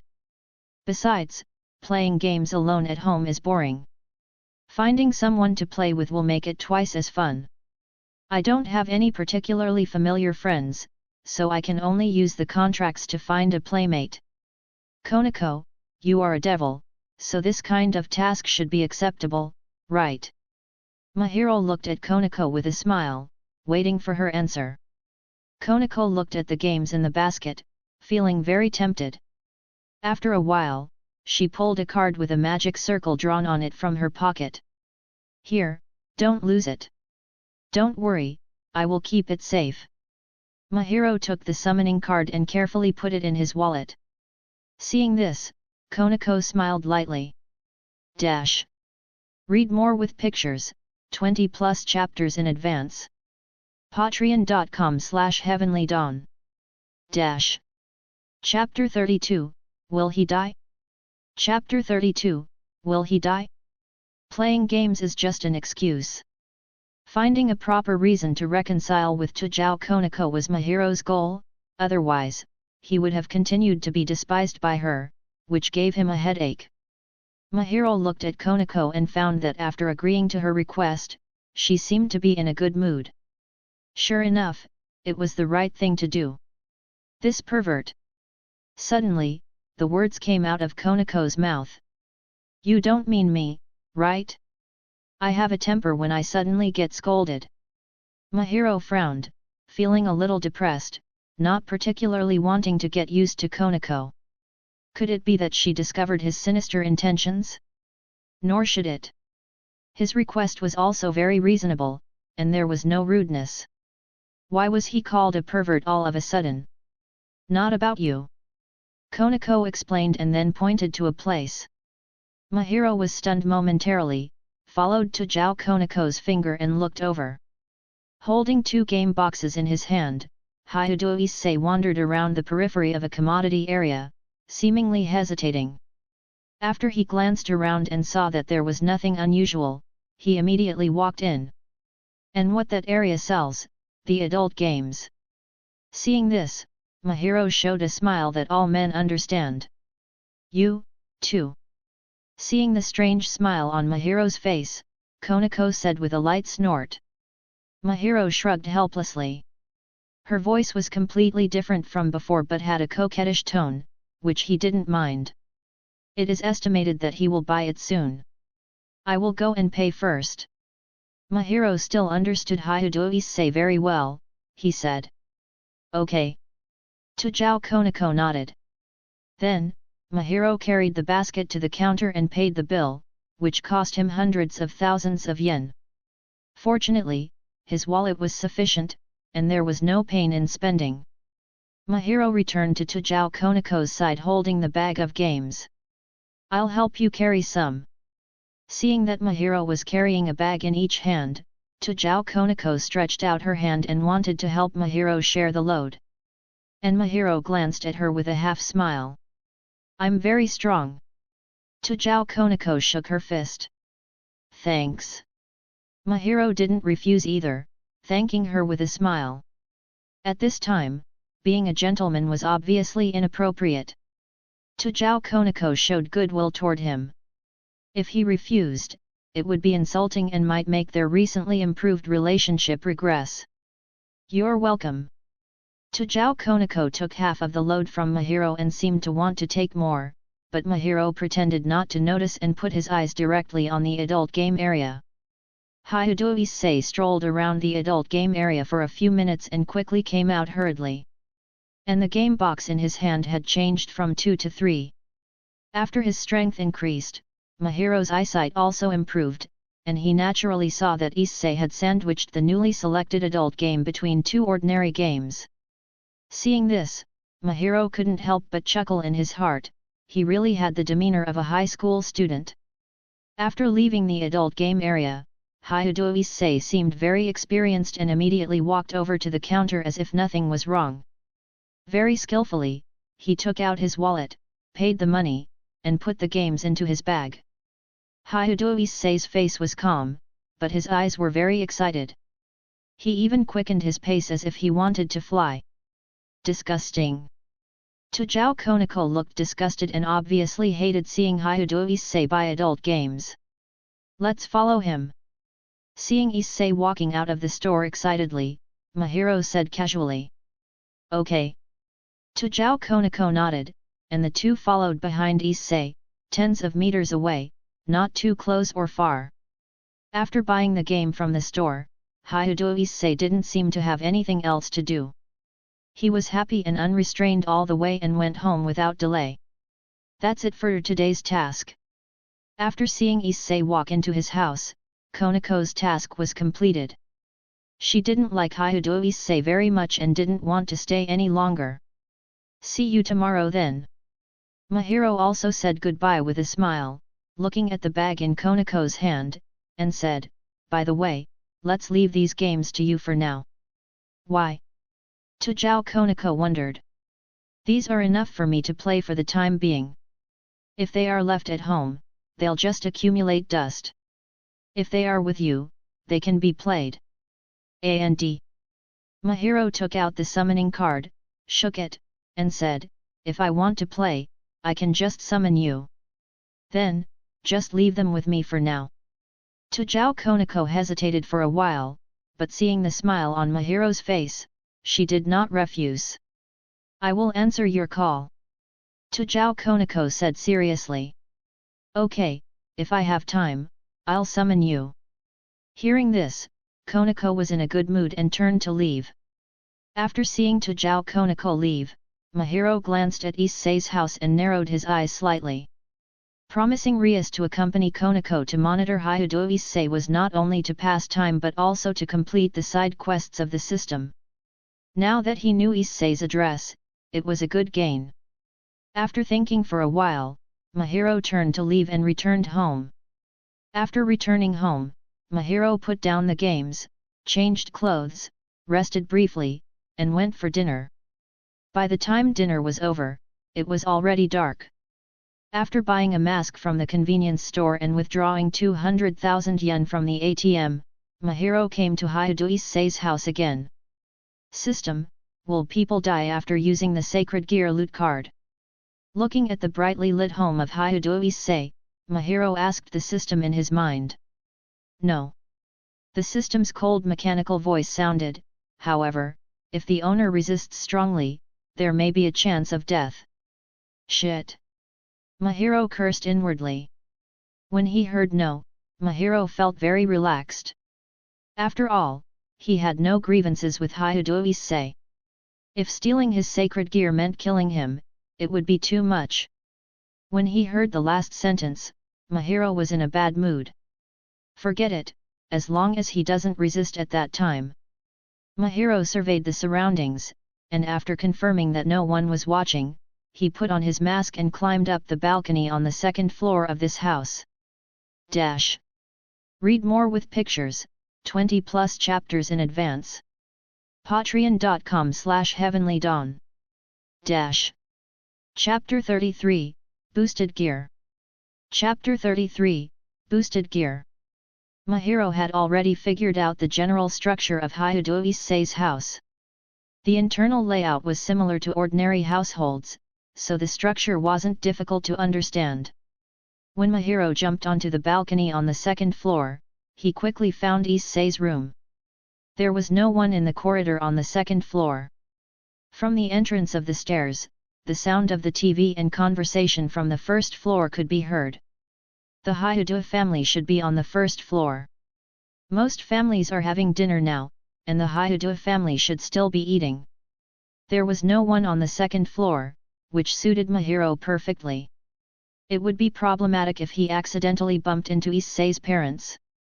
For now, Mahiro was unable to use magic to erase their memories. Otherwise, there was no need to come to Issei's house in disguise. Mahiro glanced at the stairs and listened to the conversation of the Hyudo family with his extraordinary hearing. It looks like Hyudo Issei will be back in half an hour at most. Listening to their conversation, Mahiro calculated the time. Concluding the time for dessert after the meal wouldn't exceed half an hour at most. Issei should go upstairs afterward. After having an idea, Mahiro walked directly to the door of Issei's room, opened the door, and walked in. There's still some time, I'll just wait. It would only take half an hour at most, and Mahiro could wait for that long. He still had some patience. Although he also wanted to rush downstairs and beat Hyudo Issei. For convenience, Mahiro decided it was better to wait. Mahiro's eyes fell on Issei's desk, with the games that had been opened on it. Mahiro walked over with great interest. The cover of the game was very explicit, it was the adult game, Iraj game, that Issei bought. The computer window had a website opened, but a hidden tab was on the taskbar. Idle hands are the devil's workshop. Mahiro thought for a while, then sat beside the computer carelessly. He didn't have any awareness of being in someone else's house. He opened the hidden tab and started playing games to pass the time. After playing for over 10 minutes, Mahiro put down the mouse because he heard footsteps. Pat. There was the sound of the door. I must complete the game today. I heard the final heroine would be shown naked. Hyudo Issei looked eager and excited, with a bit of lewdness on his face. After opening the door, he rushed in impatiently. However, the scene in the room stunned and startled him. A masked man was sitting at his desk, and the computer's game window was open. It was the adult game, Iraj, he had been playing before dinner. Who are you? Why are you in my room? Issei asked stupidly. As a high school student, he was not very vigilant. He didn't fear much when he saw a strange guy with a mask in his room. He didn't think the person might be a gangster or something, he just found it a little weird. Hello. Mahiro stood up and said politely. Hello. Issei didn't react for a while and replied blankly. No, is this the time to say hello? Who are you and why are you in my room? Issei immediately came back to his senses and asked in a loud voice. I heard you are powerful, so I came to challenge you. Mahiro said playfully. Powerful? Do you mean on playing games? Hyudo Issei asked nervously. Mahiro was a little amused. The protagonist was really open-hearted. At this time, he even thought of the weird idea of playing games. Forget it, I don't have time. Mahiro shook his head, not intending to waste any more time lest there be more complications. What? Hyudo Issei was startled. He saw Mahiro's figure jump from the spot suddenly, like an inhuman, very fast. Issei was stunned momentarily, then turned around and ran without saying a word. Unfortunately, his speed was too slow. Mahiro suddenly rushed in front of Issei. Boom! Mahiro smashed Issei's stomach with a punch, knocking him out and hitting the wall. It hurts. Hyudo Issei cried. The pain was so intense that his tears were about to flow out. He cursed, You bastard, who the hell are you?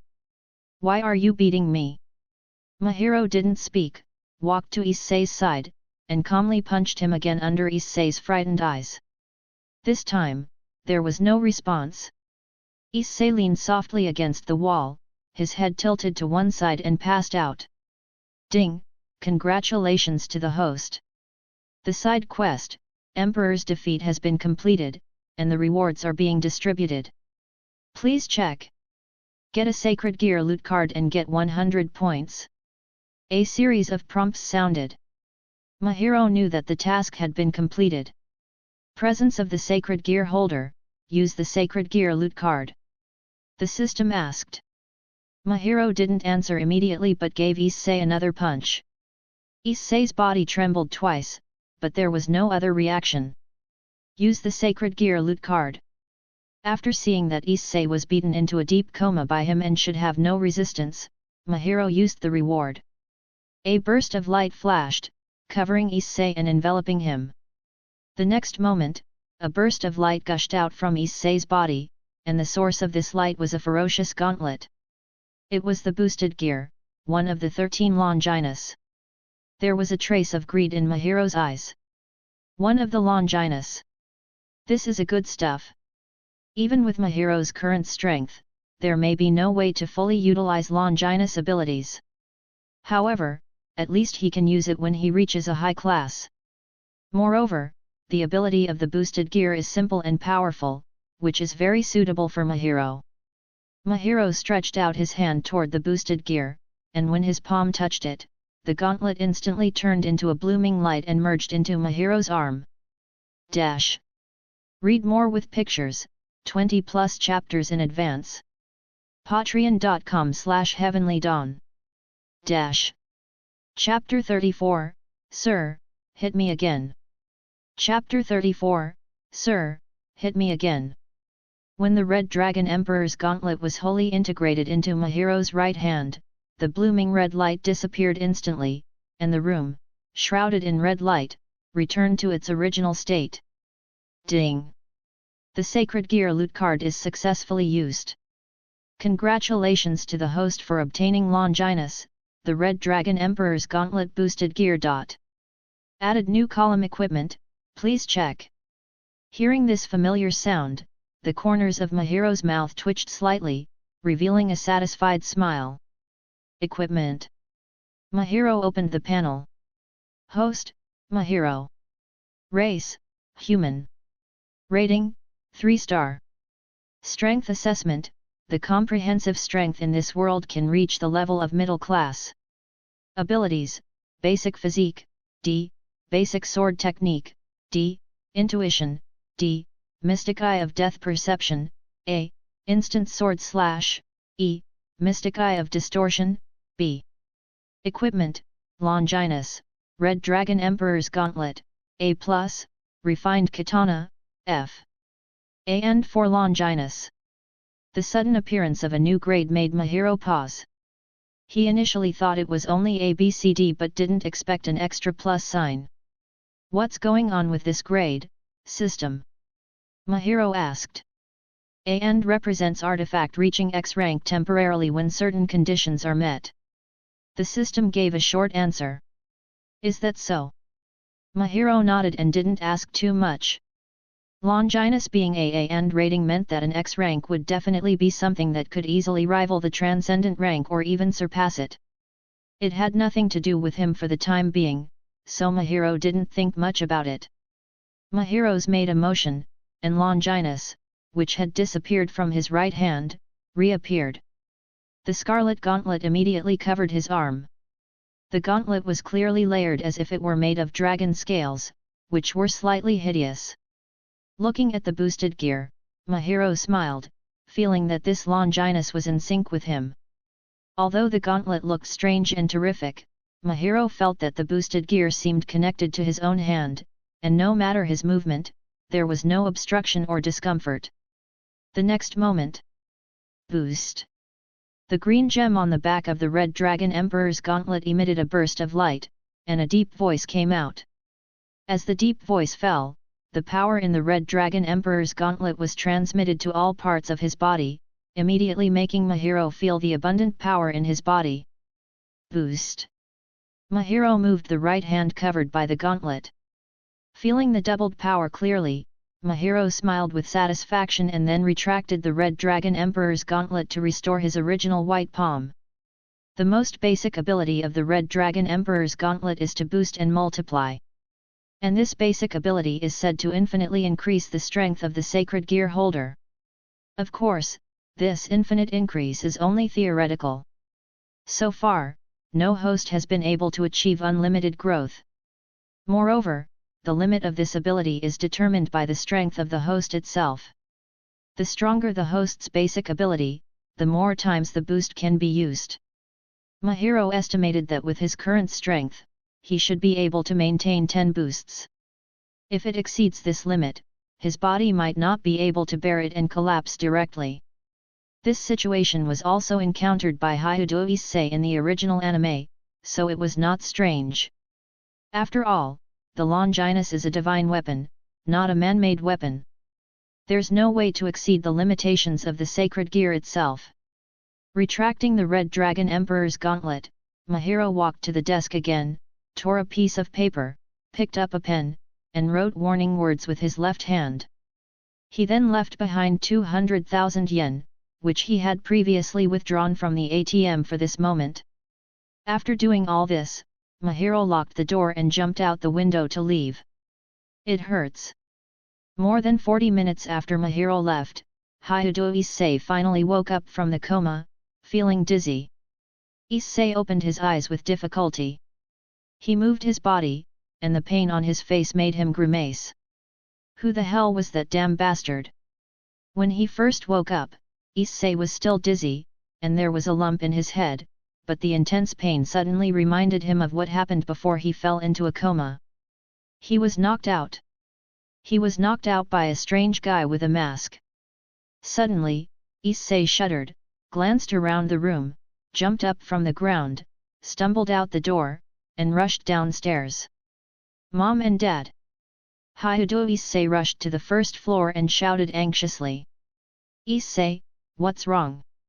Why are you so nervous? Issei's parents glanced at their son strangely and asked in confusion.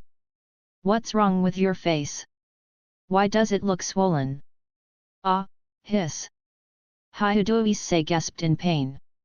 He was so anxious just now that all the muscles in his face were pulling at the wound, making him grimace.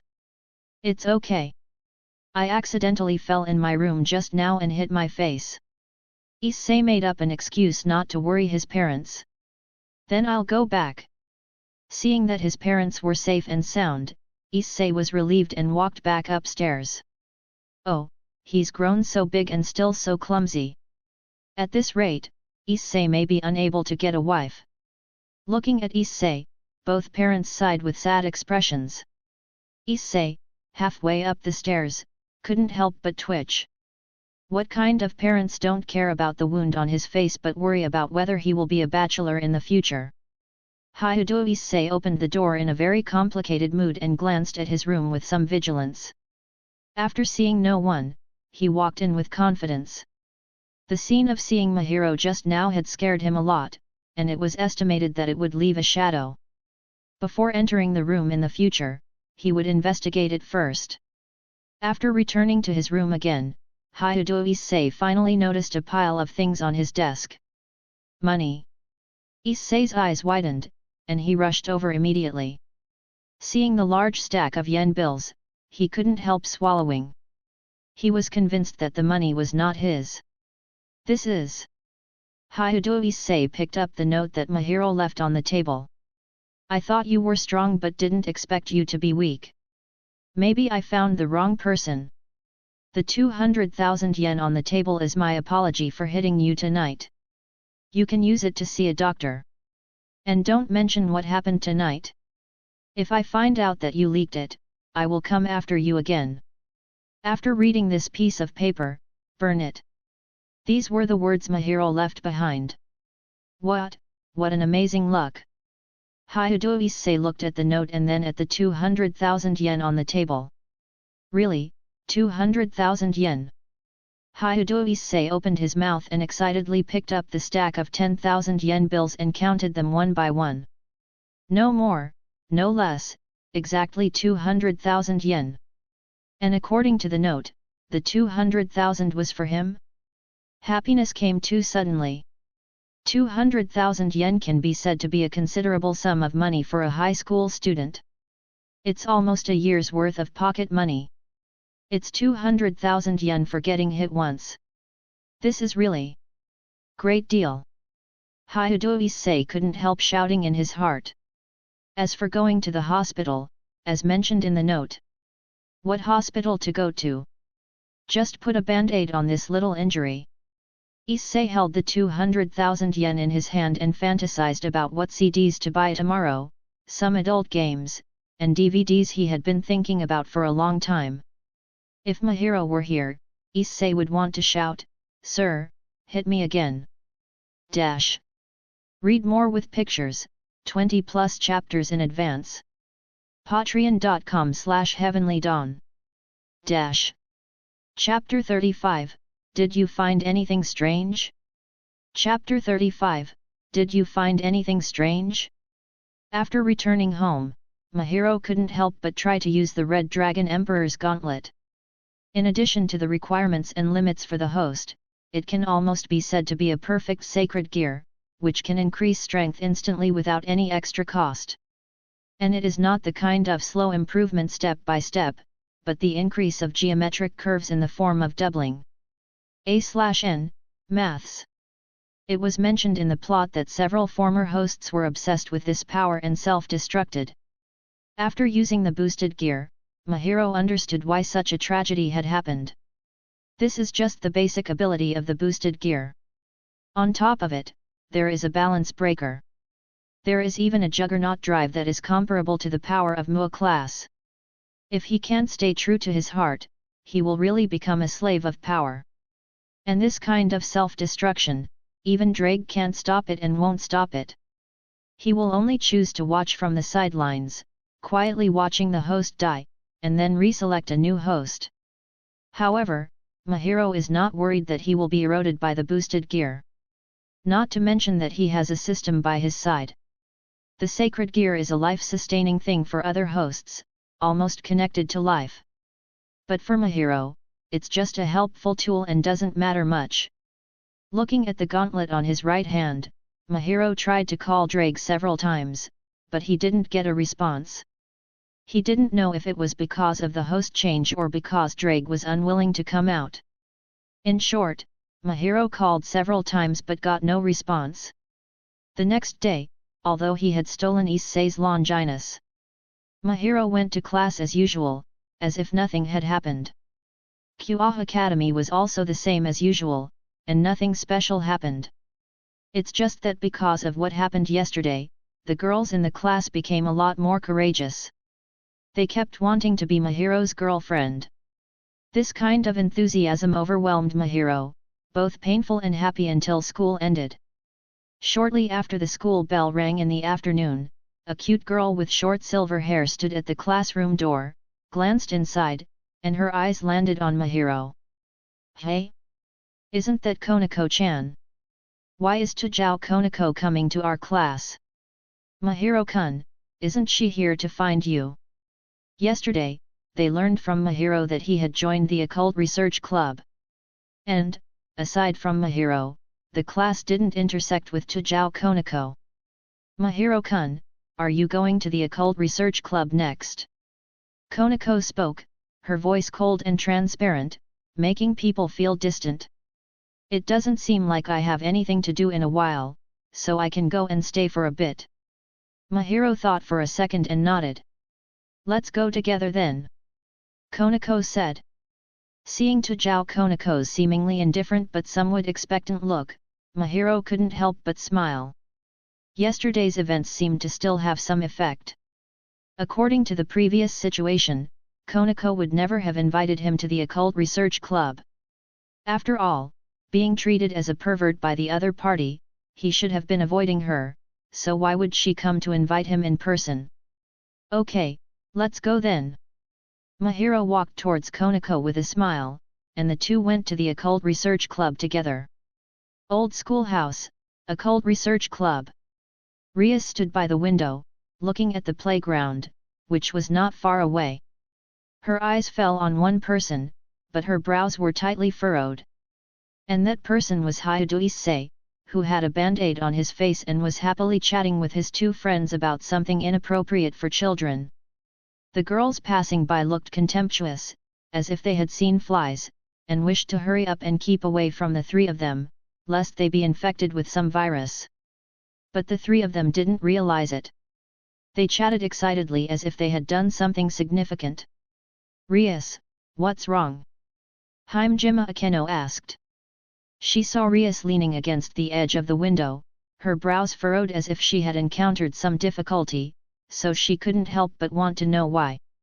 Rias turned her head and opened her mouth to answer when there was a knock on the door. "Please come in," Rias said to the door. As the voice fell, the door was opened, and Konako and Mahiro walked into the occult research club together. Ara, Konako-chan and Mahiro-kun came together. Akeno put one hand on her cheek and said teasingly with a meaningful smile. "It seems the relationship between the two of you has improved." Rias also looked at the two with satisfaction and said with a smile. "It's just that Mahiro is next to my class, so I let him come with me." Tajao Konako explained proudly. "Ah, Konako-chan, you wouldn't explain much if it was before. It's not like your style." Akeno thought it was exciting and joked with a smile. Konako was startled, then walked to the sofa and sat down without speaking. "Mahiro-kun has a lot of skills. Just one mission and Konako-chan recognizes you." Akeno gave Mahiro a wink. "How, Mahiro, how did you feel about yesterday's mission?" Rias asked with a smile. Fortunately, it was a simple task, and Konako was there to help. Mahiro replied. Compared to hunting the stray devil, this surveillance mission might be a little boring. Rias explained, did you find anything strange when you monitored Hyudo Issei yesterday? Strange? Mahiro's heart was shocked, but on the surface, he acted as if nothing had happened and asked in faint doubt. President Hyudo Issei went to buy Raj Games yesterday. Tujao Konako said. In her opinion, this was the strangest place. What about other than that? Rias asked. Mahiro replied, no, Konako and I watched Hyudo Issei together, and there was nothing strange about it. Read more with pictures, 20+ chapters in advance. Patreon.com/heavenlydawn. Chapter 36, Do you want to join us? Chapter 36, Do you want to join us? Nothing. Rias frowned, deep in thought, with a hint of disappointment on her face. Yes. Tujao Konako lowered her eyes, trying to recall the scenes of watching Hyudo Issei yesterday, but she finally shook her head and said. President, is something wrong? Tujao Konako asked with concern. Konako also noticed something was off. Rias kept asking her and Mahiro if they found anything strange while monitoring yesterday. There should be something wrong with Hyudo Issei. However, Konako thought hard, yesterday's surveillance mission had been smooth, without obstacles or strange occurrences. Well, maybe I was wrong. Rias sighed, her brows filled with disappointment. Wrong? Mahiro asked curiously. Rias, you've been frowning since just now. Have you encountered any problems? Tell us, and let us solve it together. Akeno also asked with great concern. She and Rias had always been together and naturally noticed something was wrong with Rias. From just now, Rias's face had a hint of disappointment. Rias shook her head and said, it's about Hyudo Issei. About him. Akeno glanced strangely out of the window just in time to see Hyudo Issei and his friends chatting mindlessly. Yes, I may have misunderstood again. Rias glanced at Issei in the distance, then sighed helplessly and said. She found that the number of times she had been wrong recently was too much. Should she wash her eyes? Misunderstood? President, is there anything special about Hyudo Issei? Konako asked. The monitoring task for Hyudo Issei was assigned to her by Rias, and she was determined to complete it well. Now that Rias mentioned Hyudo Issei, she was naturally very concerned. Not special, but... Rias smiled dryly, looking helpless, maybe Hyudo Issei is not a sacred gear holder. What? Tujao Konako was taken aback for a moment. Her golden pupils were full of surprise, she hadn't expected such a result. But when I spied on him yesterday, he did have the fluctuations that a sacred gear holder should have. How could that be? Tujao Konako asked in surprise. I'm not too sure either. Rias could only helplessly rub her brows. Obviously, what happened with Hyudo Issei made her very tired. However, when talking with Mahiro yesterday, Rias said that Hyudo Issei might be a pseudo-sacred gear holder. However, Rias didn't have any doubts. She was almost certain that Hyudo Issei was the holder of the sacred gear and chose him as the new peerage member. However, she didn't expect to encounter this situation. No matter how good Rias's manners were, she still wanted to swear in her heart at this moment. So, the 1 in 10 situation actually happened. Instead, Mahiro laughed, gloating over the misfortune and watching the show. There's absolutely no way he's the one who started it. Roughly the same. Rias rolled her eyes at Mahiro, but she was not angry.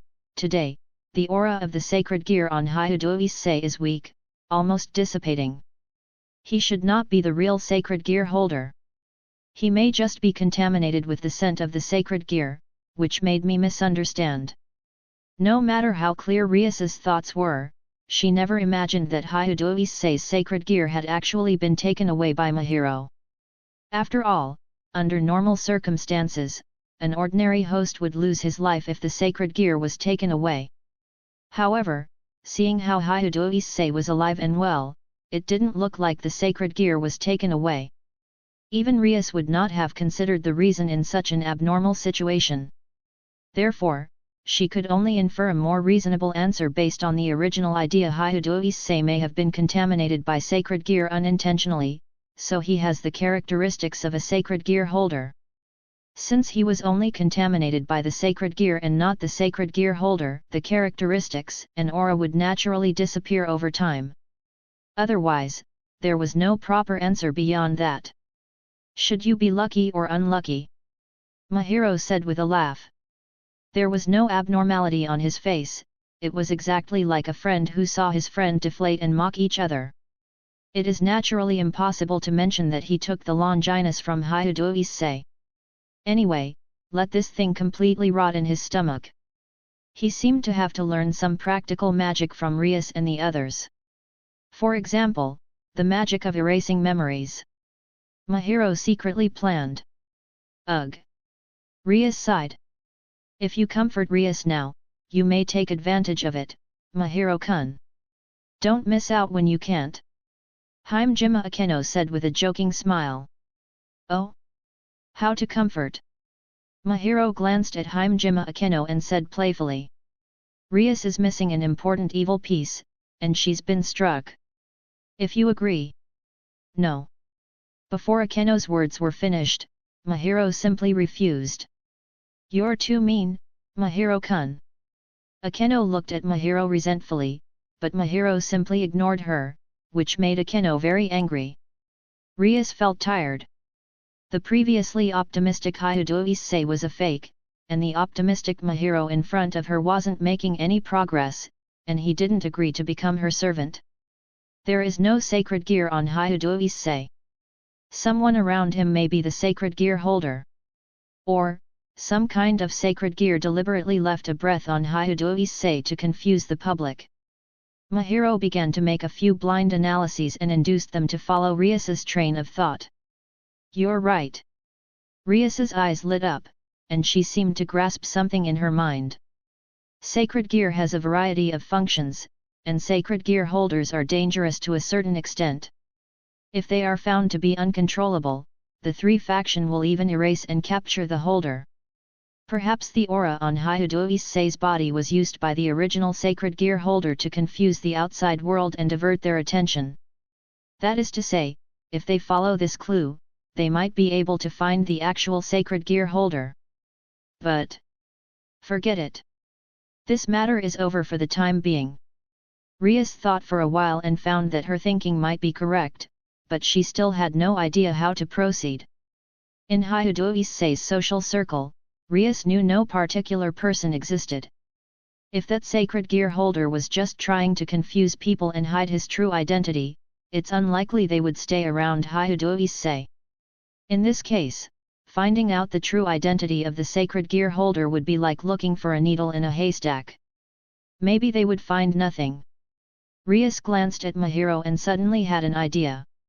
Rather than find a phantom sacred gear holder, let's get this one out of the way first. Let's continue with the club activities. Mahiro, do you want to join us? Rias swept away the loss from her brows and said with a smile. Read more with pictures, 20+ chapters in advance. Patreon.com/heavenlydawn. Chapter 37, She's So Persistent. Chapter 37, She's So Persistent. What are we going to do?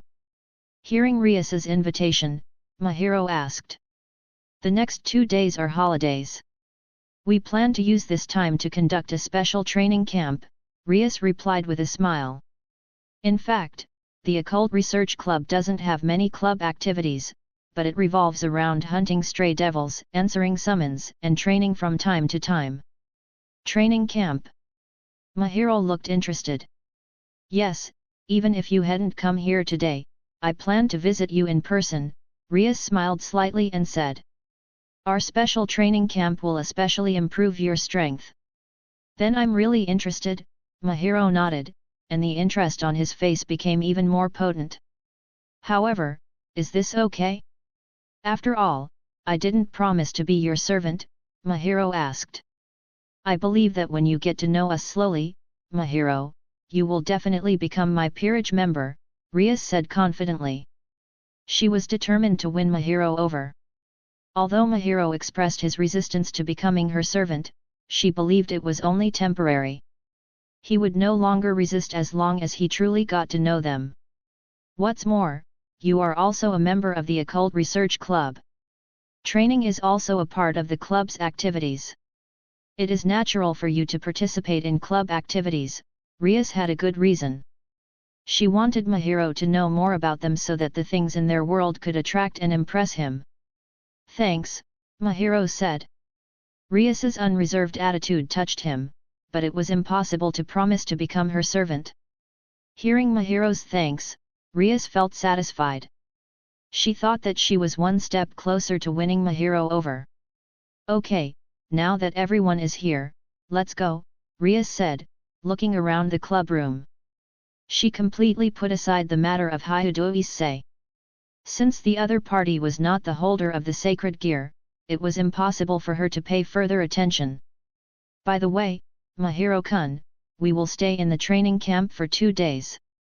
If you need anything, please do tell in advance, Akeno reminded with a smile and then said as if remembering something. Everything is prepared, so there is no need to bring any daily necessities. After all, they would have to stay for 2 days. Nothing. Mahiro shook his head. Let's go then. Rias clapped her hands, drawing everyone's attention back, and then walked to the center of the club room, activating the teleportation magic. Hearing this, Mahiro and the others also stepped into the magic circle. The crimson light flickered, and the 5 people in the magic circle were immediately teleported away. Scenery changed. Among the dense woods, there were a few melodious bird calls. A soft sound was heard the next moment in the air, and a crimson light broke the silence. An enormous magic circle slowly emerged in a clearing in the woods, startling a bird into flight. 5 figures appeared in the magic circle. You picked a nice place, Rias. Mahiro said as his eyes lit up at the scenery. It was not easy to find such a beautiful place. Initially, I chose several places before settling on this one. Rias smiled gracefully, lightly fluttering her long red hair, and looked forward. There is a mansion in front of us, specially built for training. We will live there for the next 2 days. Looking down the line of sight, a mansion could be seen, looking incredibly gorgeous in the distance. It's still a long way to reach the mansion, so... Rias raised her finger in high spirits and pointed forward. The training camp has officially started. Let's start from here and see who arrives first.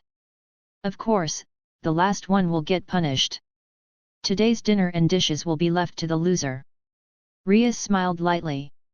And you can't use any demonic power or anything similar. You can only rely on the physical strength of your body. That's it. Mahiro chuckled and shook his head, thinking it was too easy for a competition. Mahiro-kun, why are you shaking your head? Don't you think Rias's competition is tough? Himejima Akeno said playfully. I just feel like she's taking too much care of me, Mahiro said with a light smile. Oh? It looks like Mahiro's so confident. Rias smiled and glanced at Mahiro.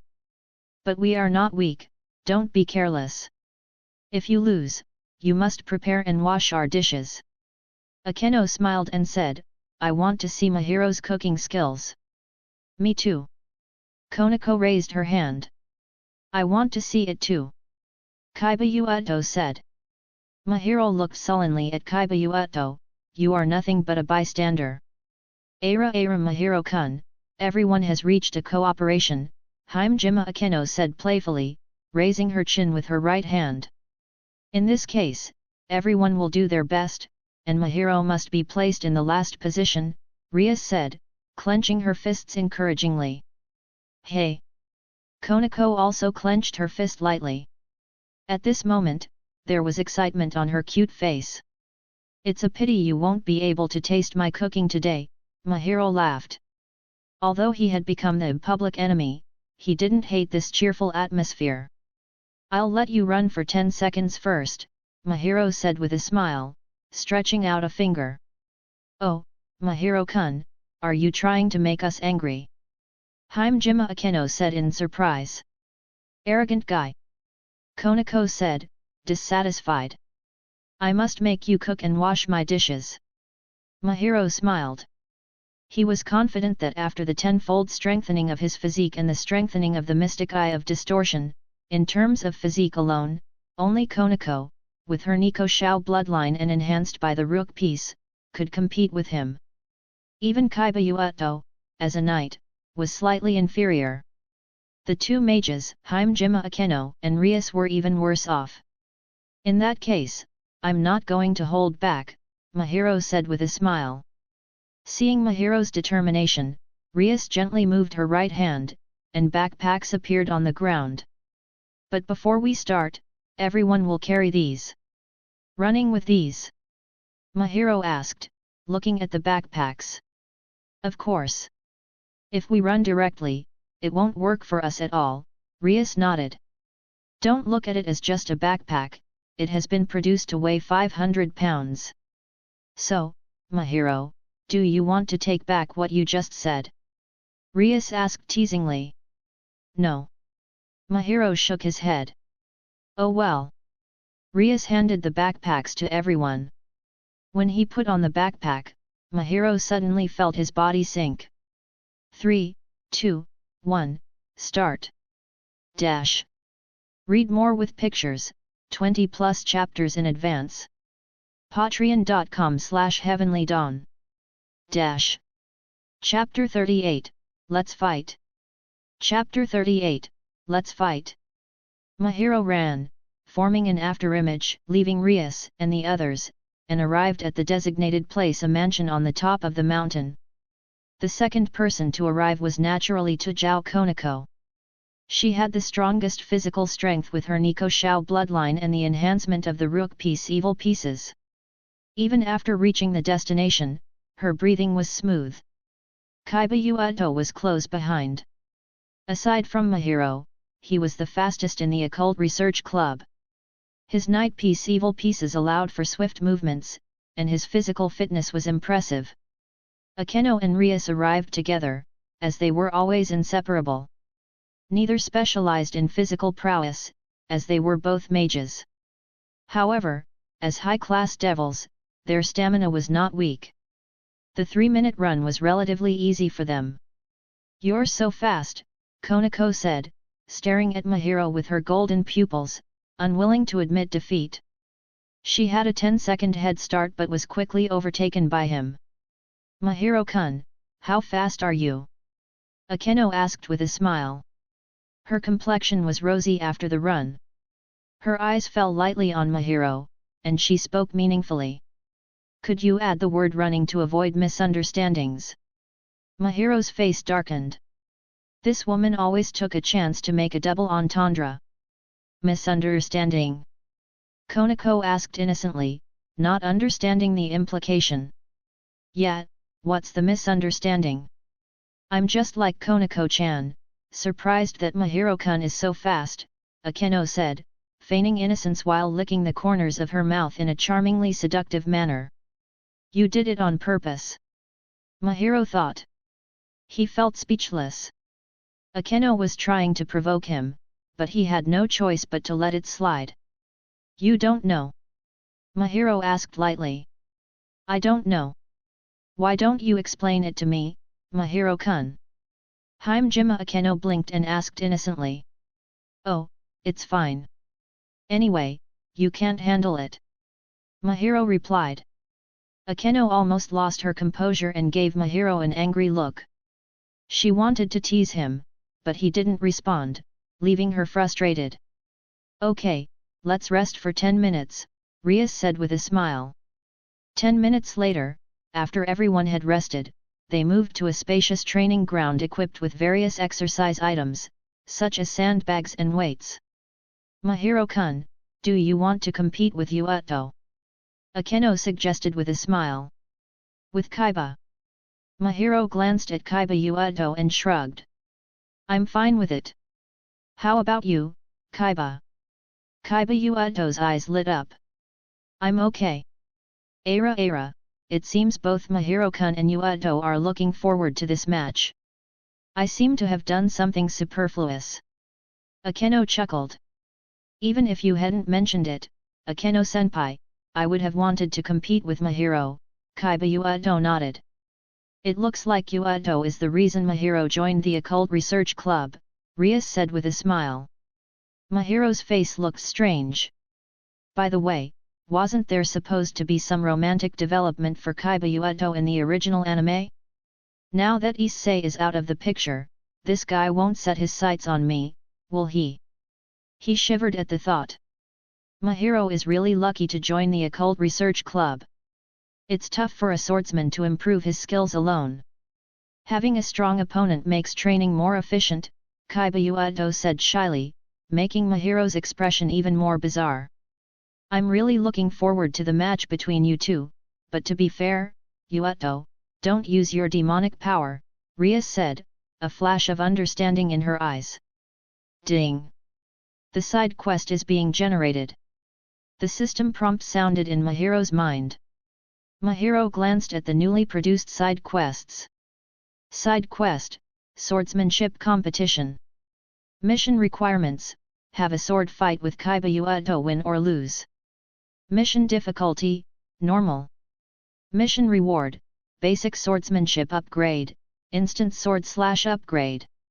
Side quests, physical skills competition. Mission requirements, have a physical competition with Tujao Konako, win or lose. Mission difficulty, normal. Mission reward, basic physique upgrade, a random skill card. The system generated 2 side quests, and the quest rewards were good, with no significant difficulty. Let's start, Mahiro said, walking to the shelf and taking a wooden sword. Please advise, Mahiro-san. Kaiba Yuuto said, taking out a wooden sword and giving Mahiro a slight bow. Please advise. Mahiro replied, bowing as well. The harmonious atmosphere was suddenly broken. Snap! The 2 figures shot forward, their wooden swords colliding with a crisp sound of wood hitting wood. After the initial confrontation, the 2 figures staggered and approached each other again, accompanied by the incessant sound of wooden swords clashing. Mahiro's face was calm as he swung the wooden sword with one hand, slashing toward Kaiba Yuuto. At this moment, he did not use the mystic eye of death perception, relying solely on his swordsmanship and physique to fight Kaiba Yuuto. Mahiro-san, you are powerful, but your swordsmanship today seems gentler than what I saw that night, Kaiba Yuuto said with a smile, excited to spar against such an opponent. Kaiba Yuuto's swordsmanship and vision allowed him to notice the difference in Mahiro's swordsmanship today compared to what he had seen before. Read more with pictures, 20+ chapters in advance. Patreon.com/heavenlydawn. Chapter 39, Are You Really a Girl? Chapter 39, Are You Really a Girl? This guy. After hearing Kaiba Yuuto's words, Mahiro was slightly surprised and couldn't help but admire him. In less than a minute of fighting, Kaiba could judge the style of swordsmanship Mahiro used today and that night. After all, it's just a simple spar, not a life-and-death battle with an enemy, so there's no need to be so lethal when using a sword, Mahiro replied. Without using the mystic eye of death perception, the lethality of his swordsmanship was not too great. That's it. That means you're still holding back a lot of your strength, Kaiba Yuuto understood. Mahiro-san, be careful. I'll be serious next time. Kaiba Yuuto held the sword, his eyes becoming serious. Mahiro could feel the change in Kaiba Yuuto's momentum, like a sharp sword being unsheathed. Really? Isn't that more fun? I'll be a little more serious then, Mahiro replied, excited as he moved forward. This time, the offensive between the two was even more violent. In the air, the afterimage of their wooden swords fluttered as both used their swords to the extreme. Mahiro didn't hold back anymore. He used more power, and the speed of his swings was heavier and faster than before. Kaiba was able to keep up with Mahiro's attacks. The two went back and forth, evenly matched. The sound of the wooden swords clashing especially made people worry that the swords would break due to the intensity of the fight. It's amazing. I didn't expect Mahiro-kun to be able to draw a tie with Yuato, Akeno remarked, staring at the battle with a hint of surprise in her eyes. Although she had learned from Kaiba Yuato that Mahiro was not weaker in swordsmanship, seeing it with her eyes was incredible. A tie? Not necessarily, Rias shook her head, observing the fight closely. Rias's observations were more nuanced than Akeno's. Indeed, in the eyes of outsiders, Mahiro and Yuato seemed evenly matched. However, only the two fighters knew the specific situation. A swordsmanship competition has three aspects: strength, speed, and skill. Combat experience and adaptability can also play significant roles. As long as one gains the upper hand in these aspects, they can dominate the competition. From Rias's perspective, Yuato was showing signs of being suppressed by Mahiro. Kaiba Yuato's hand holding the sword trembled slightly, and his fingers were sore. Each time their swords clashed, the force from Mahiro's sword made his hand numb, forcing him to switch from one-handed to two-handed to prevent the wooden sword from being knocked out of his grip. Despite this, he worried that the subsequent collision might disarm him. Mahiro was getting more and more excited, his fighting spirit growing. Compared to a mentally abnormal opponent like a stray devil, a kendo master like Yuato was a suitable opponent, allowing him to grow fully in battle. In terms of power, Mahiro had the upper hand. With the skill of intuition, the gap between their combat experience and on-the-spot responses was minimal. Speed-wise, there was not much difference between the two. Yuato was much stronger than Mahiro in terms of skill. Each time Mahiro attacked, Yuato would deflect the blow with a clever angle, reducing more than half of the force of Mahiro's wooden sword strikes. This prevented Mahiro's attacks from exerting their full power. However, this only made Mahiro's fighting spirit burn more. It looks like Mahiro-kun may have held back his strength that night, Rias pondered, coming to a conclusion. Compared to his performance that night, Mahiro's current performance was more brilliant, and his strength was more incredible. Initially, Mahiro had taken some time to deal with a low-class devil. Now, facing Kaiba Yuato, he could keep up and even show signs of having the upper hand. From that night to today, only 3 days have passed.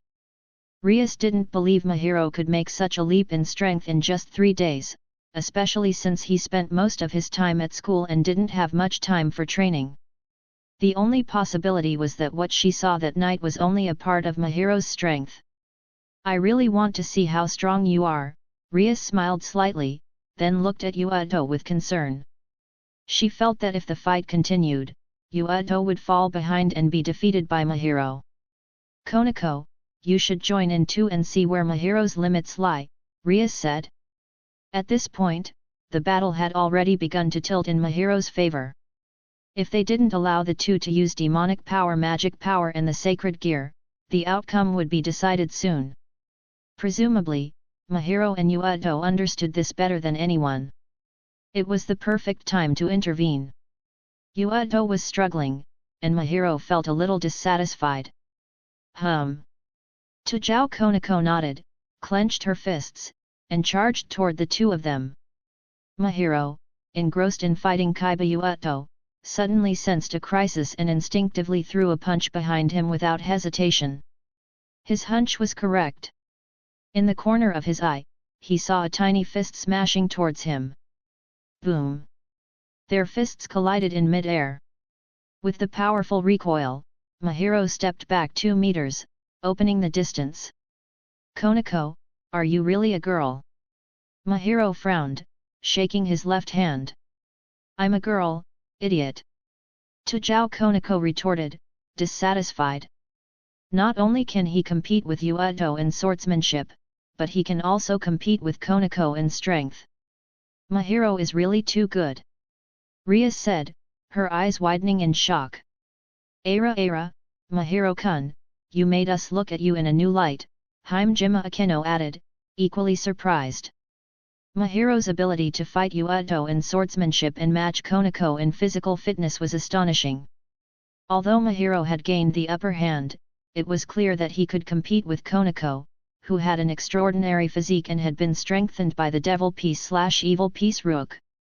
If anyone else had taken that punch from Konako, they would have been in pain. But Mahiro, despite some soreness, was unscathed. Mahiro didn't use the mystic eye of death perception, so he could still hold back his true strength. This match was just a taste of his actual capabilities. Read more with pictures, 20+ chapters in advance. Patreon.com/heavenlydawn. Chapter 40, Secret Technique, Rakery. Chapter 40, Secret Technique, Rakery. After Konako joined the fray, Mahiro felt the pressure and had to switch from attack to defense. In particular, both Yuuto and Konako were Ria's peerage members, and they usually cooperated well with each other against enemies. They had a certain understanding of each other's moves, which made Mahiro more stressed. With the cooperation of the two, Mahiro was directly suppressed. However, it was only suppression. Even if the two cooperated, they could not defeat Mahiro quickly. Moreover, this unfavorable situation aroused Mahiro's competitive spirit.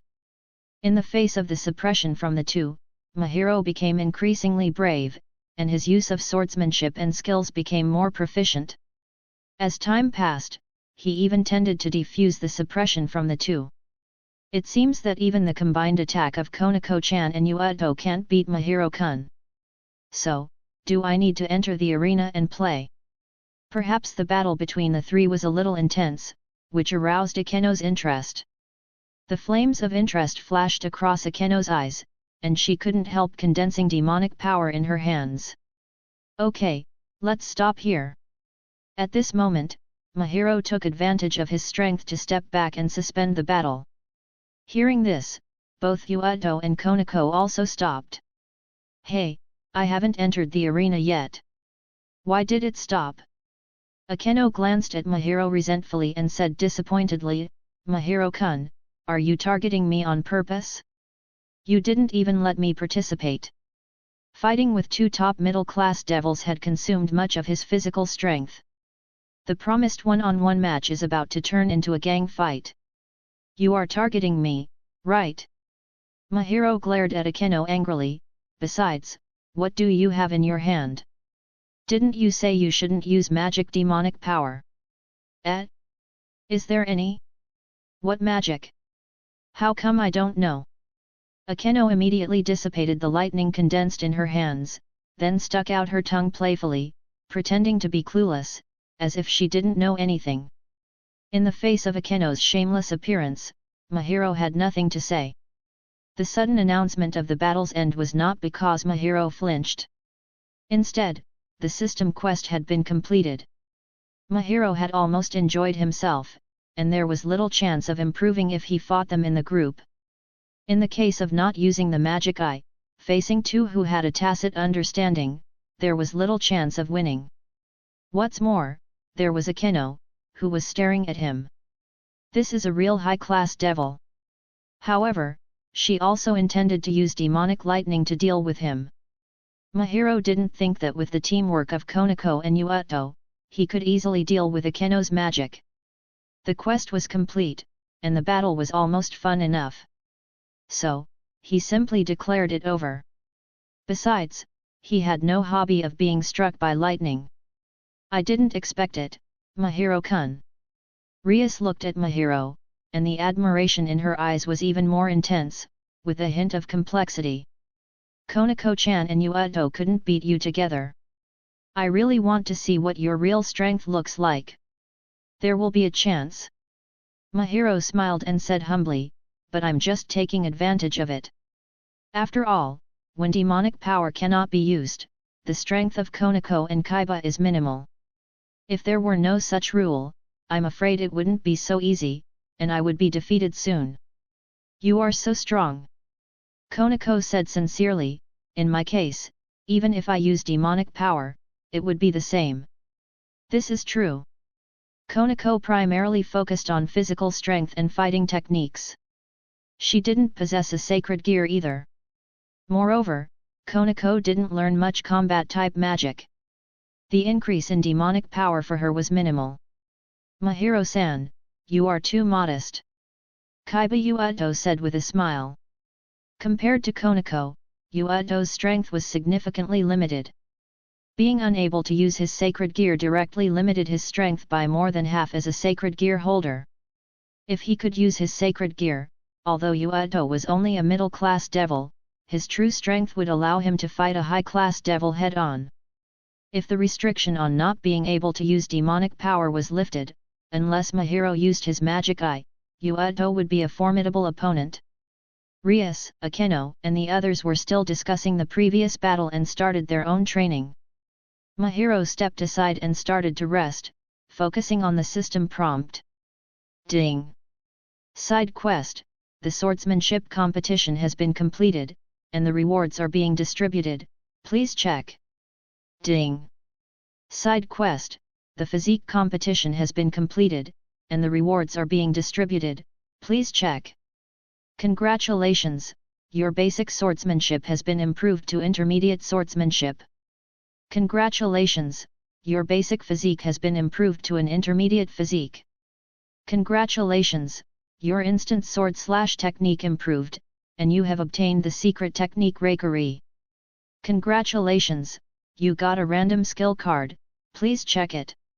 A series of notifications made Mahiro feel very pleasant and comfortable. In particular, the improvement in swordsmanship and physique made Mahiro feel a warm current flowing through his body, and he could feel his body was more flexible. The improvement of the two skills allowed Mahiro's strength to grow again. This time, if I compete with Kaiba and Konako again, I should be able to suppress them. Mahiro estimated in his heart that the wooden sword was still held in his hand. In addition to the improvement from the system, he had learned a lot in the battle just now, which enhanced his actual combat ability. Mahiro was convinced that at this moment, he was much stronger than before, and he could completely suppress Kaiba and Konako. However, Reikari. Hearing this familiar name, Mahiro raised his eyebrows, then clicked on the skill bar to check. Skill, Secret Technique, Reikari. Grade, D. Effect, at the moment when the sword is drawn, a blow that is comparable to thunder is unleashed. Source, the chivalry of a failed knight. The chivalry of a failed knight. Mahiro was stunned for a moment. He didn't expect it to be this skill. He just heard about Reikari and thought it was Kakashi's jutsu. Tukatudu. Mahiro pondered for a while and soon remembered who this skill came from. After all, the best part of that anime was this battle. Regarding the last battle of chivalry of a failed knight, Mahiro still had a deep memory. This battle was a decisive one, and it was also a battle in which Tukatudu used this move. Although she lost in the end, Reikari's power was definitely not small. After all, before the male protagonist shows his strength, Tukatudu held the title of the school's strongest with this technique. Read more with pictures, 20+ chapters in advance. Patreon.com/heavenlydawn. Chapter 41, Slowly Melting Mahiro's Heart was the right step. Chapter 41, Slowly Melting Mahiro's Heart was the right step. The appearance of the secret technique, Reikari, had undoubtedly raised Mahiro's lethality in battle to a new level. If it wasn't for the fact that he had just gone through a battle and exhausted his stamina, he really wanted to try Reikari's power with Yuato. There is also a random skill card. Use it. Mahiro directly chose to use the random skill card. Do you want to use the random skill card? Yes. Consuming a random skill card will grant you the skill card, Shunpo. Shunpo. Mahiro felt a little familiar with the name and then opened the introduction of the skill card. Item, Skill Card, Shunpo. Grade, D. Effect, allows for quick movement over short distances, achieving an effect almost like teleportation. Source, Bleach. Shunpo comes from the anime Bleach and is a necessary skill for Shinigami, with most Shinigami able to use it. I'd rather have Hirankyaku. Mahiro was very satisfied with the skill Shunpo. Shunpo is also an efficient skill in actual combat. If used well, it can achieve unexpected effects and catch the enemy by surprise. However, Mahiro wanted another skill in his heart, Hirankyaku. Both can achieve a near teleport-like effect, and they are all melee-specific movement skills. But Hirankyaku is higher in rank and can even avoid detection within a specific range, making it more effective. Mahiro opened his character panel to see how the system rated him. Host, Mahiro. Race, Human. Rating, 3 stars. Strength assessment, the comprehensive strength in this world can reach the level of middle class. Abilities, Intermediate Physique, D, Intermediate Swordsmanship, D, Intuition, D, Mystic Eye of Death Perception, Light, A, Secret Sword, Rakery, D, Mystic Eye of Distortion, B, Shunpo, D. Equipment, Longinus, Boosted Gear, A+, Refined Katana, F. Still 3 stars. Mahiro frowned and jokingly thought, System, you're too strict. Without using the Mystic Eye of Distortion and the Boosted Gear, Mahiro estimated that he should be able to compete with a high-class devil now. However, the system's evaluation was still 3 stars. Mahiro shook his head. He had long understood the rules and strictness of the system's evaluation and wanted to see if it could be improved. As expected, it was still 3 stars. However, it didn't matter. Evaluation is just evaluation and strength improvement is the main focus. Ha! Ha! Ha! Mahiro's thoughts were interrupted by arrogant and excited laughter and the roar of demonic power collisions. Akeno and Rias spread their wings and flew into the sky, unleashing their demonic power and attacking each other without restraint. Akeno laughed wildly, her body covered in lightning. She was probably going to use her innate power, the holy lightning. Magic circles appeared, and lightning bolts shot out, falling with terrifying destructive power. The target of the lightning strike was Rias. Opposite to Akeno, Rias was not to be outdone, her bright red hair fluttering in the wind like a princess returning from a bloodbath. Rias's body was covered with red light, the power of destruction belonging to the Baal clan. As its name suggests, it carried an extraordinary power that destroyed everything. Facing Akeno's attack, Rias remained calm and responded confidently with a smile. A torrent of POD rose into the sky, swallowing up the lightning. So terrifying! Konako had long since hidden to the side to avoid being affected by the battle. If the holy lightning or POD accidentally hit her, there would be nothing to say. Still so reckless, those two. Yuado also hid aside and smiled helplessly. Obviously, this situation was not surprising. Mahiro looked at the scene illuminated by holy lightning and POD. He felt his heartbeat quicken. These two women were so crazy. They didn't care about their surroundings at all, they didn't hold back, and they seemed to have the intention of killing each other. If someone didn't know the two of them or their relationship, watching this battle would give the illusion that they were mortal enemies. However, Mahiro was also surprised by the destructive power of the two. No wonder, in many games, mages are more popular than warriors. Looking at this gorgeous scene, one could understand a thing or two. Moreover, the terrifying lightning and the red demonic power spoke for themselves regarding their lethality. Mahiro knew he might suffer a significant loss if he took it head-on. Holy lightning and POD continued to clash, and explosions were heard, accompanied by Akeno's wild laughter. The battle lasted for almost 10 minutes and finally ended. It was a good vent, Rias. Akeno folded her wings and descended from the sky, her face flushed with an unusual expression. "Yeah, Akeno, it's been so long since I was so happy." Rias also retracted her wings and landed on the ground, her face flushed and her breathing slightly labored. The battle with Akeno had been quite exhausting. She lightly straightened her long hair that had been messed up because of the battle, smiling confidently and calmly. Mahiro glanced at the two of them speechlessly. It was just a fight, what was with this euphoric expression? As for the battlefield, it was a mess. The training ground, which was originally flat, was now full of potholes and charred black holes, and the ground was cracked in several places. Even the forest not far away had a small area cleared. And these were all caused by Rias and Akeno. Even though their attacks had cancelled each other out a lot, the demonic power that splashed out still left the venue in shambles.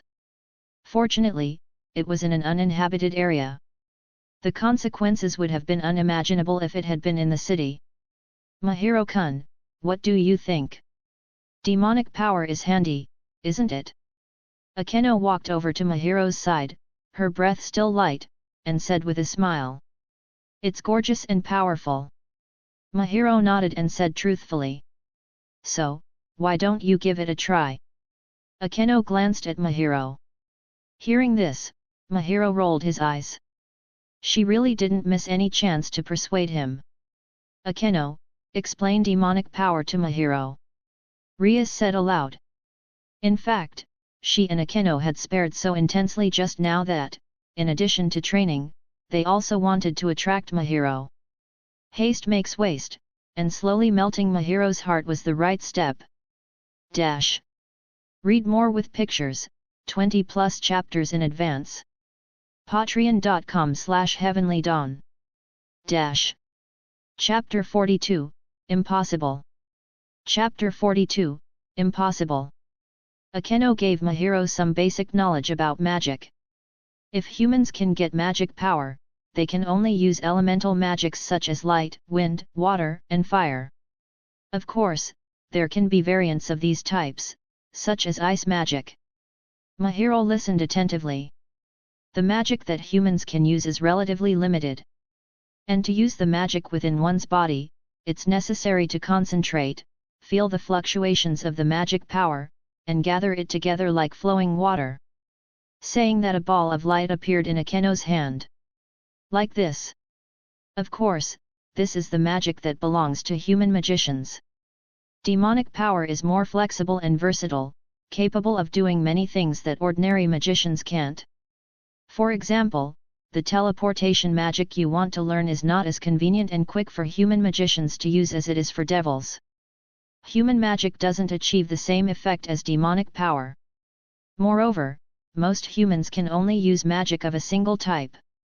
Magicians with dual types are rare, and those with 3 or more are even fewer. Akeno shook her palm with a smile, and the ball of light in her hand instantly turned into ice, fire, water, and a breeze.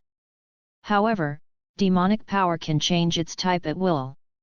Next, Akeno began to explain the details of the teleportation magic. When using teleportation magic, it is necessary to describe the magic circle in advance and determine the teleportation location beforehand. Mahiro-kun, you can't use magic until you have magic power/mana. Akeno said with great regret. Magic power/mana. Mahiro chuckled lightly, then closed his eyes and suddenly opened them. Can this be considered magic power? Although it is different from yours.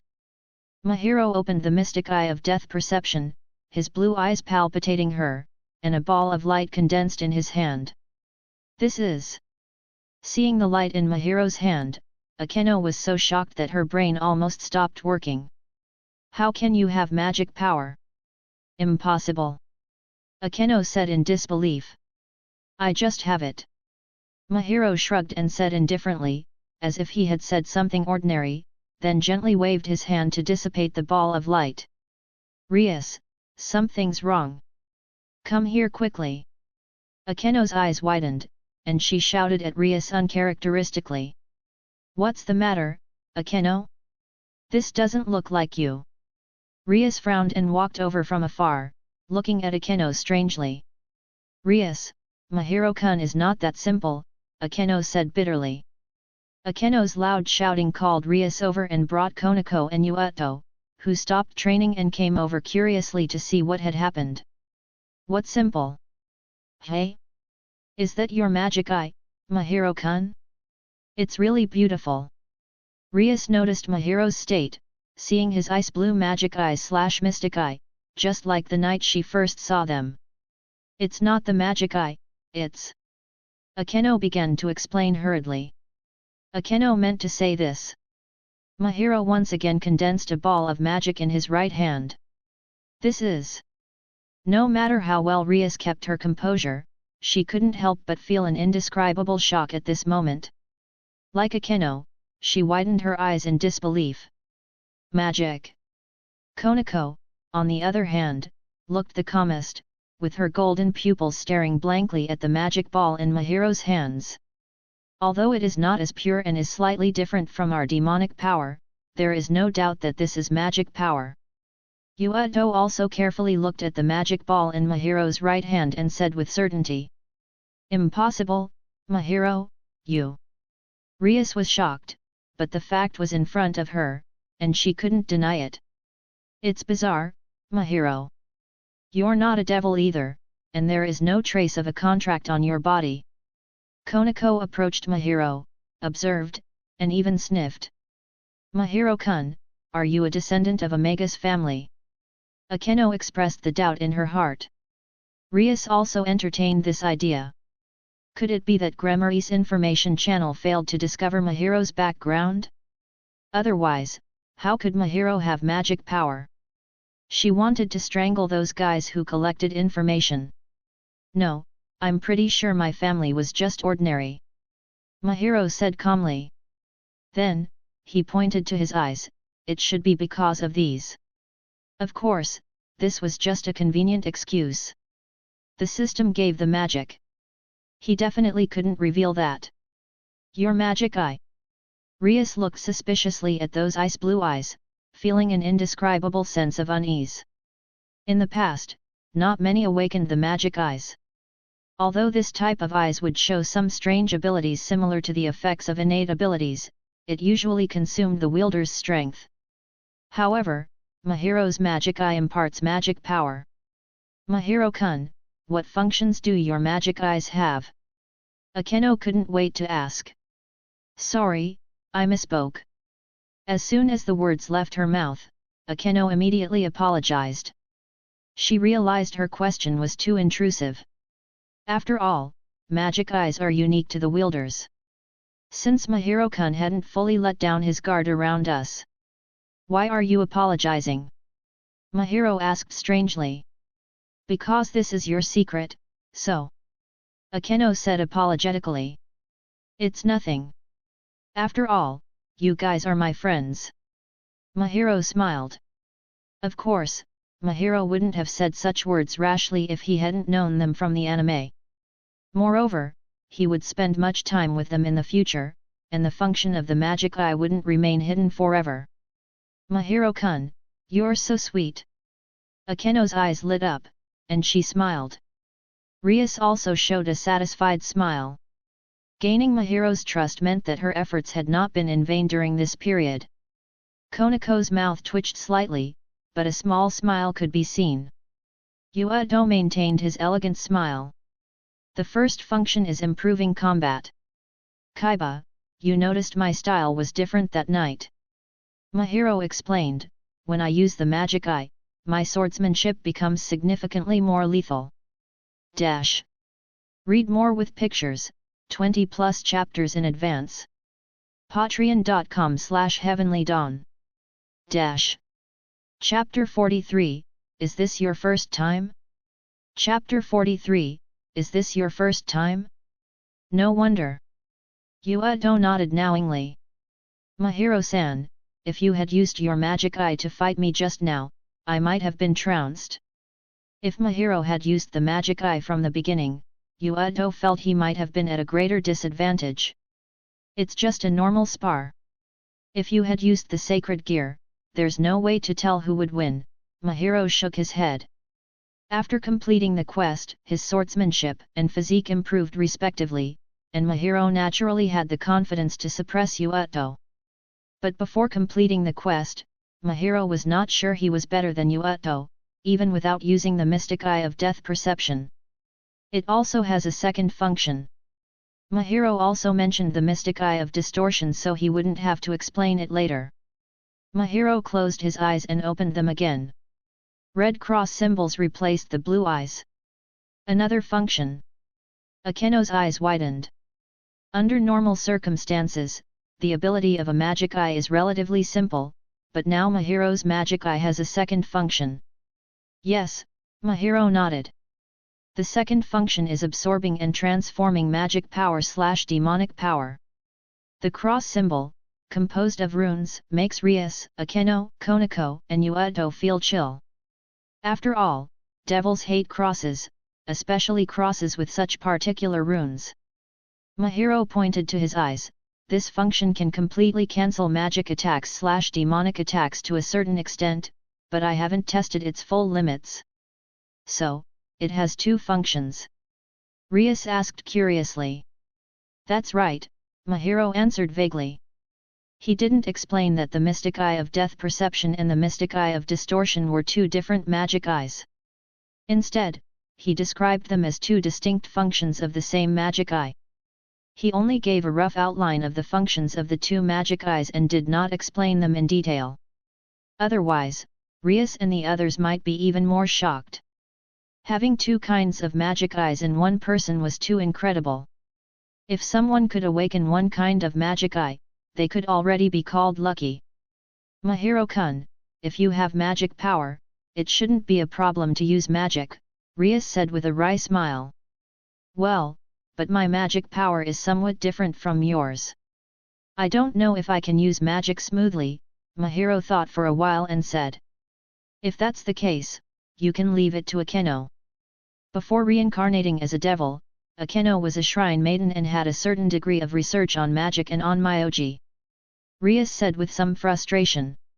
She was a little unwilling in her heart. The plans that had already been formulated were utterly disrupted.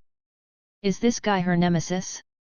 Now that Mahiro has awakened his magic power, does he still need to be reincarnated as a devil?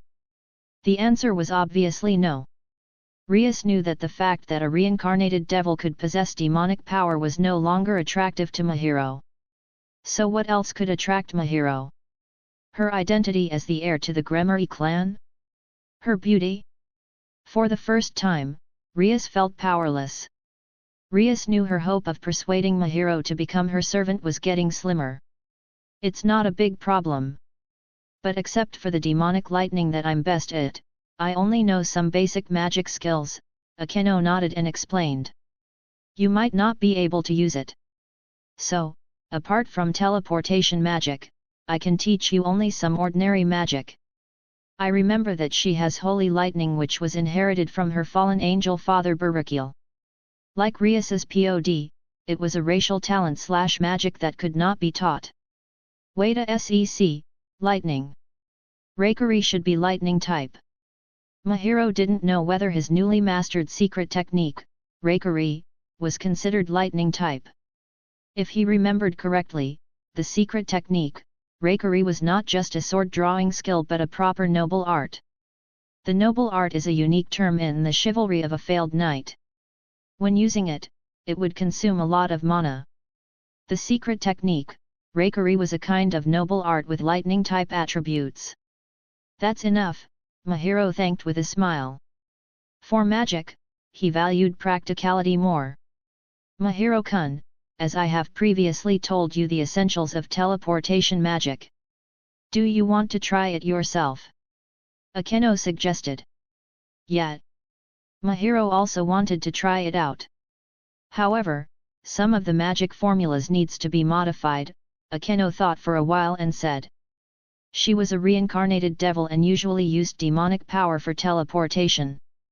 However, certain modifications were naturally needed for a human like Mahiro, whose magic is different from that of demonic power. Here, here, and here, the direction of the flow of magic power also needs to be modified, Akeno crouched down, drew a magic formula on the ground, and then erased and modified it. After repeating it a few times, the new magic circle was finally laid before Mahiro. "Alright, Mahiro-kun, this is the new magic circle. You can try it." Akeno tapped her lips with her fingers. "For starters, let's set the destination at 100 meters distance." Mahiro nodded and followed the modified instructions given by Akeno, mobilizing the magic power/mana in his body, and began to use the teleportation magic. Under Mahiro's feet, silver-colored lines appeared one by one, and then a magic circle formed. When the magic circle was formed, Mahiro's figure disappeared. An identical magic circle appeared 100 meters away, which was the destination set by Mahiro. After the magic circle appeared, Mahiro emerged. "Is this your first time?" Seeing this scene, Akeno opened her mouth slightly and said incredulously. Read more with pictures, 20+ chapters in advance.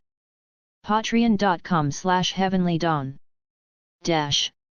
Chapter 44, Why is she outside? Chapter 44, Why is she outside? It's not difficult. Mahiro replied with a smile. Hearing this, Akeno gave Mahiro a strange look, her eyes filled with an inexplicable expression. Teleportation magic is theoretically simple to use. However, Mahiro was a beginner who had only recently begun learning magic. So successfully using teleportation magic on the first try was quite impressive. "When I was learning teleportation magic, it took me half a month," said Konako from the side. "It took me about a week," added Yuuto. Neither of them were mages, they were warriors, so their talent for magic was not high. Hence, it took more time to learn even basic spells. Mahiro looked at Akeno. "It took me a whole day," Akeno said with a smile, shaking her hands a little. "It's because of you, sensei," Mahiro commented. He had to admit that his quick mastery of teleportation magic was thanks to Akeno. Her explanations made the knowledge easy to understand, allowing Mahiro to grasp it quickly and accurately. "Ara, Mahiro-kun," Akeno said, cupping her cheeks with both hands and looking shy. "Akeno's talent in magic is compelling. Even my brother has praised her. I didn't expect your talent to be as good as her." Rias looked complicated. Mahiro was exceptionally talented. His skill in swordsmanship surpassed Yuuto's, and his physique could even rival Konako's. Now, his talent in magic seemed to exceed even Akeno's. Moreover, this was without the enhancement of evil pieces. Rias could imagine that as long as Mahiro didn't die prematurely, his future achievements would be extraordinary. He could even become a famous figure in the future. Even now, Mahiro had the qualifications comparable to a high-class devil, surpassing many others. However, the more talented he appeared, the more unwilling Rias became. Why couldn't such a good person be hers? No. Rias, you must not give up. You are the future head of the Gremory clan. How could you give up easily because of this difficulty? Mahiro is definitely a test for you. Thinking this, Rias's expression became brighter and brighter. So, instead of flinching, she became more determined, her dedication to Mahiro deepening several times over. Mahiro looked at Rias strangely. He didn't know what inner turmoil she had experienced in such a short period, but he could sense a change in her atmosphere from confident to nervous to high-spirited. It doesn't seem like anything special happened. Mahiro thought to himself, shaking his head. He couldn't understand the girl's fluctuating mood but figured it wasn't his business. His priority now was to learn some magic spells. I'll use teleportation magic again to see if there is any problem with long-distance teleportation, Mahiro said. Although he had learned teleportation magic, it was only a basic learning. The teleportation distance earlier was only 100 meters, which was nothing compared to the teleportation magic used by Rias and the others. How about setting it up at Kyoha Academy this time? There is a teleportation point so there won't be any problem, Akeno suggested. Although teleportation magic is a basic magic, it is also space magic and naturally carries certain risks, such as transmission errors or encountering spatial turbulence during teleportation. However, the second point could be ignored since teleportation magic had undergone various improvements and optimizations to ensure its safety. Otherwise, it wouldn't be so commonly used. Alright, Mahiro nodded in agreement. After that, Mahiro completely mastered teleportation magic and achieved precise long-distance teleportation. After mastering teleportation magic, Mahiro also learned a few elemental magics. It's already this late. Everyone, let's stop here for today, Rias said and clapped her hands to remind everyone to rest. Hearing this, everyone stopped what they were doing and walked into the mansion to rest. For dinner, leave it to me. Akeno said with a chuckle, walked into the kitchen and began preparing dinner. While waiting for dinner, Konako took out 2 game consoles and handed one to Mahiro. Though she didn't say much, her attitude showed that she wanted to play with Mahiro. Mahiro took the game console and started playing games with Konako. It's dinner time. Akeno called out more than 2 hours later as the aroma from the kitchen filled the air. After eating, everyone chatted in the living room for a while before going to their rooms to rest. Mahiro was no exception. After getting into bed, he quickly fell asleep. In the middle of the night, Mahiro got up to go to the toilet. What's that? Mahiro noticed something unusual outside the room on his way back. He walked to the window and looked into the distance. That's the direction of the training ground, he thought. In the dark night, a red light flickered intermittently, which seemed strange to Mahiro. A girl could be seen standing there. What is she doing outside? Read more with pictures, 20+ chapters in advance. Patreon.com/heavenlydawn. Chapter 45, If Only I'm As Powerful as My Brother. Chapter 45, If Only I'm As Powerful as My Brother. Mahiro's eyes were fixed on the girl. There was a red aura surrounding her. Probably, P.O.D, Ria's hereditary ability. Mahiro found it very odd. What was she doing at the training ground? Let's see. His sleepiness vanished, and Mahiro decided to see what was going on. He jumped down from the window and headed straight towards the training ground. After a while, Mahiro arrived at the edge of the training ground. A girl with bright red hair stood in the center, wrapped in demonic power, her hair fluttering without wind. In her hands, a torrent of the P.O.D surged under her control. Rias was engrossed, carefully manipulating P.O.D, trying to make it docile. However, the process seemed somewhat tricky. The demonic power was turbulent and hard to control. Even with Ria's best efforts, she could only control it a little. Sweat was drenching on her forehead and nose, making Rias look flush. Tap.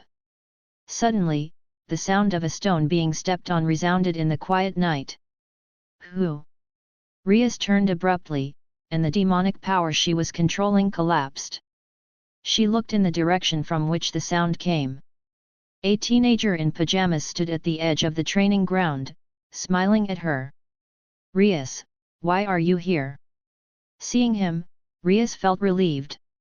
She looked at Mahiro weirdly and asked, I should ask you this. What are you doing at the training ground? Mahiro moved closer and said jokingly, I couldn't sleep, and I saw a red light here, so I came to check it out.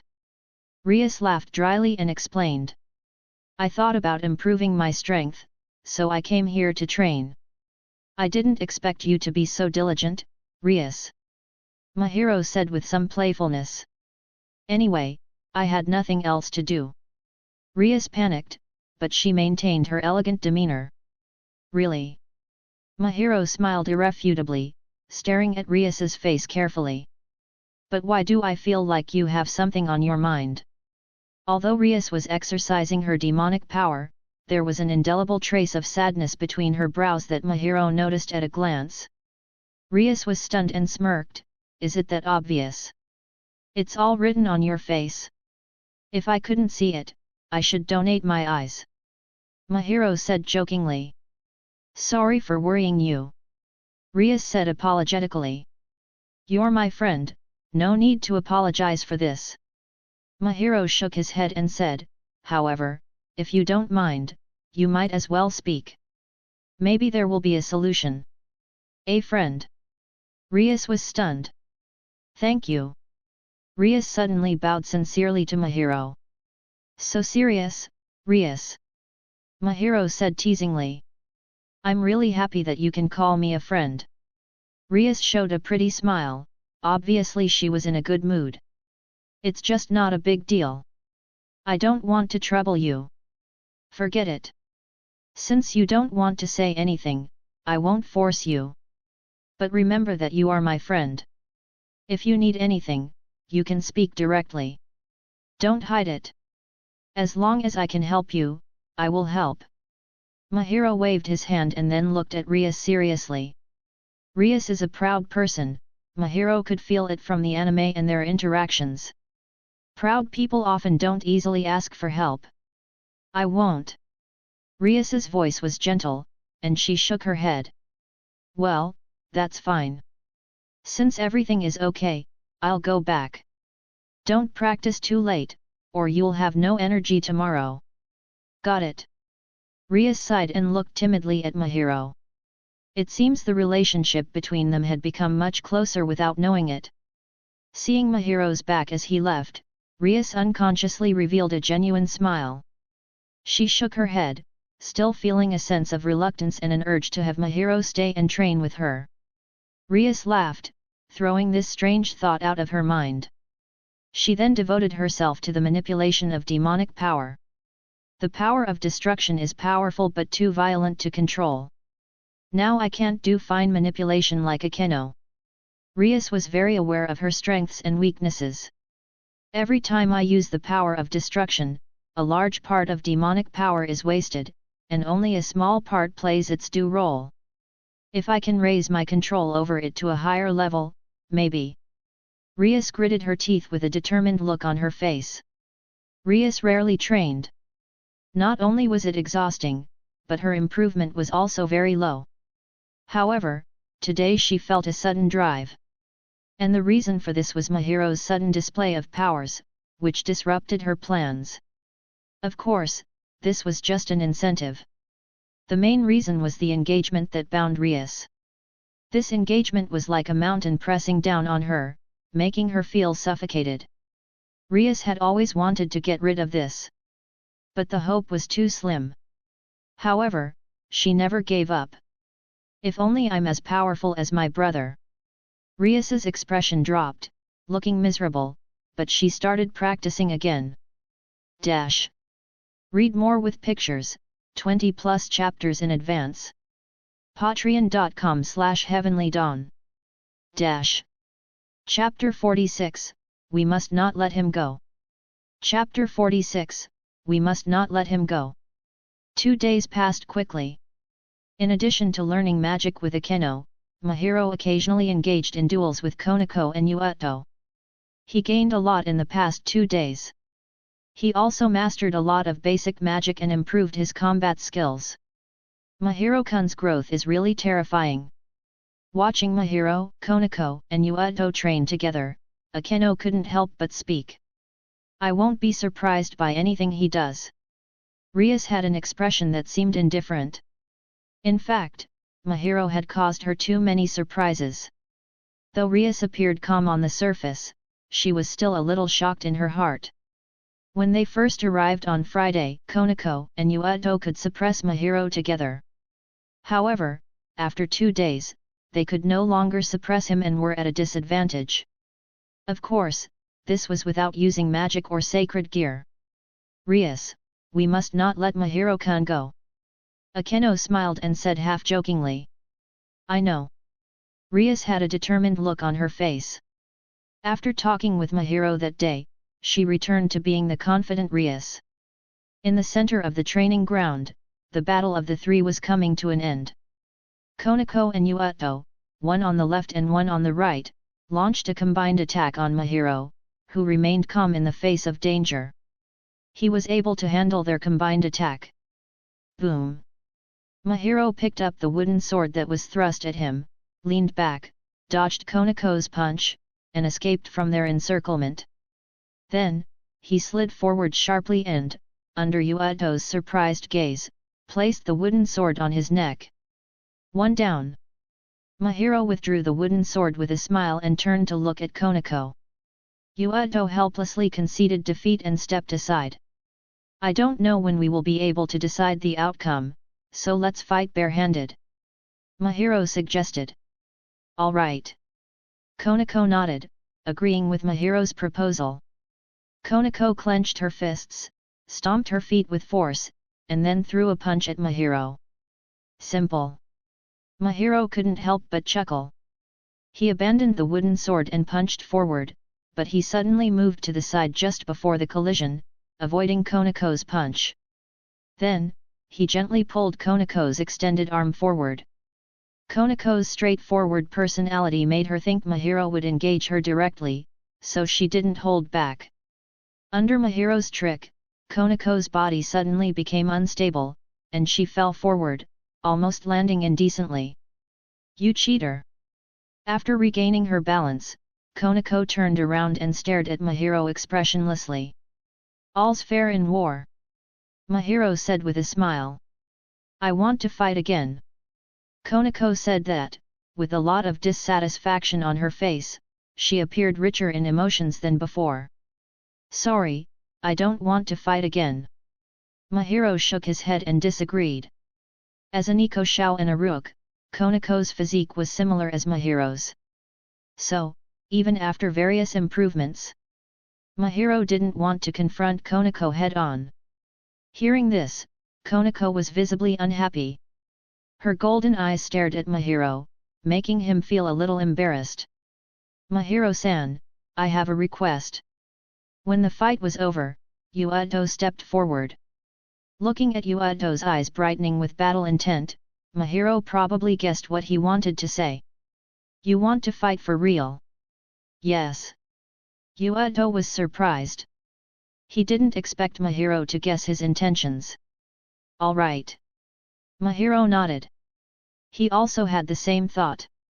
I just learned a new sword move, let me fight you with that. Mahiro wanted to test the power of the secret technique, Reikari, but had spent most of his energy on learning basic magic in the past 2 days. At this moment, the training camp was about to end, and since Yuato requested, it was an excellent time to test his abilities. Yuato-senpai, you must avenge me. Konako cheered on Yuato. Mahiro's trick just now made her unhappy, and she was eager to see him face setbacks. I'll do my best. Yuato smiled, a flash of light suddenly appearing in his hand as a very ornate knight's sword materialized. This was the demonic sword created by his sacred gear, Sword Birth. It looked more like a decorative sword, but its power was formidable. I wonder if this ordinary sword can block Yuato's demonic sword. Mahiro thought while taking out a sword from the weapon rack. The difference between the weapons was significant. Looks like it's going to be a good fight. Akeno and Rias watched expectantly. Be careful, Mahiro-san. Yuato suddenly drew his sword, this time, he looked more serious. Interesting. Mahiro clearly felt the difference between Yuato using a wooden sword and a demonic sword. Is this Yuato's true strength? Mahiro closed his eyes for a moment. But a smile appeared on Mahiro's face as he held the scabbard in his left hand and the hilt in his right, ready to draw the sword.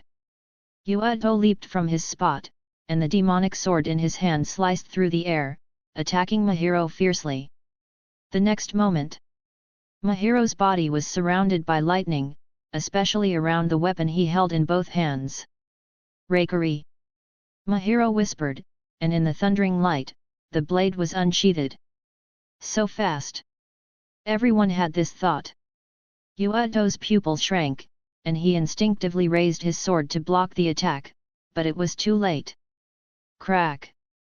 In everyone's eyes, the sword in Mahiro's hand shattered into pieces and fell to the ground. Likewise, the demonic sword in Yuato's hand was also broken. Looks like I lost. Mahiro stopped and spread out his hands helplessly. Who knew that Reikari's power would be too much for the weapon to handle? Read more with pictures, 20+ chapters in advance. Patreon.com/heavenlydawn. Chapter 47, We Are a Natural Match. Chapter 47, We Are a Natural Match. Looks like I lost. Mahiro spread his hands helplessly, indicating his acceptance of defeat. Yuato's sacred gear allowed him to create demonic swords effortlessly, so even if one was destroyed, he could recreate another at any time. Engaging in close combat with a swordsman would be challenging without a weapon. While Mahiro's physical skills were sufficient to fight Yuato barehanded, it wasn't necessary. I would have been defeated in that last move if not for the weapon advantage.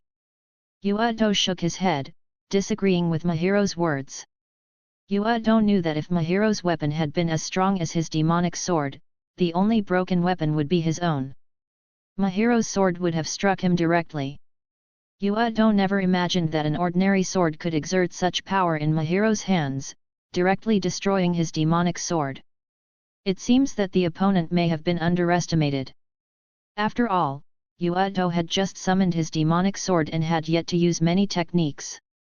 However, the sword skill Mahiro used just now, Reikari, was incredibly powerful. It crossed the gap between the weapons and shattered his demonic sword. Besides Yuato, who recalled the previous sword strike, someone else did the same. Lightning, is he? Akeno stared at Mahiro blankly. It ended like this. Rias hoped to see Mahiro and Yuato fight each other to show their true strength. It was a pity that both of their weapons were destroyed after only one round, and the battle ended in a draw. Duels between powerful swordsmen are often decided in a single blow. It was a pity that it left the onlookers feeling unfulfilled. Skill is a crucial factor in determining the outcome. In a real battle, there wouldn't be a chance to complain about weapon fairness. Mahiro explained frankly, not caring about winning or losing.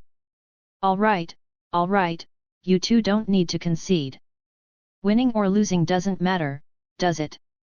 Akeno walked over with a chuckle, then hugged Mahiro's left arm, looking coy and shy. Mahiro-kun, we are a good match. Do you want to make me your girlfriend officially? Official girlfriend? Did something happen? The soft touch on his arm made Mahiro's mind waver for a moment before he quickly recovered, turning his gaze and looking at Akeno with a complex expression. Nothing, but shouldn't you? Akeno looked at Mahiro angrily. Shouldn't you agree? Aren't you afraid that my fragile, girlish heart will be hurt? Oh. Mahiro looked indifferent and asked jokingly, do you even have a girlish heart? You idiot! Akeno was immediately furious at his words. However, Mahiro felt a little odd.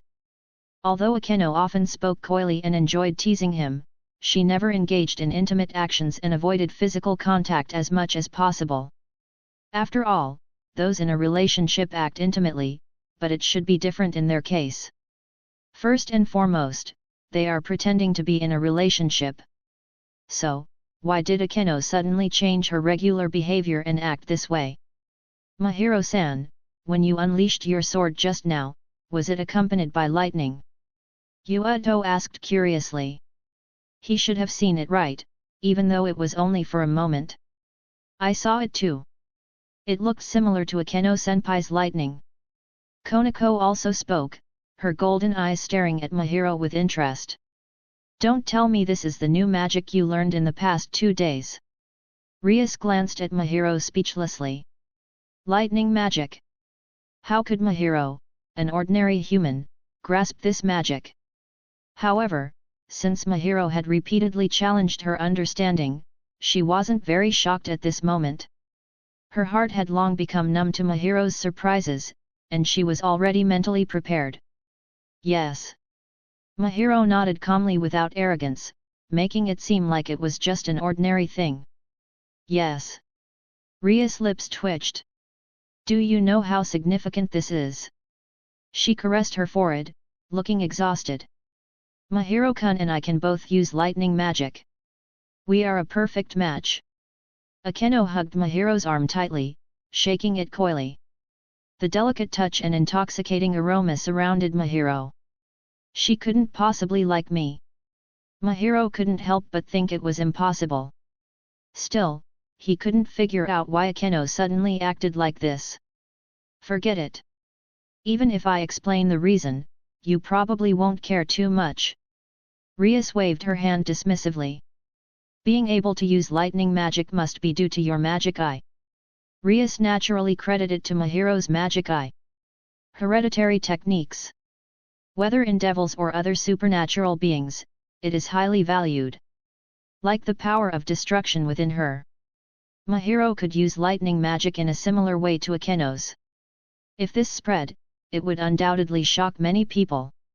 Even some terrorist organizations with ill intentions might try to capture Mahiro to see if they could create descendants with innate abilities.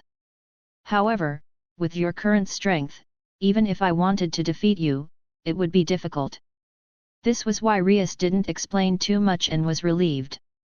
In her view, Mahiro's strength was sufficient to protect himself. Strength comparable to a high-class devil might not be much in the eyes of powerful beings. Still, for most people, it was an impossible height. Moreover, Mahiro was a fellow of the Occult Research Club and indirectly protected by the Gremory clan. Unless someone is brave, they won't dare come to Kyoha Academy to covet Mahiro's magic eye. Read more with pictures, 20+ chapters in advance. Patreon.com/heavenlydawn. Chapter 48, It's Because of You. Chapter 48, It's Because of You. Watching Mahiro and Akeno play around, Yuado couldn't help but smile wryly. Yuado isn't someone who can't accept losing, but he knew very well that the result of this competition meant he had lost. It was just that the loss was quite dramatic. He remembered not long ago, when he had first met Mahiro, he had sworn he wouldn't lose to him. However, less than a week had passed. He lost. Lost in a confrontation between swordsmen. This was the field he was most proud of, yet Mahiro had completely surpassed him. Moreover, Mahiro hadn't even used his magic eye. In other words, Mahiro had defeated him using only an ordinary sword without exerting all of his strength. Yuado felt a bit bitter, realizing he had been too arrogant. Despite feeling somewhat reluctant, his positive attitude quickly transformed this bitterness into motivation. Mahiro-san, please give me more guidance in the future. Yuado bowed to Mahiro. Why so formal all of a sudden? Mahiro, still enjoying Akeno's playful banter, was taken aback by Yuado's serious attitude. Well, after all, I might trouble you from time to time. Yuado gave an embarrassed smile. Seeing Yuado's smile, Mahiro couldn't help but feel a chill. Oh crap! This guy can't be gay. Mahiro secretly planned to keep his distance from him. If Yuado knew what Mahiro was thinking, he would be upset. He simply wanted to ask Mahiro to practice with him to improve his swordsmanship. He hoped Mahiro could give him some pointers. This kind of request would bring some trouble to Mahiro, so Yuado felt a bit embarrassed. But Mahiro misinterpreted Yuado's embarrassed look. Mahiro-kun, you don't seem to have any suitable weapons. Rias pondered and asked. Yes. Mahiro was also helpless. He wanted a good weapon too. However, the items sold in the system mall were too expensive. He couldn't afford it. Therefore, the F-rank refined katana in his hand was already his best weapon. Your strength will be greatly reduced if you don't have a suitable weapon. Rias frowned and thought for a while. It's okay. I should be able to find suitable weapons in the future. Besides, my physical skills are not bad. Mahiro smiled and shook his head. It's a pity that the demonic sword created by my sacred gear can't be lent to others. Yuado also said regretfully. Rias suddenly asked, Mahiro-kun, you should be using a katana, right?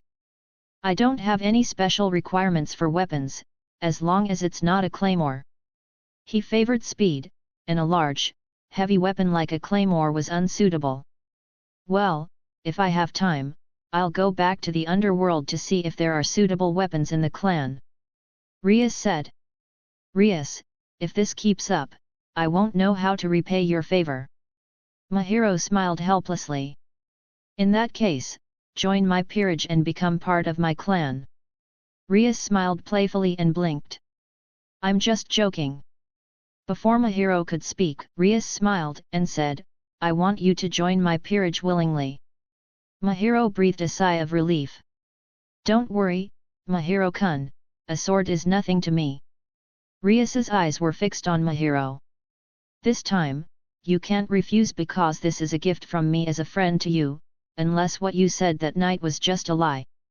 Okay. He's not hypocritical, he just doesn't want to owe any more favors. Since Rias had already mentioned this, he had no reason to refuse. That night. Hearing this, Akeno held Mahiro's arm even tighter and glanced back and forth between the two of them vigilantly. There's something fishy here. Rias, did something happen between you and Mahiro-kun that we don't know about? Akeno looked at Rias and asked. Nothing. Rias chuckled lightly, then pretended to look elsewhere, concealing the panic in her eyes. I met Mahiro-kun by chance. So, we just chatted for a while. Rias said indifferently. Really? Akeno looked suspicious. What are you? A detective. Mahiro said speechlessly. I just found out that I can't bear to share Mahiro-kun. He can only be mine. Akeno said light-heartedly. Didn't you say before that you don't mind letting me have a harem? Mahiro also replied jokingly. I'm sorry, you can't. Oh. Hearing this, Rias turned and looked at Akeno, showing a meaningful smile, and said teasingly, I'm sorry, Akeno? I also found that I have a certain affection for Mahiro. What should I do? Even Rias wants Mahiro-kun? But I won't give in without a fight. Akeno said firmly. Really? But from what I recall, you've never defeated me even once. Rias raised her eyebrows. Rias, are you going to bring up old scores with me? Akeno smiled slightly. It's true that I never defeated you. However, you haven't either. Then, do you want to try again? Come on. Akeno let go of Mahiro's arm. After a while, the scene from Friday reappeared. Lightning and POD filled the sky, and wild laughter echoed. The sudden confrontation between the two was unexpected, so everyone else could only stand by. It's because of you. Konako stood beside Mahiro and said calmly. Read more with pictures, 20+ chapters in advance. Patreon.com/heavenlydawn. Chapter 49, A Honey Trap? Chapter 49, A Honey Trap? Ring ring. Ring ring. Ugh. Stop already. When the alarm clock finally fell silent, Mahiro opened his eyes as his consciousness gradually awakened. Staring at the familiar ceiling, he realized that the training camp was over, and he was no longer in the mansion but back in his home. Last night, when he got home, Mahiro took the opportunity to visit Issei's house and erase all of Issei's memories of him. It feels lonely to be here. Mahiro chuckled softly. It seemed the charm of Rias, and the others were extreme. After just 2 or 3 days, he felt at ease around them and desired to continue being with them. I'm not someone who enjoys peace. Mahiro shook his head and prepared to get up for school. Mahiro-kun, are you awake? Hurry up, take a shower. A gentle and familiar voice called out from outside the room. Got it. Mahiro responded. The next moment, he suddenly came to his senses. What's going on? Mahiro stared at the door and wondered if he was still in the mansion. However, the familiar, simple room convinced him he was at home. Mahiro quickly dressed up, opened the door, and walked out. Akeno, why are you in my house? Mahiro asked, looking curiously at Akeno, who was busy in the kitchen. As expected, he had recognized her voice correctly. Hurry up, take a shower, breakfast is ready. Akeno, with her long ponytail and an apron, exuded the aura of a married wife. Her demeanor looked gentle, like a newlywed urging her husband. You haven't answered my question yet. This side of Akeno was undeniably attractive, and even he couldn't deny it. But remembering yesterday's events, Mahiro couldn't help but twitch. Akeno and Rias had fought more fiercely than ever, nearly destroying the training ground. It was hard to imagine that the girl who had fought so hard with Rias could be so gentle now. I want to take care of Mahiro-kun's life. Suddenly, Akeno crossed her arms, looking aggrieved, and gazed at Mahiro pitifully. Could it be that Mahiro-kun doesn't like a beautiful girl taking care of his life? Mahiro thought Akeno was a master at switching personas effortlessly. At this moment, with her pitiful expression, few could resist her charm. A honey trap. Mahiro looked at Akeno suspiciously. Under normal circumstances, she wouldn't act wrong over a simple question. This felt strange. In fact, since yesterday, Akeno has been acting a bit off. Did Rias send you here? Mahiro subconsciously suspected that she and Rias were plotting something. After all, Mahiro knew well that, in their eyes, he was quite desirable. Does Mahiro-kun think that? Akeno's expression shifted from grievance to dissatisfaction. Unfortunately, Mahiro-kun, you guessed wrong this time. This is my own decision. Mahiro remained calm and unmoved. Didn't I say yesterday? I don't want to let Mahiro-kun go, so it's necessary to do something to please you. Akeno blinked and looked at Mahiro coyly, making it hard to discern whether her words were true. Never mind. Mahiro waved his hand, not intending to pursue the matter further. He was enjoying it anyway. Just let it be. By the way, how did you get in? As soon as he asked, Mahiro realized it was a silly question. How could a regular door stop a high-class devil? I used a little trick, just a small one. Akeno gave a rare, shy smile. She must have opened the door with magic. There's a spare key in the third drawer of that cabinet. You can use that next time. Mahiro pointed to a cabinet beside the TV. Is it for me? Akeno suddenly showed a happy smile. By the way, can I ask you a question, Mahiro-kun? Go ahead. Mahiro nodded. Am I the first girl to come to your house? Akeno looked at Mahiro expectantly. Yes. Mahiro did not deny it. Hearing this, Akeno smiled even more and then said energetically. Yay, I can now have Mahiro-kun by myself. Mahiro's mouth twitched. It felt like the hostess was declaring her territory. Okay, let's not talk about it. Go wash up, breakfast is getting cold. Akeno urged with a beautiful smile. Mahiro glanced at the dining table. A simple breakfast was laid out, and an aroma filled the air, making him hungry. He then turned around and entered the bathroom. On the sink, a toothbrush with toothpaste was already placed. Seeing this, Mahiro couldn't help but feel emotional. Although he had been upset earlier about Akeno breaking into his house unannounced, it didn't seem so bad now. After washing up, Mahiro sat at the table and began eating breakfast. Aren't you going to eat? Mahiro asked, looking at Akeno beside him. I already ate before I came. Akeno shook her head and returned to the kitchen to prepare bento for him. More than 10 minutes later, the two finished packing and headed to Kyoha Academy together. At the entrance of the school building, Mahiro and Akeno parted ways, returning to their respective classes. Perhaps due to last week's events, the students of Kyoha Academy had gotten used to Mahiro and Akeno going to school together and were not particularly surprised. As usual, the morning passed quickly without any incidents.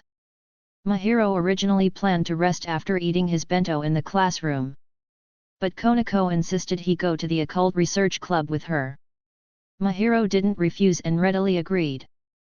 After arriving at the Occult Research Club's clubroom, Mahiro found a place to sit. As he took out his bento to eat, he felt an unexpected gaze on him. Mahiro turned his head to meet Konako's gaze. "Do you want some?" Mahiro thought Konako was eyeing his food. After all, he had a lot of bento today. "Why does your bento look the same as Akeno-senpai's?" Konako asked with a deadpan but curious expression. Read more with pictures, 20+ chapters in advance. Patreon.com/heavenlydawn. Chapter 50, You Didn't Summon Me. Chapter 50, You Didn't Summon Me. Why does your bento look exactly like Akeno-senpai's? Konako stared at Mahiro with her golden eyes, her tone filled with suspicion. She looked at Mahiro's bento and then at Akeno's, confirming they were identical in both the box and the meal style. Hearing this, Mahiro's face twitched slightly. "So this is what you're concerned about? I can explain that for you, Konako-chan," Akeno said with a smile. Konako looked up at Akeno. "Because I prepared Mahiro-kun's bento," Himejima Akeno continued. "Mahiro-kun is quite casual about his meals, so I decided to take care of his diet." Akeno took out a key as if to show off. "Mahiro-kun has given me the key to his house. I'll be visiting often from now on." "Has your relationship reached that point?" Ria sighed, rubbing her forehead. "There's no way around it. Anyone who breaks into my home without notice risks being mistaken for a thief and getting caught by the police, and then I'd have to go and bail them out." Mahiro shrugged, jokingly implying that Akeno was causing him trouble. "What do you mean by breaks into? That's too much. I knocked properly." Akeno pouted and playfully stuck out her tongue. But Mahiro-kun was sleeping so soundly, he didn't hear it. Mahiro ignored her. Konako remained silent, eating her bento indifferently. Seeing this, Mahiro didn't say much and continued eating. "You didn't summon me." Suddenly, Konako spoke up. She raised her head and looked at Mahiro with her expressionless face, causing Mahiro to feel a slight chill. Mahiro felt a bit speechless at Konako's question. They had trained together over the weekend and only separated on Sunday evening. Why summon her in this case? "Summon?" Rias asked, puzzled. Did Mahiro-kun need any help from Konako? "I bought a lot of games recently. It's boring to play alone, so I thought of Konako first." Mahiro explained. "That's why you plan to use summoning contracts?" Rias chuckled. She didn't expect Mahiro, who always seemed committed, to have such a hobby. Although such requests were not uncommon in the contract, they seemed a bit inconsistent in Mahiro's case. "Well, I got the summoning card from Konako, but I haven't had time to use it yet." Mahiro spread his hands. "Konako takes her missions very seriously. You took the summoning card but haven't summoned her, so Konako feels frustrated." Rias nodded and said, "If you have time, summon Konako." Hearing Rias's words, Mahiro felt a bit helpless. He had only received the summoning card a few days ago and hadn't had any free time to summon her. However, in the end, he did not explain. Konako's eyes didn't leave Mahiro. She continued to look at him quietly, waiting for his answer. "Okay." Mahiro nodded in agreement. "In addition to playing games, I can also do some housework. I'm very good at those works," Konako added. It sounded like a rivalry with Akeno. Mahiro gave Konako a weird look but didn't comment. Instead, he said, "Well, I might trouble you in the future." Key. After Mahiro agreed, Konako extended her hand expectantly. "Mahiro. I don't want to be mistaken for an intruder and caught by the police," Konako explained expressionlessly. Mahiro almost laughed. "I'll give it to you when I summon you tonight." Mahiro didn't refuse. He had already given one to Akeno and didn't mind showing another. However, Akeno was not in a good mood. She had just declared her intent to defend her territory in the morning, but now she felt like she was losing ground. Sure enough, internal strife leads to downfall. Akeno immediately looked at Mahiro with a resentful expression, feeling aggrieved. However, Mahiro, who had already learned to see through Akeno's true nature, chose to ignore it. Under Akeno's resentful gaze, Mahiro finished his lunch. By the way, Mahiro-kun, there's one more thing. Rias suddenly smiled mysteriously. Seeing Rias's mysterious smile, Mahiro's curiosity was piqued. What is it? A light flashed in Rias's hand, and a sword appeared. The sword was in a sheath. Mahiro realized Konako had insisted on bringing him to the orc for lunch to surprise him. Didn't I say yesterday that I wanted to find you a weapon? Here it is. Rias handed the weapon to Mahiro. So fast. Mahiro had to admire Rias's efficiency. Mahiro took the sword, feeling a faint warmth emanating from the sword even through the sheath. Mahiro gripped the hilt and drew the sword, revealing a crimson blade with pulsating patterns. The sword's name was engraved at the end. The Sword of Eternal Flames. Is this a demonic sword? Feeling the power emanating from the Sword of Eternal Flames, Mahiro couldn't help but ask. This sword was simply extraordinary. It hasn't reached the level of a demonic sword, but it's a weapon of notable quality. Rias explained that demonic swords were treasures. Although Rias personally wouldn't mind, the Gremory clan might. Looking at the Sword of Eternal Flames, Mahiro's eyes showed joy. Although it wasn't a demonic sword, the quality of this sword was far superior to his refined samurai sword. Thank you, Rias. I like this gift. Mahiro expressed his gratitude. As long as you like it. Seeing that Mahiro was satisfied with her gift, Rias felt her efforts were not in vain. Actually, I planned to find a weapon with a lightning-based attribute, but unfortunately, this was the only suitable one I found. Rias said regretfully. Yesterday's rakery had impressed her, so she thought she could find a weapon to match it, but she couldn't. Mahiro didn't mind. He checked the attributes of the Sword of Eternal Flames through the system function. Item: Sword of Eternal Flames. Quality: D. Effect: attacks with fire-based attributes can cause burning effects, making it a good weapon. D-class weapon with rakery seems a perfect match. Mahiro couldn't help but smile to himself. Mahiro was surprised by the system's evaluation of the Sword of Eternal Flames. Read more with pictures, 20+ chapters in advance. Patreon.com/heavenlydawn. Chapter 51, You're Mine From Now On. Chapter 51, You're Mine From Now On. After receiving the weapon from Rias, Mahiro was in a good mood all day. Even when his classmates teased him, he kept his temper in check. There were only 2 classes in the afternoon, leaving plenty of free time. After class, Mahiro didn't leave the school immediately.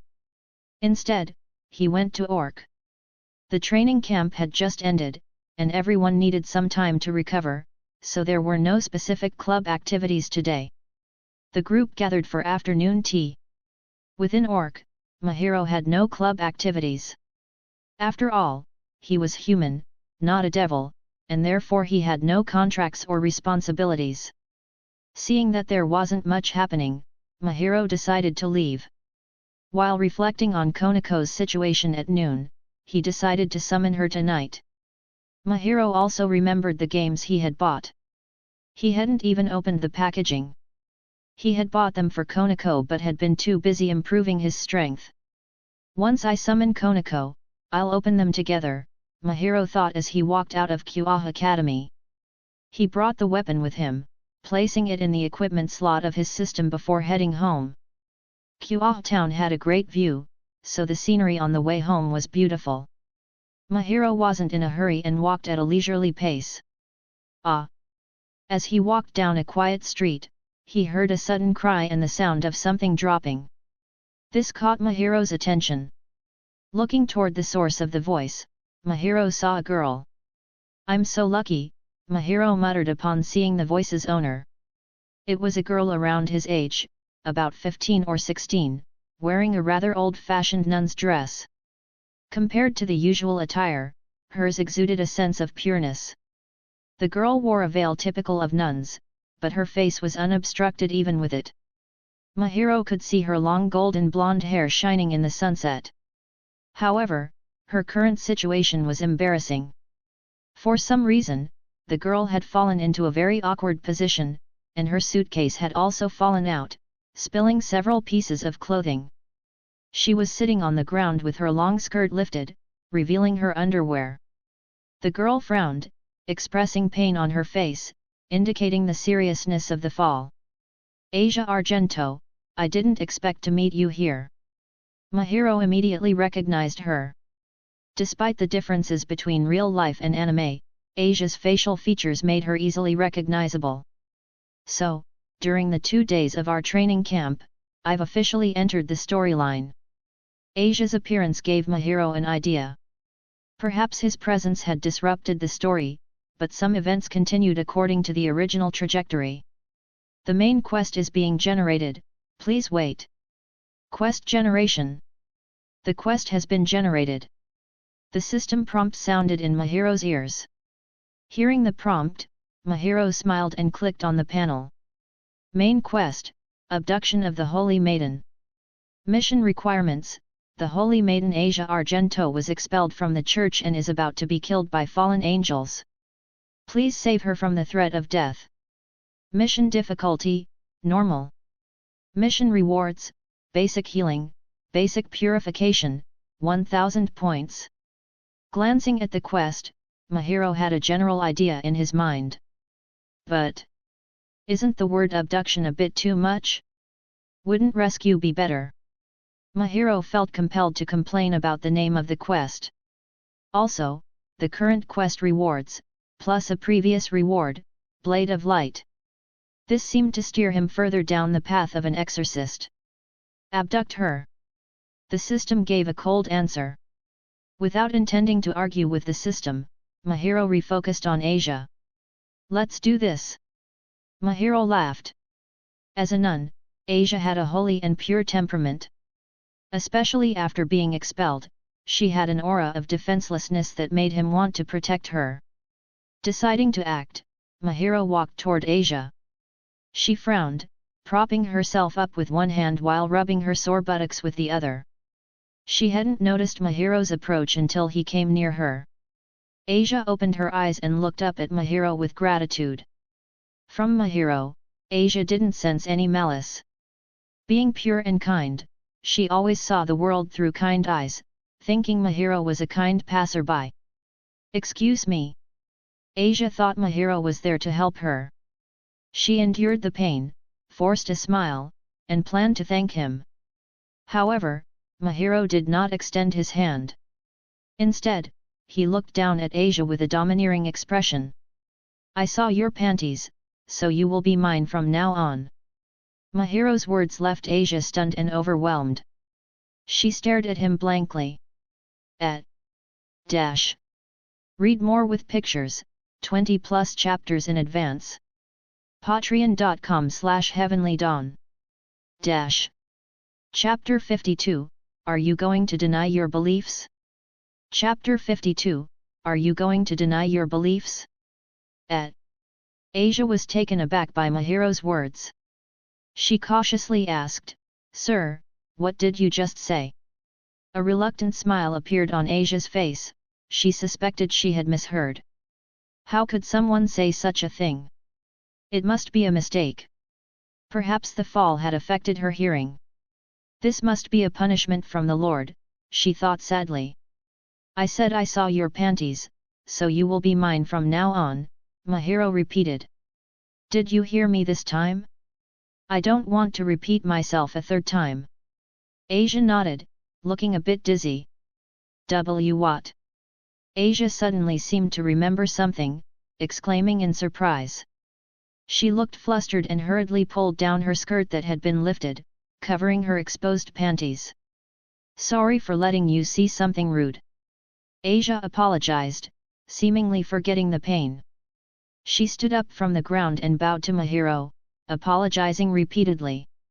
Her face flushed with embarrassment as if she had done something wrong. You don't need to apologize, you'll be mine in the future anyway, so you should show it to me. Mahiro waved his hand casually, shamelessly emphasizing his point. Even if you say so. Asia looked very embarrassed and uncomfortable with Mahiro's words. Any questions? Mahiro asked again. We just met for the first time, Asia blushed deeply. Being seen in a place she shouldn't have made her want to find a hole to hide in. I've never heard of being seen in panties, and then becoming theirs. Asia whispered, struggling with her words. She kept getting stuck on the word panties. Seeing Asia's embarrassed look, Mahiro almost laughed out loud. Asia bowed her head in response, feeling that speaking these words made her feel impure. I have never heard of such a thing. Asia whispered, thinking that Mahiro was being too open. And Asia raised her head with a hint of loneliness in her eyes.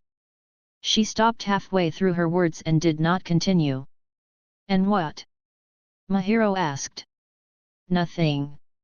Asia smiled, but her smile showed a hint of sadness as she shook her head. This is one of the rules of Kuah town. Even if I want to refuse, there is no way. Mahiro noticed that Asia was resisting, and so he started talking nonsense. How can there be such a strange rule? It's very unreasonable no matter how you look at it. Asia opened her mouth in surprise. She actually believed it. Mahiro thought, giving Asia a strange look. Asia is so pure that it makes him want to corrupt her completely. Miss Nun, you look like a foreigner. Is this your first time in Kuah town? Mahiro asked. Well, this is my first time, Asia nodded. Didn't you read any travel guides before coming here? Mahiro spread his hands helplessly and sighed. Travel guides? Asia tilted her head in confusion. What are those? I'm sorry, but I rarely had contact with the outside world because of my previous work. Asia was nervous again and bowed in apology. As the holy maiden, she was always kept in the church, which resulted in her lack of common sense. A travel guide helps you understand different rules of the place you visit. Mahiro explained. Asia looked at Mahiro curiously. When you go to an unfamiliar place, you need to know about the place, the customs, etc. For example, what places to visit, what food to try, and most importantly, the do's and don'ts. What you can and can't do, Mahiro explained in a simple and understandable way. Need to do this? I didn't know, Asia looked lost. She had set off on her journey and came to Kuah town unprepared. Hey! Mahiro pretended to be helpless and sighed. Is there a problem? Seeing Mahiro's expression, Asia became anxious. Of course, Mahiro nodded as if it were a matter of course. For example, in the current situation between you and me, you must become mine because I saw your panties. This is one of the most important rules in Kuah town, Mahiro said regretfully. If you had known beforehand, you would have prepared yourself not to be seen by any stranger. But, I'm a foreigner, not a native of Kuah town. Do I still have to follow the rules? Asia asked. As long as you are in Kuah town, you must follow the rules, whether you are a resident or a tourist. Mahiro didn't blush at all and said seriously. Is there no solution? Asia was anxious. There is. Mahiro's expression suddenly changed, and he raised his finger, pointing not far away. Do you see it? What? Asia followed Mahiro's finger and asked skeptically. There's a lake over there, Mahiro said indifferently. Well, I can see it, Asia nodded. What about it? It's simple to solve the problem. Just jump in and plunge into the lake. Ah, so that's the solution. I thought it was something different. Asia showed a relieved smile and patted her chest. Mahiro looked at her strangely. She clearly didn't understand the meaning of his words. Wait. The next moment, Asia's face changed. She exclaimed and looked at Mahiro with a frightened expression. You mean? I need to do that to solve the problem? She finally understood. Mahiro nodded. There is another way, Mahiro continued. Asia was taken aback. I can jump in too. Hearing this, Asia's face, which had just eased up, suddenly collapsed. No. Asia couldn't bear it and said firmly. That's cruel. In that case, we can only abide by the rules, Mahiro apologized but was overjoyed inside. But. Asia was anxious. But what? Mahiro asked. I am a nun, and a long time ago, I swore to dedicate myself to the Lord. Asia looked reverent. Although. However, Asia suddenly looked lonely and sad and then shook her head. It looks like you are a very devout believer. Mahiro said with a chuckle. Yes, Asia's expression darkened, and she nodded lightly. In that case, you should abide by the rules of Kuah town even more. Mahiro's words confused Asia even more. She couldn't understand why Mahiro suddenly seemed so certain. There is a church in this town, which indicates that the town exists under the watchful eyes of the Lord. Furthermore, this rule has not been prohibited for many years, which suggests that it is acceptable in the eyes of the Lord. So, as a devout believer, will you deny your beliefs? Mahiro felt guilty for using such tactics but decided to continue speaking nonsense. Silently apologizing to the God of the Bible, Mahiro calmly gazed at Asia, making it impossible to tell that he was lying. Read more with pictures, 20+ chapters in advance. Patreon.com/heavenlydawn. Chapter 53, Will You Take Me In? Chapter 53, Will You Take Me In? Is that right? Speaking of her own beliefs, coupled with the series of twists and turns, Asia could not understand anything. She simply looked blankly at Mahiro. Of course it is, otherwise, in modern society, how can this rather outdated rule still exist? Mahiro said, despite his reluctance. Even though Japan has a very open atmosphere, Kuah town is an exception. It has always been conservative, and everyone sees no problem with it. Asia showed a conflicted expression on her face. Mahiro looked at the sky as if gazing at someone and said somberly. This must be the Lord's will, recognizing Kuah town and allowing it to maintain its customs. Suddenly, it all made sense to Asia. At this moment, Asia was very confused. On the one hand, it was her own beliefs, on the other hand, she felt Mahiro's request was too sudden. Asia remained silent for a long time under Mahiro's gaze. Well, would you take me in? Finally, she raised her head with difficulty, bit her lip, and asked. Certainly, Mahiro nodded without hesitation. I promise you. Hearing this, Asia seemed to have a great weight lifted from her heart, and a relaxed smile appeared.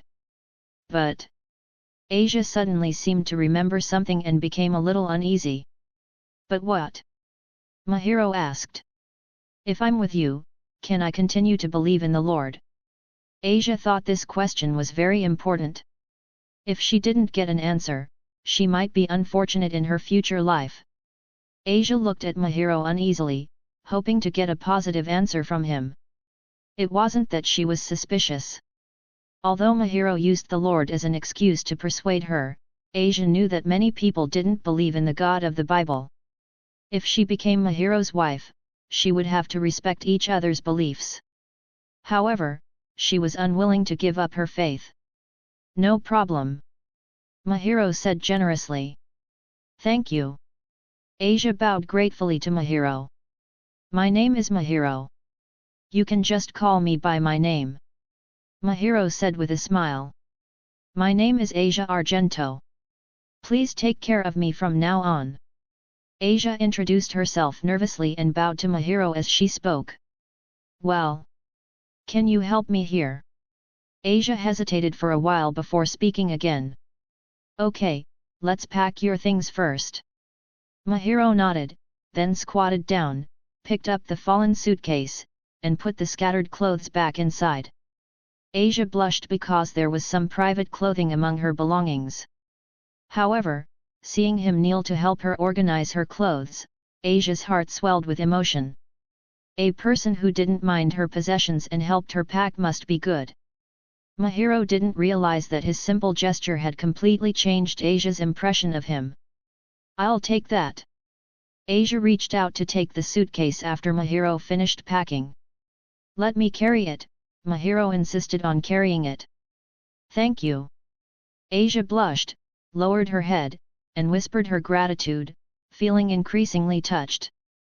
Looking at Asia's shy and cute appearance, Mahiro couldn't help but sigh inwardly. Only an innocent girl like Asia would believe his nonsense. "By the way, you mentioned there was one more thing. What is it?" Mahiro asked. "Well..." Asia was brought back from her shy state by Mahiro's question. She let out a soft cry and said apologetically, "It's actually like this. I came to Kuah town to seek help from a friend here. Now that you plan to take me in, I need to explain it to them," Asia explained without going into detail. "I'll go with you," Mahiro offered. "No, don't trouble yourself. It's just a small matter. I can handle it myself." Asia quickly waved her hand and declined. Mahiro gave Asia a meaningful look. He naturally understood what kind of situation Asia referred to when she said seek help from a friend. "Can't I know?" Mahiro asked. "No," Asia hurriedly denied and said with some hesitation. "It's just..." Asia's face showed a troubled expression. In her eyes, Mahiro was just an ordinary person, while the people she would meet next were fallen angels and a stray exorcist. She didn't want to involve Mahiro. "All right, let's go to my house first. I'll show you the way, and after you put your luggage there, you can explain it to your friends." Mahiro didn't push further. Of course, he had his own plan.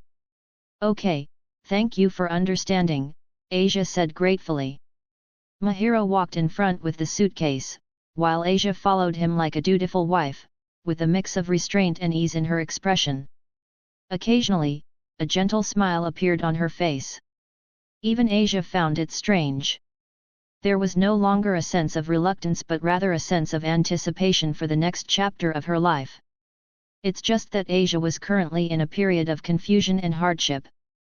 If someone were willing to extend a helping hand to her, she would grasp it without hesitation.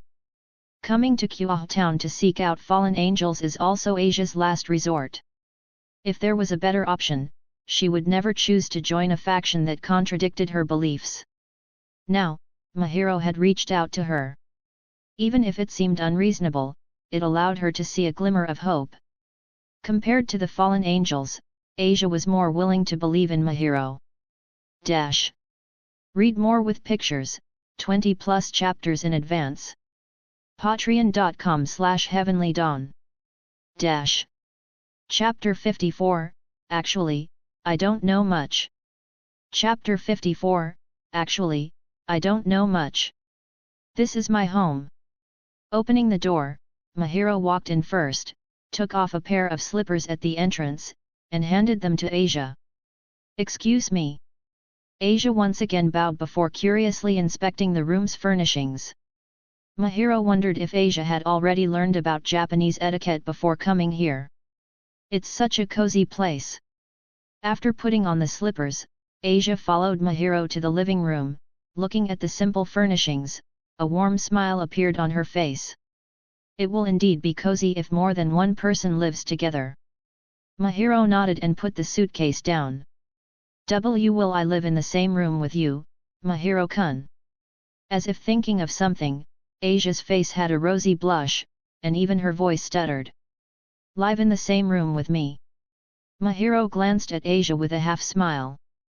"Ah, that's not. Hearing this, Asia's face turned bright red as she waved her hands in embarrassment, almost fainting. She kept trying to explain herself but couldn't form a complete sentence. In the end, she lowered her head, not daring to meet Mahiro's eyes. "Besides my bedroom, there are 2 empty rooms. You can choose one. Mahiro didn't continue to tease her, otherwise, he would be in trouble if she passed out. I understand, Mahiro-kun. Asia finally managed to respond. Here's the key to the front door. Keep it safe. Mahiro walked to the cabinet, opened the drawer, took a key from it, and handed it to Asia. Thank you, Mahiro-kun. I will definitely keep it safe. Asia held the key with her hands folded as if she were carrying a treasure, her face still blushing, with a happy smile. It's getting late. You should go explain the situation to your friends. Mahiro smiled.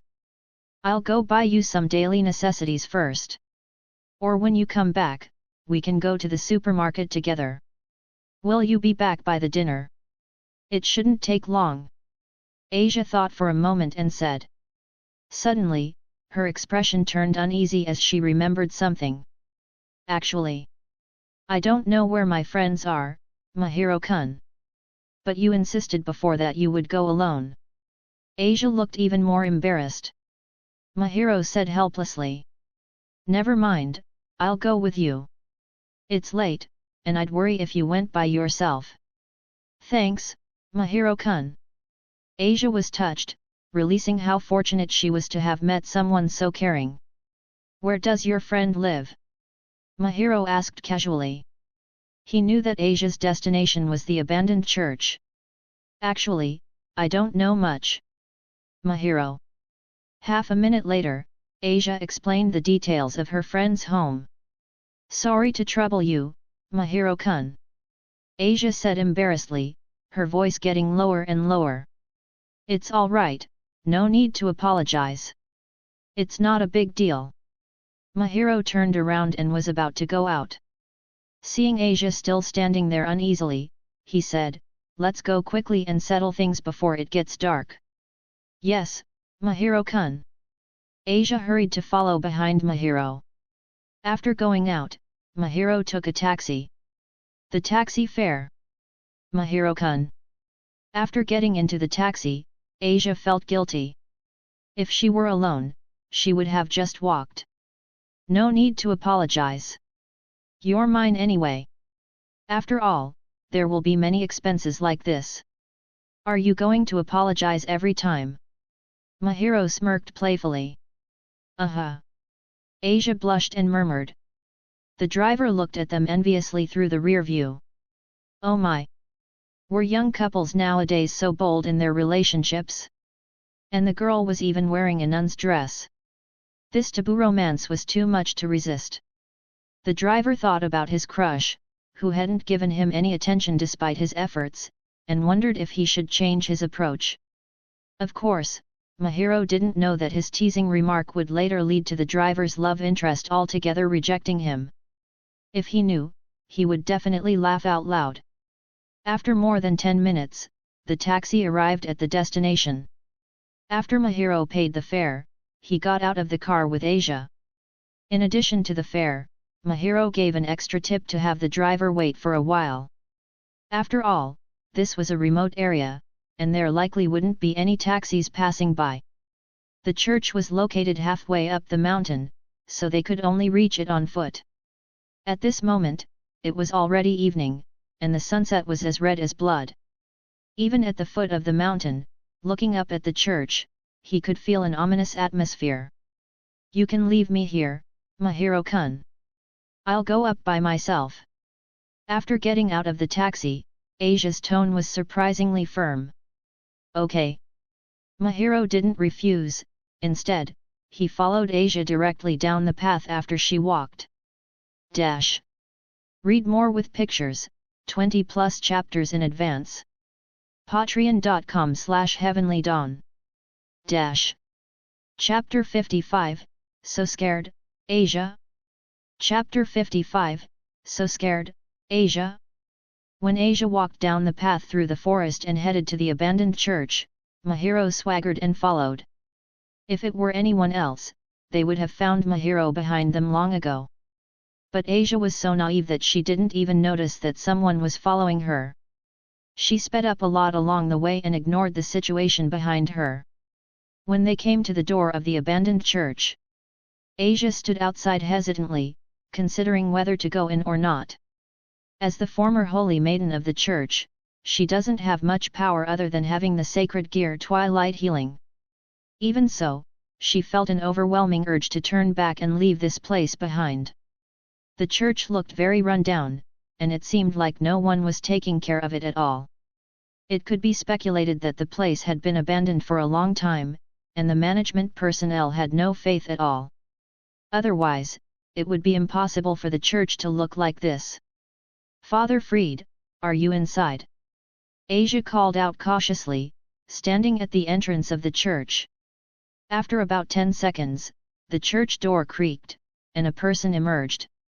It was Fried Selzen, the stray exorcist. Oh, isn't this Asia Tan? I've been waiting for you all day, and you're finally here. Welcome, welcome. After Fred emerged, he greeted her with an exaggerated, almost manic enthusiasm. After seeing Fried, Asia involuntarily took 2 steps back, obviously a little afraid of this stray exorcist. Father Fried, I'm here to tell you something." Asia hesitated for a while, then raised her eyes, looked at Fried firmly, and said, "Actually, I have found someone willing to take me in. As for what I promised you before, I'm afraid I can't fulfill it. I'm really sorry." Asia bowed sincerely. Congratulations, Asia Tan, who the church excommunicated, besides me, was able to find someone else willing to take you in." Fried's grin took on a sinister edge. "It's really nice of you to understand." Asia was uncomfortable with Fried's words. "But Asia Tan, I disagree." "How can I agree?" Fried exploded, his face contorting with rage. Asia was so scared that she stepped back and almost fell. "Asia Tan, it's not good to go back on your word. You promised to come to me, but now you tell me you won't come. You deceived me. This is the act of a sinner." Fried's malicious smile sent shivers down her spine, and the sinner needs to be punished.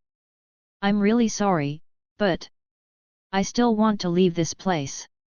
Asia showed fear but did not change her decision. "Leave here." Behind Fried, another voice sounded. "Asia, do you want to leave here?" A tall woman with black wings emerged, her revealing leather outfit barely covering her figure. Fallen angel. Seeing this person, Asia's eyes shrank, her heart beating rapidly. She resisted the urge to turn around and run away and raised her eyes to look directly at the fallen angel. "You, who have been judged as a witch by the church, besides my embrace, who else would dare to take you in?" Rainier said coldly. "I don't like your eyes very much. If you don't want me to dig them out, just put your gaze away." Rainier glanced at Asia with a look of disgust. "Nonetheless, since you are here, don't leave. And the person who dares to take you in, if he dares to come here to find you, let him come." Rainier spoke with a sadistic smile on her face. "I would like to see the guy who dares to steal someone from me." Hearing this, Asia showed a look of despair.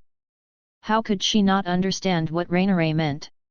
It was obvious that she had happiness within her grasp, but now she was plunged into the abyss by Rainier's words. She knew the power of the fallen angel, and she had no strength to resist. However, as she thought of Mahiro still at the foot of the mountain, Asia prayed in her heart that he wouldn't suffer because of her. It's such a wonderful expression, and it's so addicting. I really want to break Asia Tan like this. With a sadistic grin, Fried exclaimed. Asia was in despair, standing there like a puppet, even the light in her eyes dimmed. So boring. Rainier gazed at Asia with disdain as if she were looking at a mere puppet. Then she instructed Fried boredly, "Fried, keep a good eye on her, and don't let her run. I don't want to have to look for her later. Let's go, Asia Tan. It's Father Fried's playtime." Fried grinned like a maniac, but Asia was unmoved. "So scared, Asia?" A familiar voice echoed in the church. Hearing this voice, Asia's body shuddered, and she turned to look at the owner of the voice in disbelief. Read more with pictures, 20+ chapters in advance. Patreon.com/heavenlydawn. Chapter 56, Damn! He's so domineering. Chapter 56, Damn! He's so domineering. So scared, Asia. A familiar voice echoed in the church. Hearing this, Asia's body shuddered. She turned to look at the owner of the voice in disbelief. Mahiro-kun. Asia couldn't help but blurt out. Although she had only known Mahiro for less than 2 hours, subconsciously, Asia regarded Mahiro as her backbone. The moment she saw Mahiro, her heart involuntarily calmed down. However, Asia's expression quickly changed to panic. Didn't I tell you to wait for me at the foot of the mountain? Why did you get here? Asia asked anxiously. It's getting dark. How could I let you go up the mountain alone? Mahiro shrugged. But it looks like I was right. You seem to be in trouble. Mahiro-kun. Asia gazed at Mahiro, and tears welled up in her eyes without her even realizing it.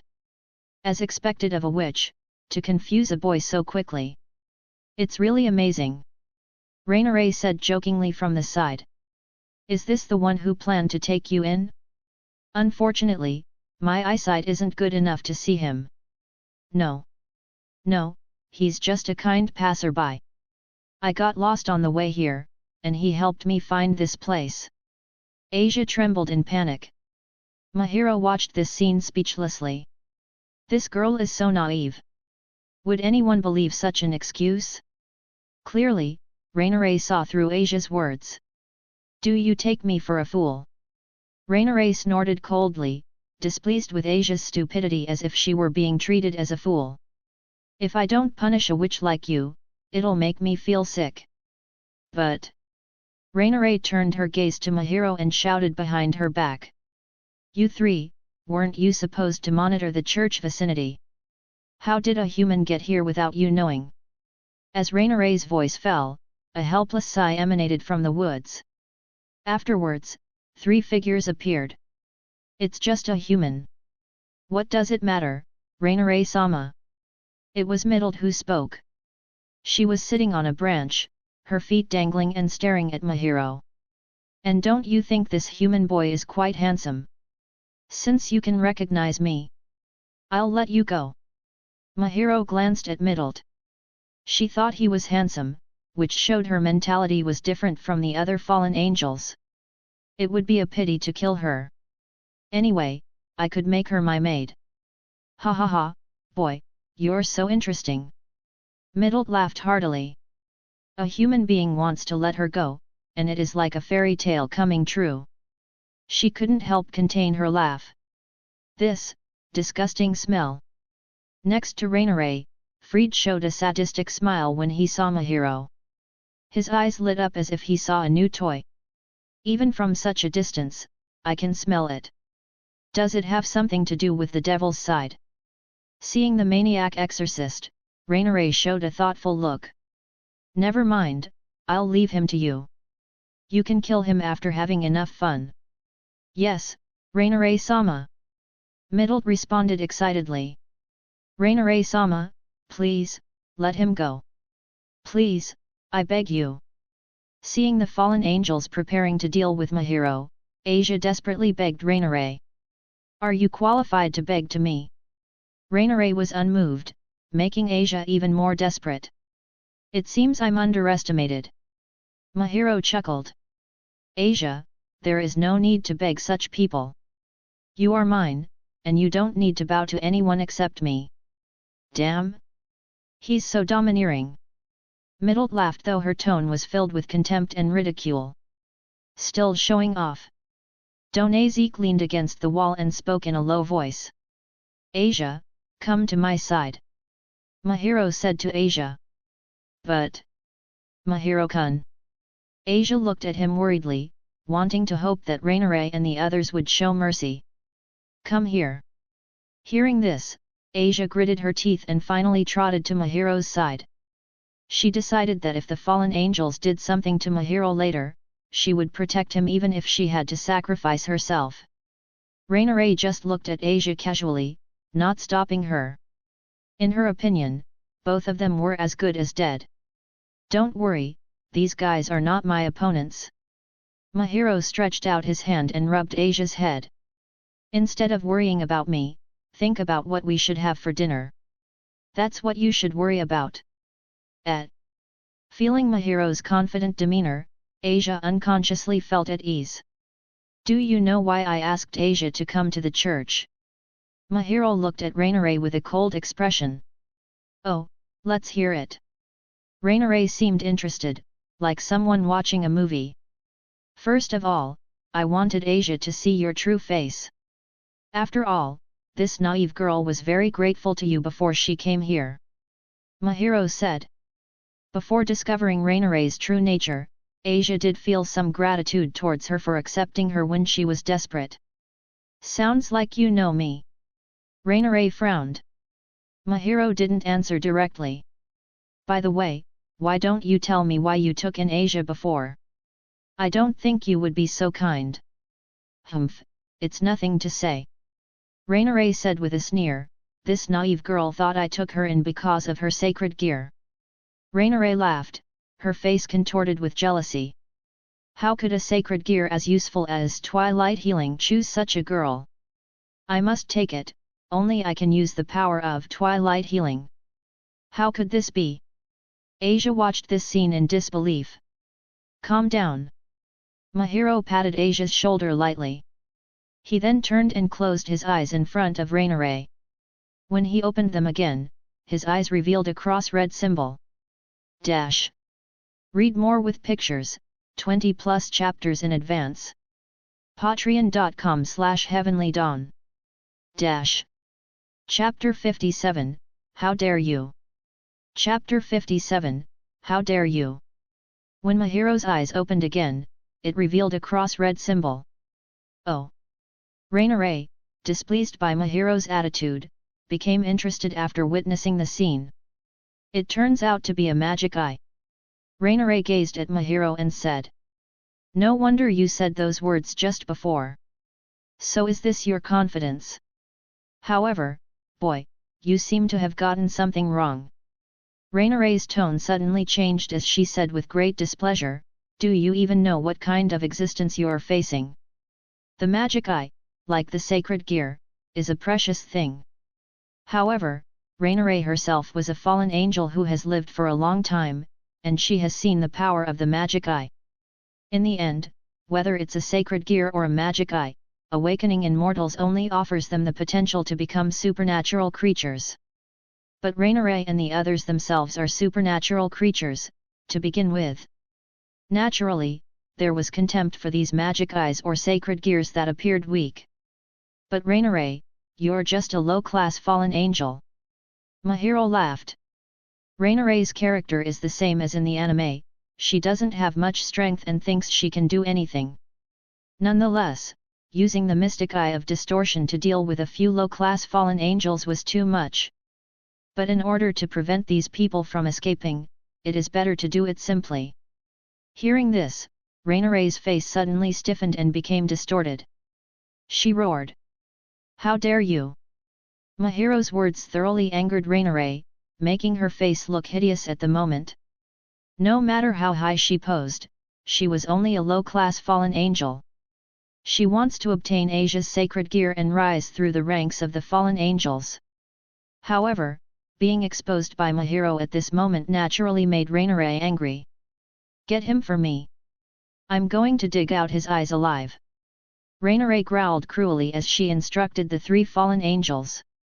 Rainare-sama is really good at instigating people. But, it would be faster if she did it herself. Middled complained, but her body slipped, and she went in front of Mahiro. Trash with magic eyes. Donazik raised his head and mocked indifferently. Whatever he is. Kala Warner, wearing a leather coat, stretched her body seductively. She raised her hand and conjured a spear of light. It's really unfortunate, boy. You, who have magic eyes, if you didn't come here, perhaps would have had a good life in the future. Kala Warner pretended to be regretful but was actually being sarcastic. She shook her head and sighed, "It's a pity." Pity. Suddenly, a voice sounded in her ears. Kala Warner's eyes suddenly widened as the boy, whom she regarded as her prey, disappeared from her sight. So fast. How can it be? Be careful, Kala Warner, he's in front of you. For a while, exclamations sounded, and they all looked in Kala Warner's direction in disbelief. As if stared at by a beast, her entire body started trembling. Fuck you! She raised the spear of light in her hand like a madwoman and stabbed Mahiro beside her. Mahiro did not dodge or evade and stepped forward to face attack. The spear of light, her best skill, failed to work when it touched Mahiro, it simply disappeared. Seeing this scene, she let out a whimper and trembled in panic. Mahiro raised his hand and grabbed her neck directly. Oh? I'll give you this sentence again. Fuck you. Mahiro twisted Kala Warner's neck with force, causing her to drop lifelessly. Kala Warner. Middled growled. You dare to kill my companion. Donazik also looked at Mahiro angrily. Don't worry, it's your turn next. Mahiro looked at Donazik and then used Shunpo. In an instant, he appeared in front of Donazik. Impossible. Rainare was also frightened by Mahiro's sudden outburst. Even among the 4 fallen angels, she was the strongest. However, no matter how strong she was, she couldn't be able to kill Kala Warner in seconds. For a moment, Rainare could no longer maintain her previous arrogance. As if remembering something, Rainare turned her gaze to Asia and then rushed directly, wanting to take her as a hostage and make Mahiro submit. Tch. Mahiro sneered as the sword of eternal flames appeared in his hand. He casually threw it, and it slashed through the air, nailing itself to Rainare's shoulder. After that, Mahiro casually killed Donazik under his terrified gaze. With the mystic eye of distortion, as long as it is related to magic, even the light-based attacks can be absorbed. After all, in his eyes, they were no different from lambs waiting to be slaughtered. Read more with pictures, 20+ chapters in advance. Patreon.com/heavenlydawn.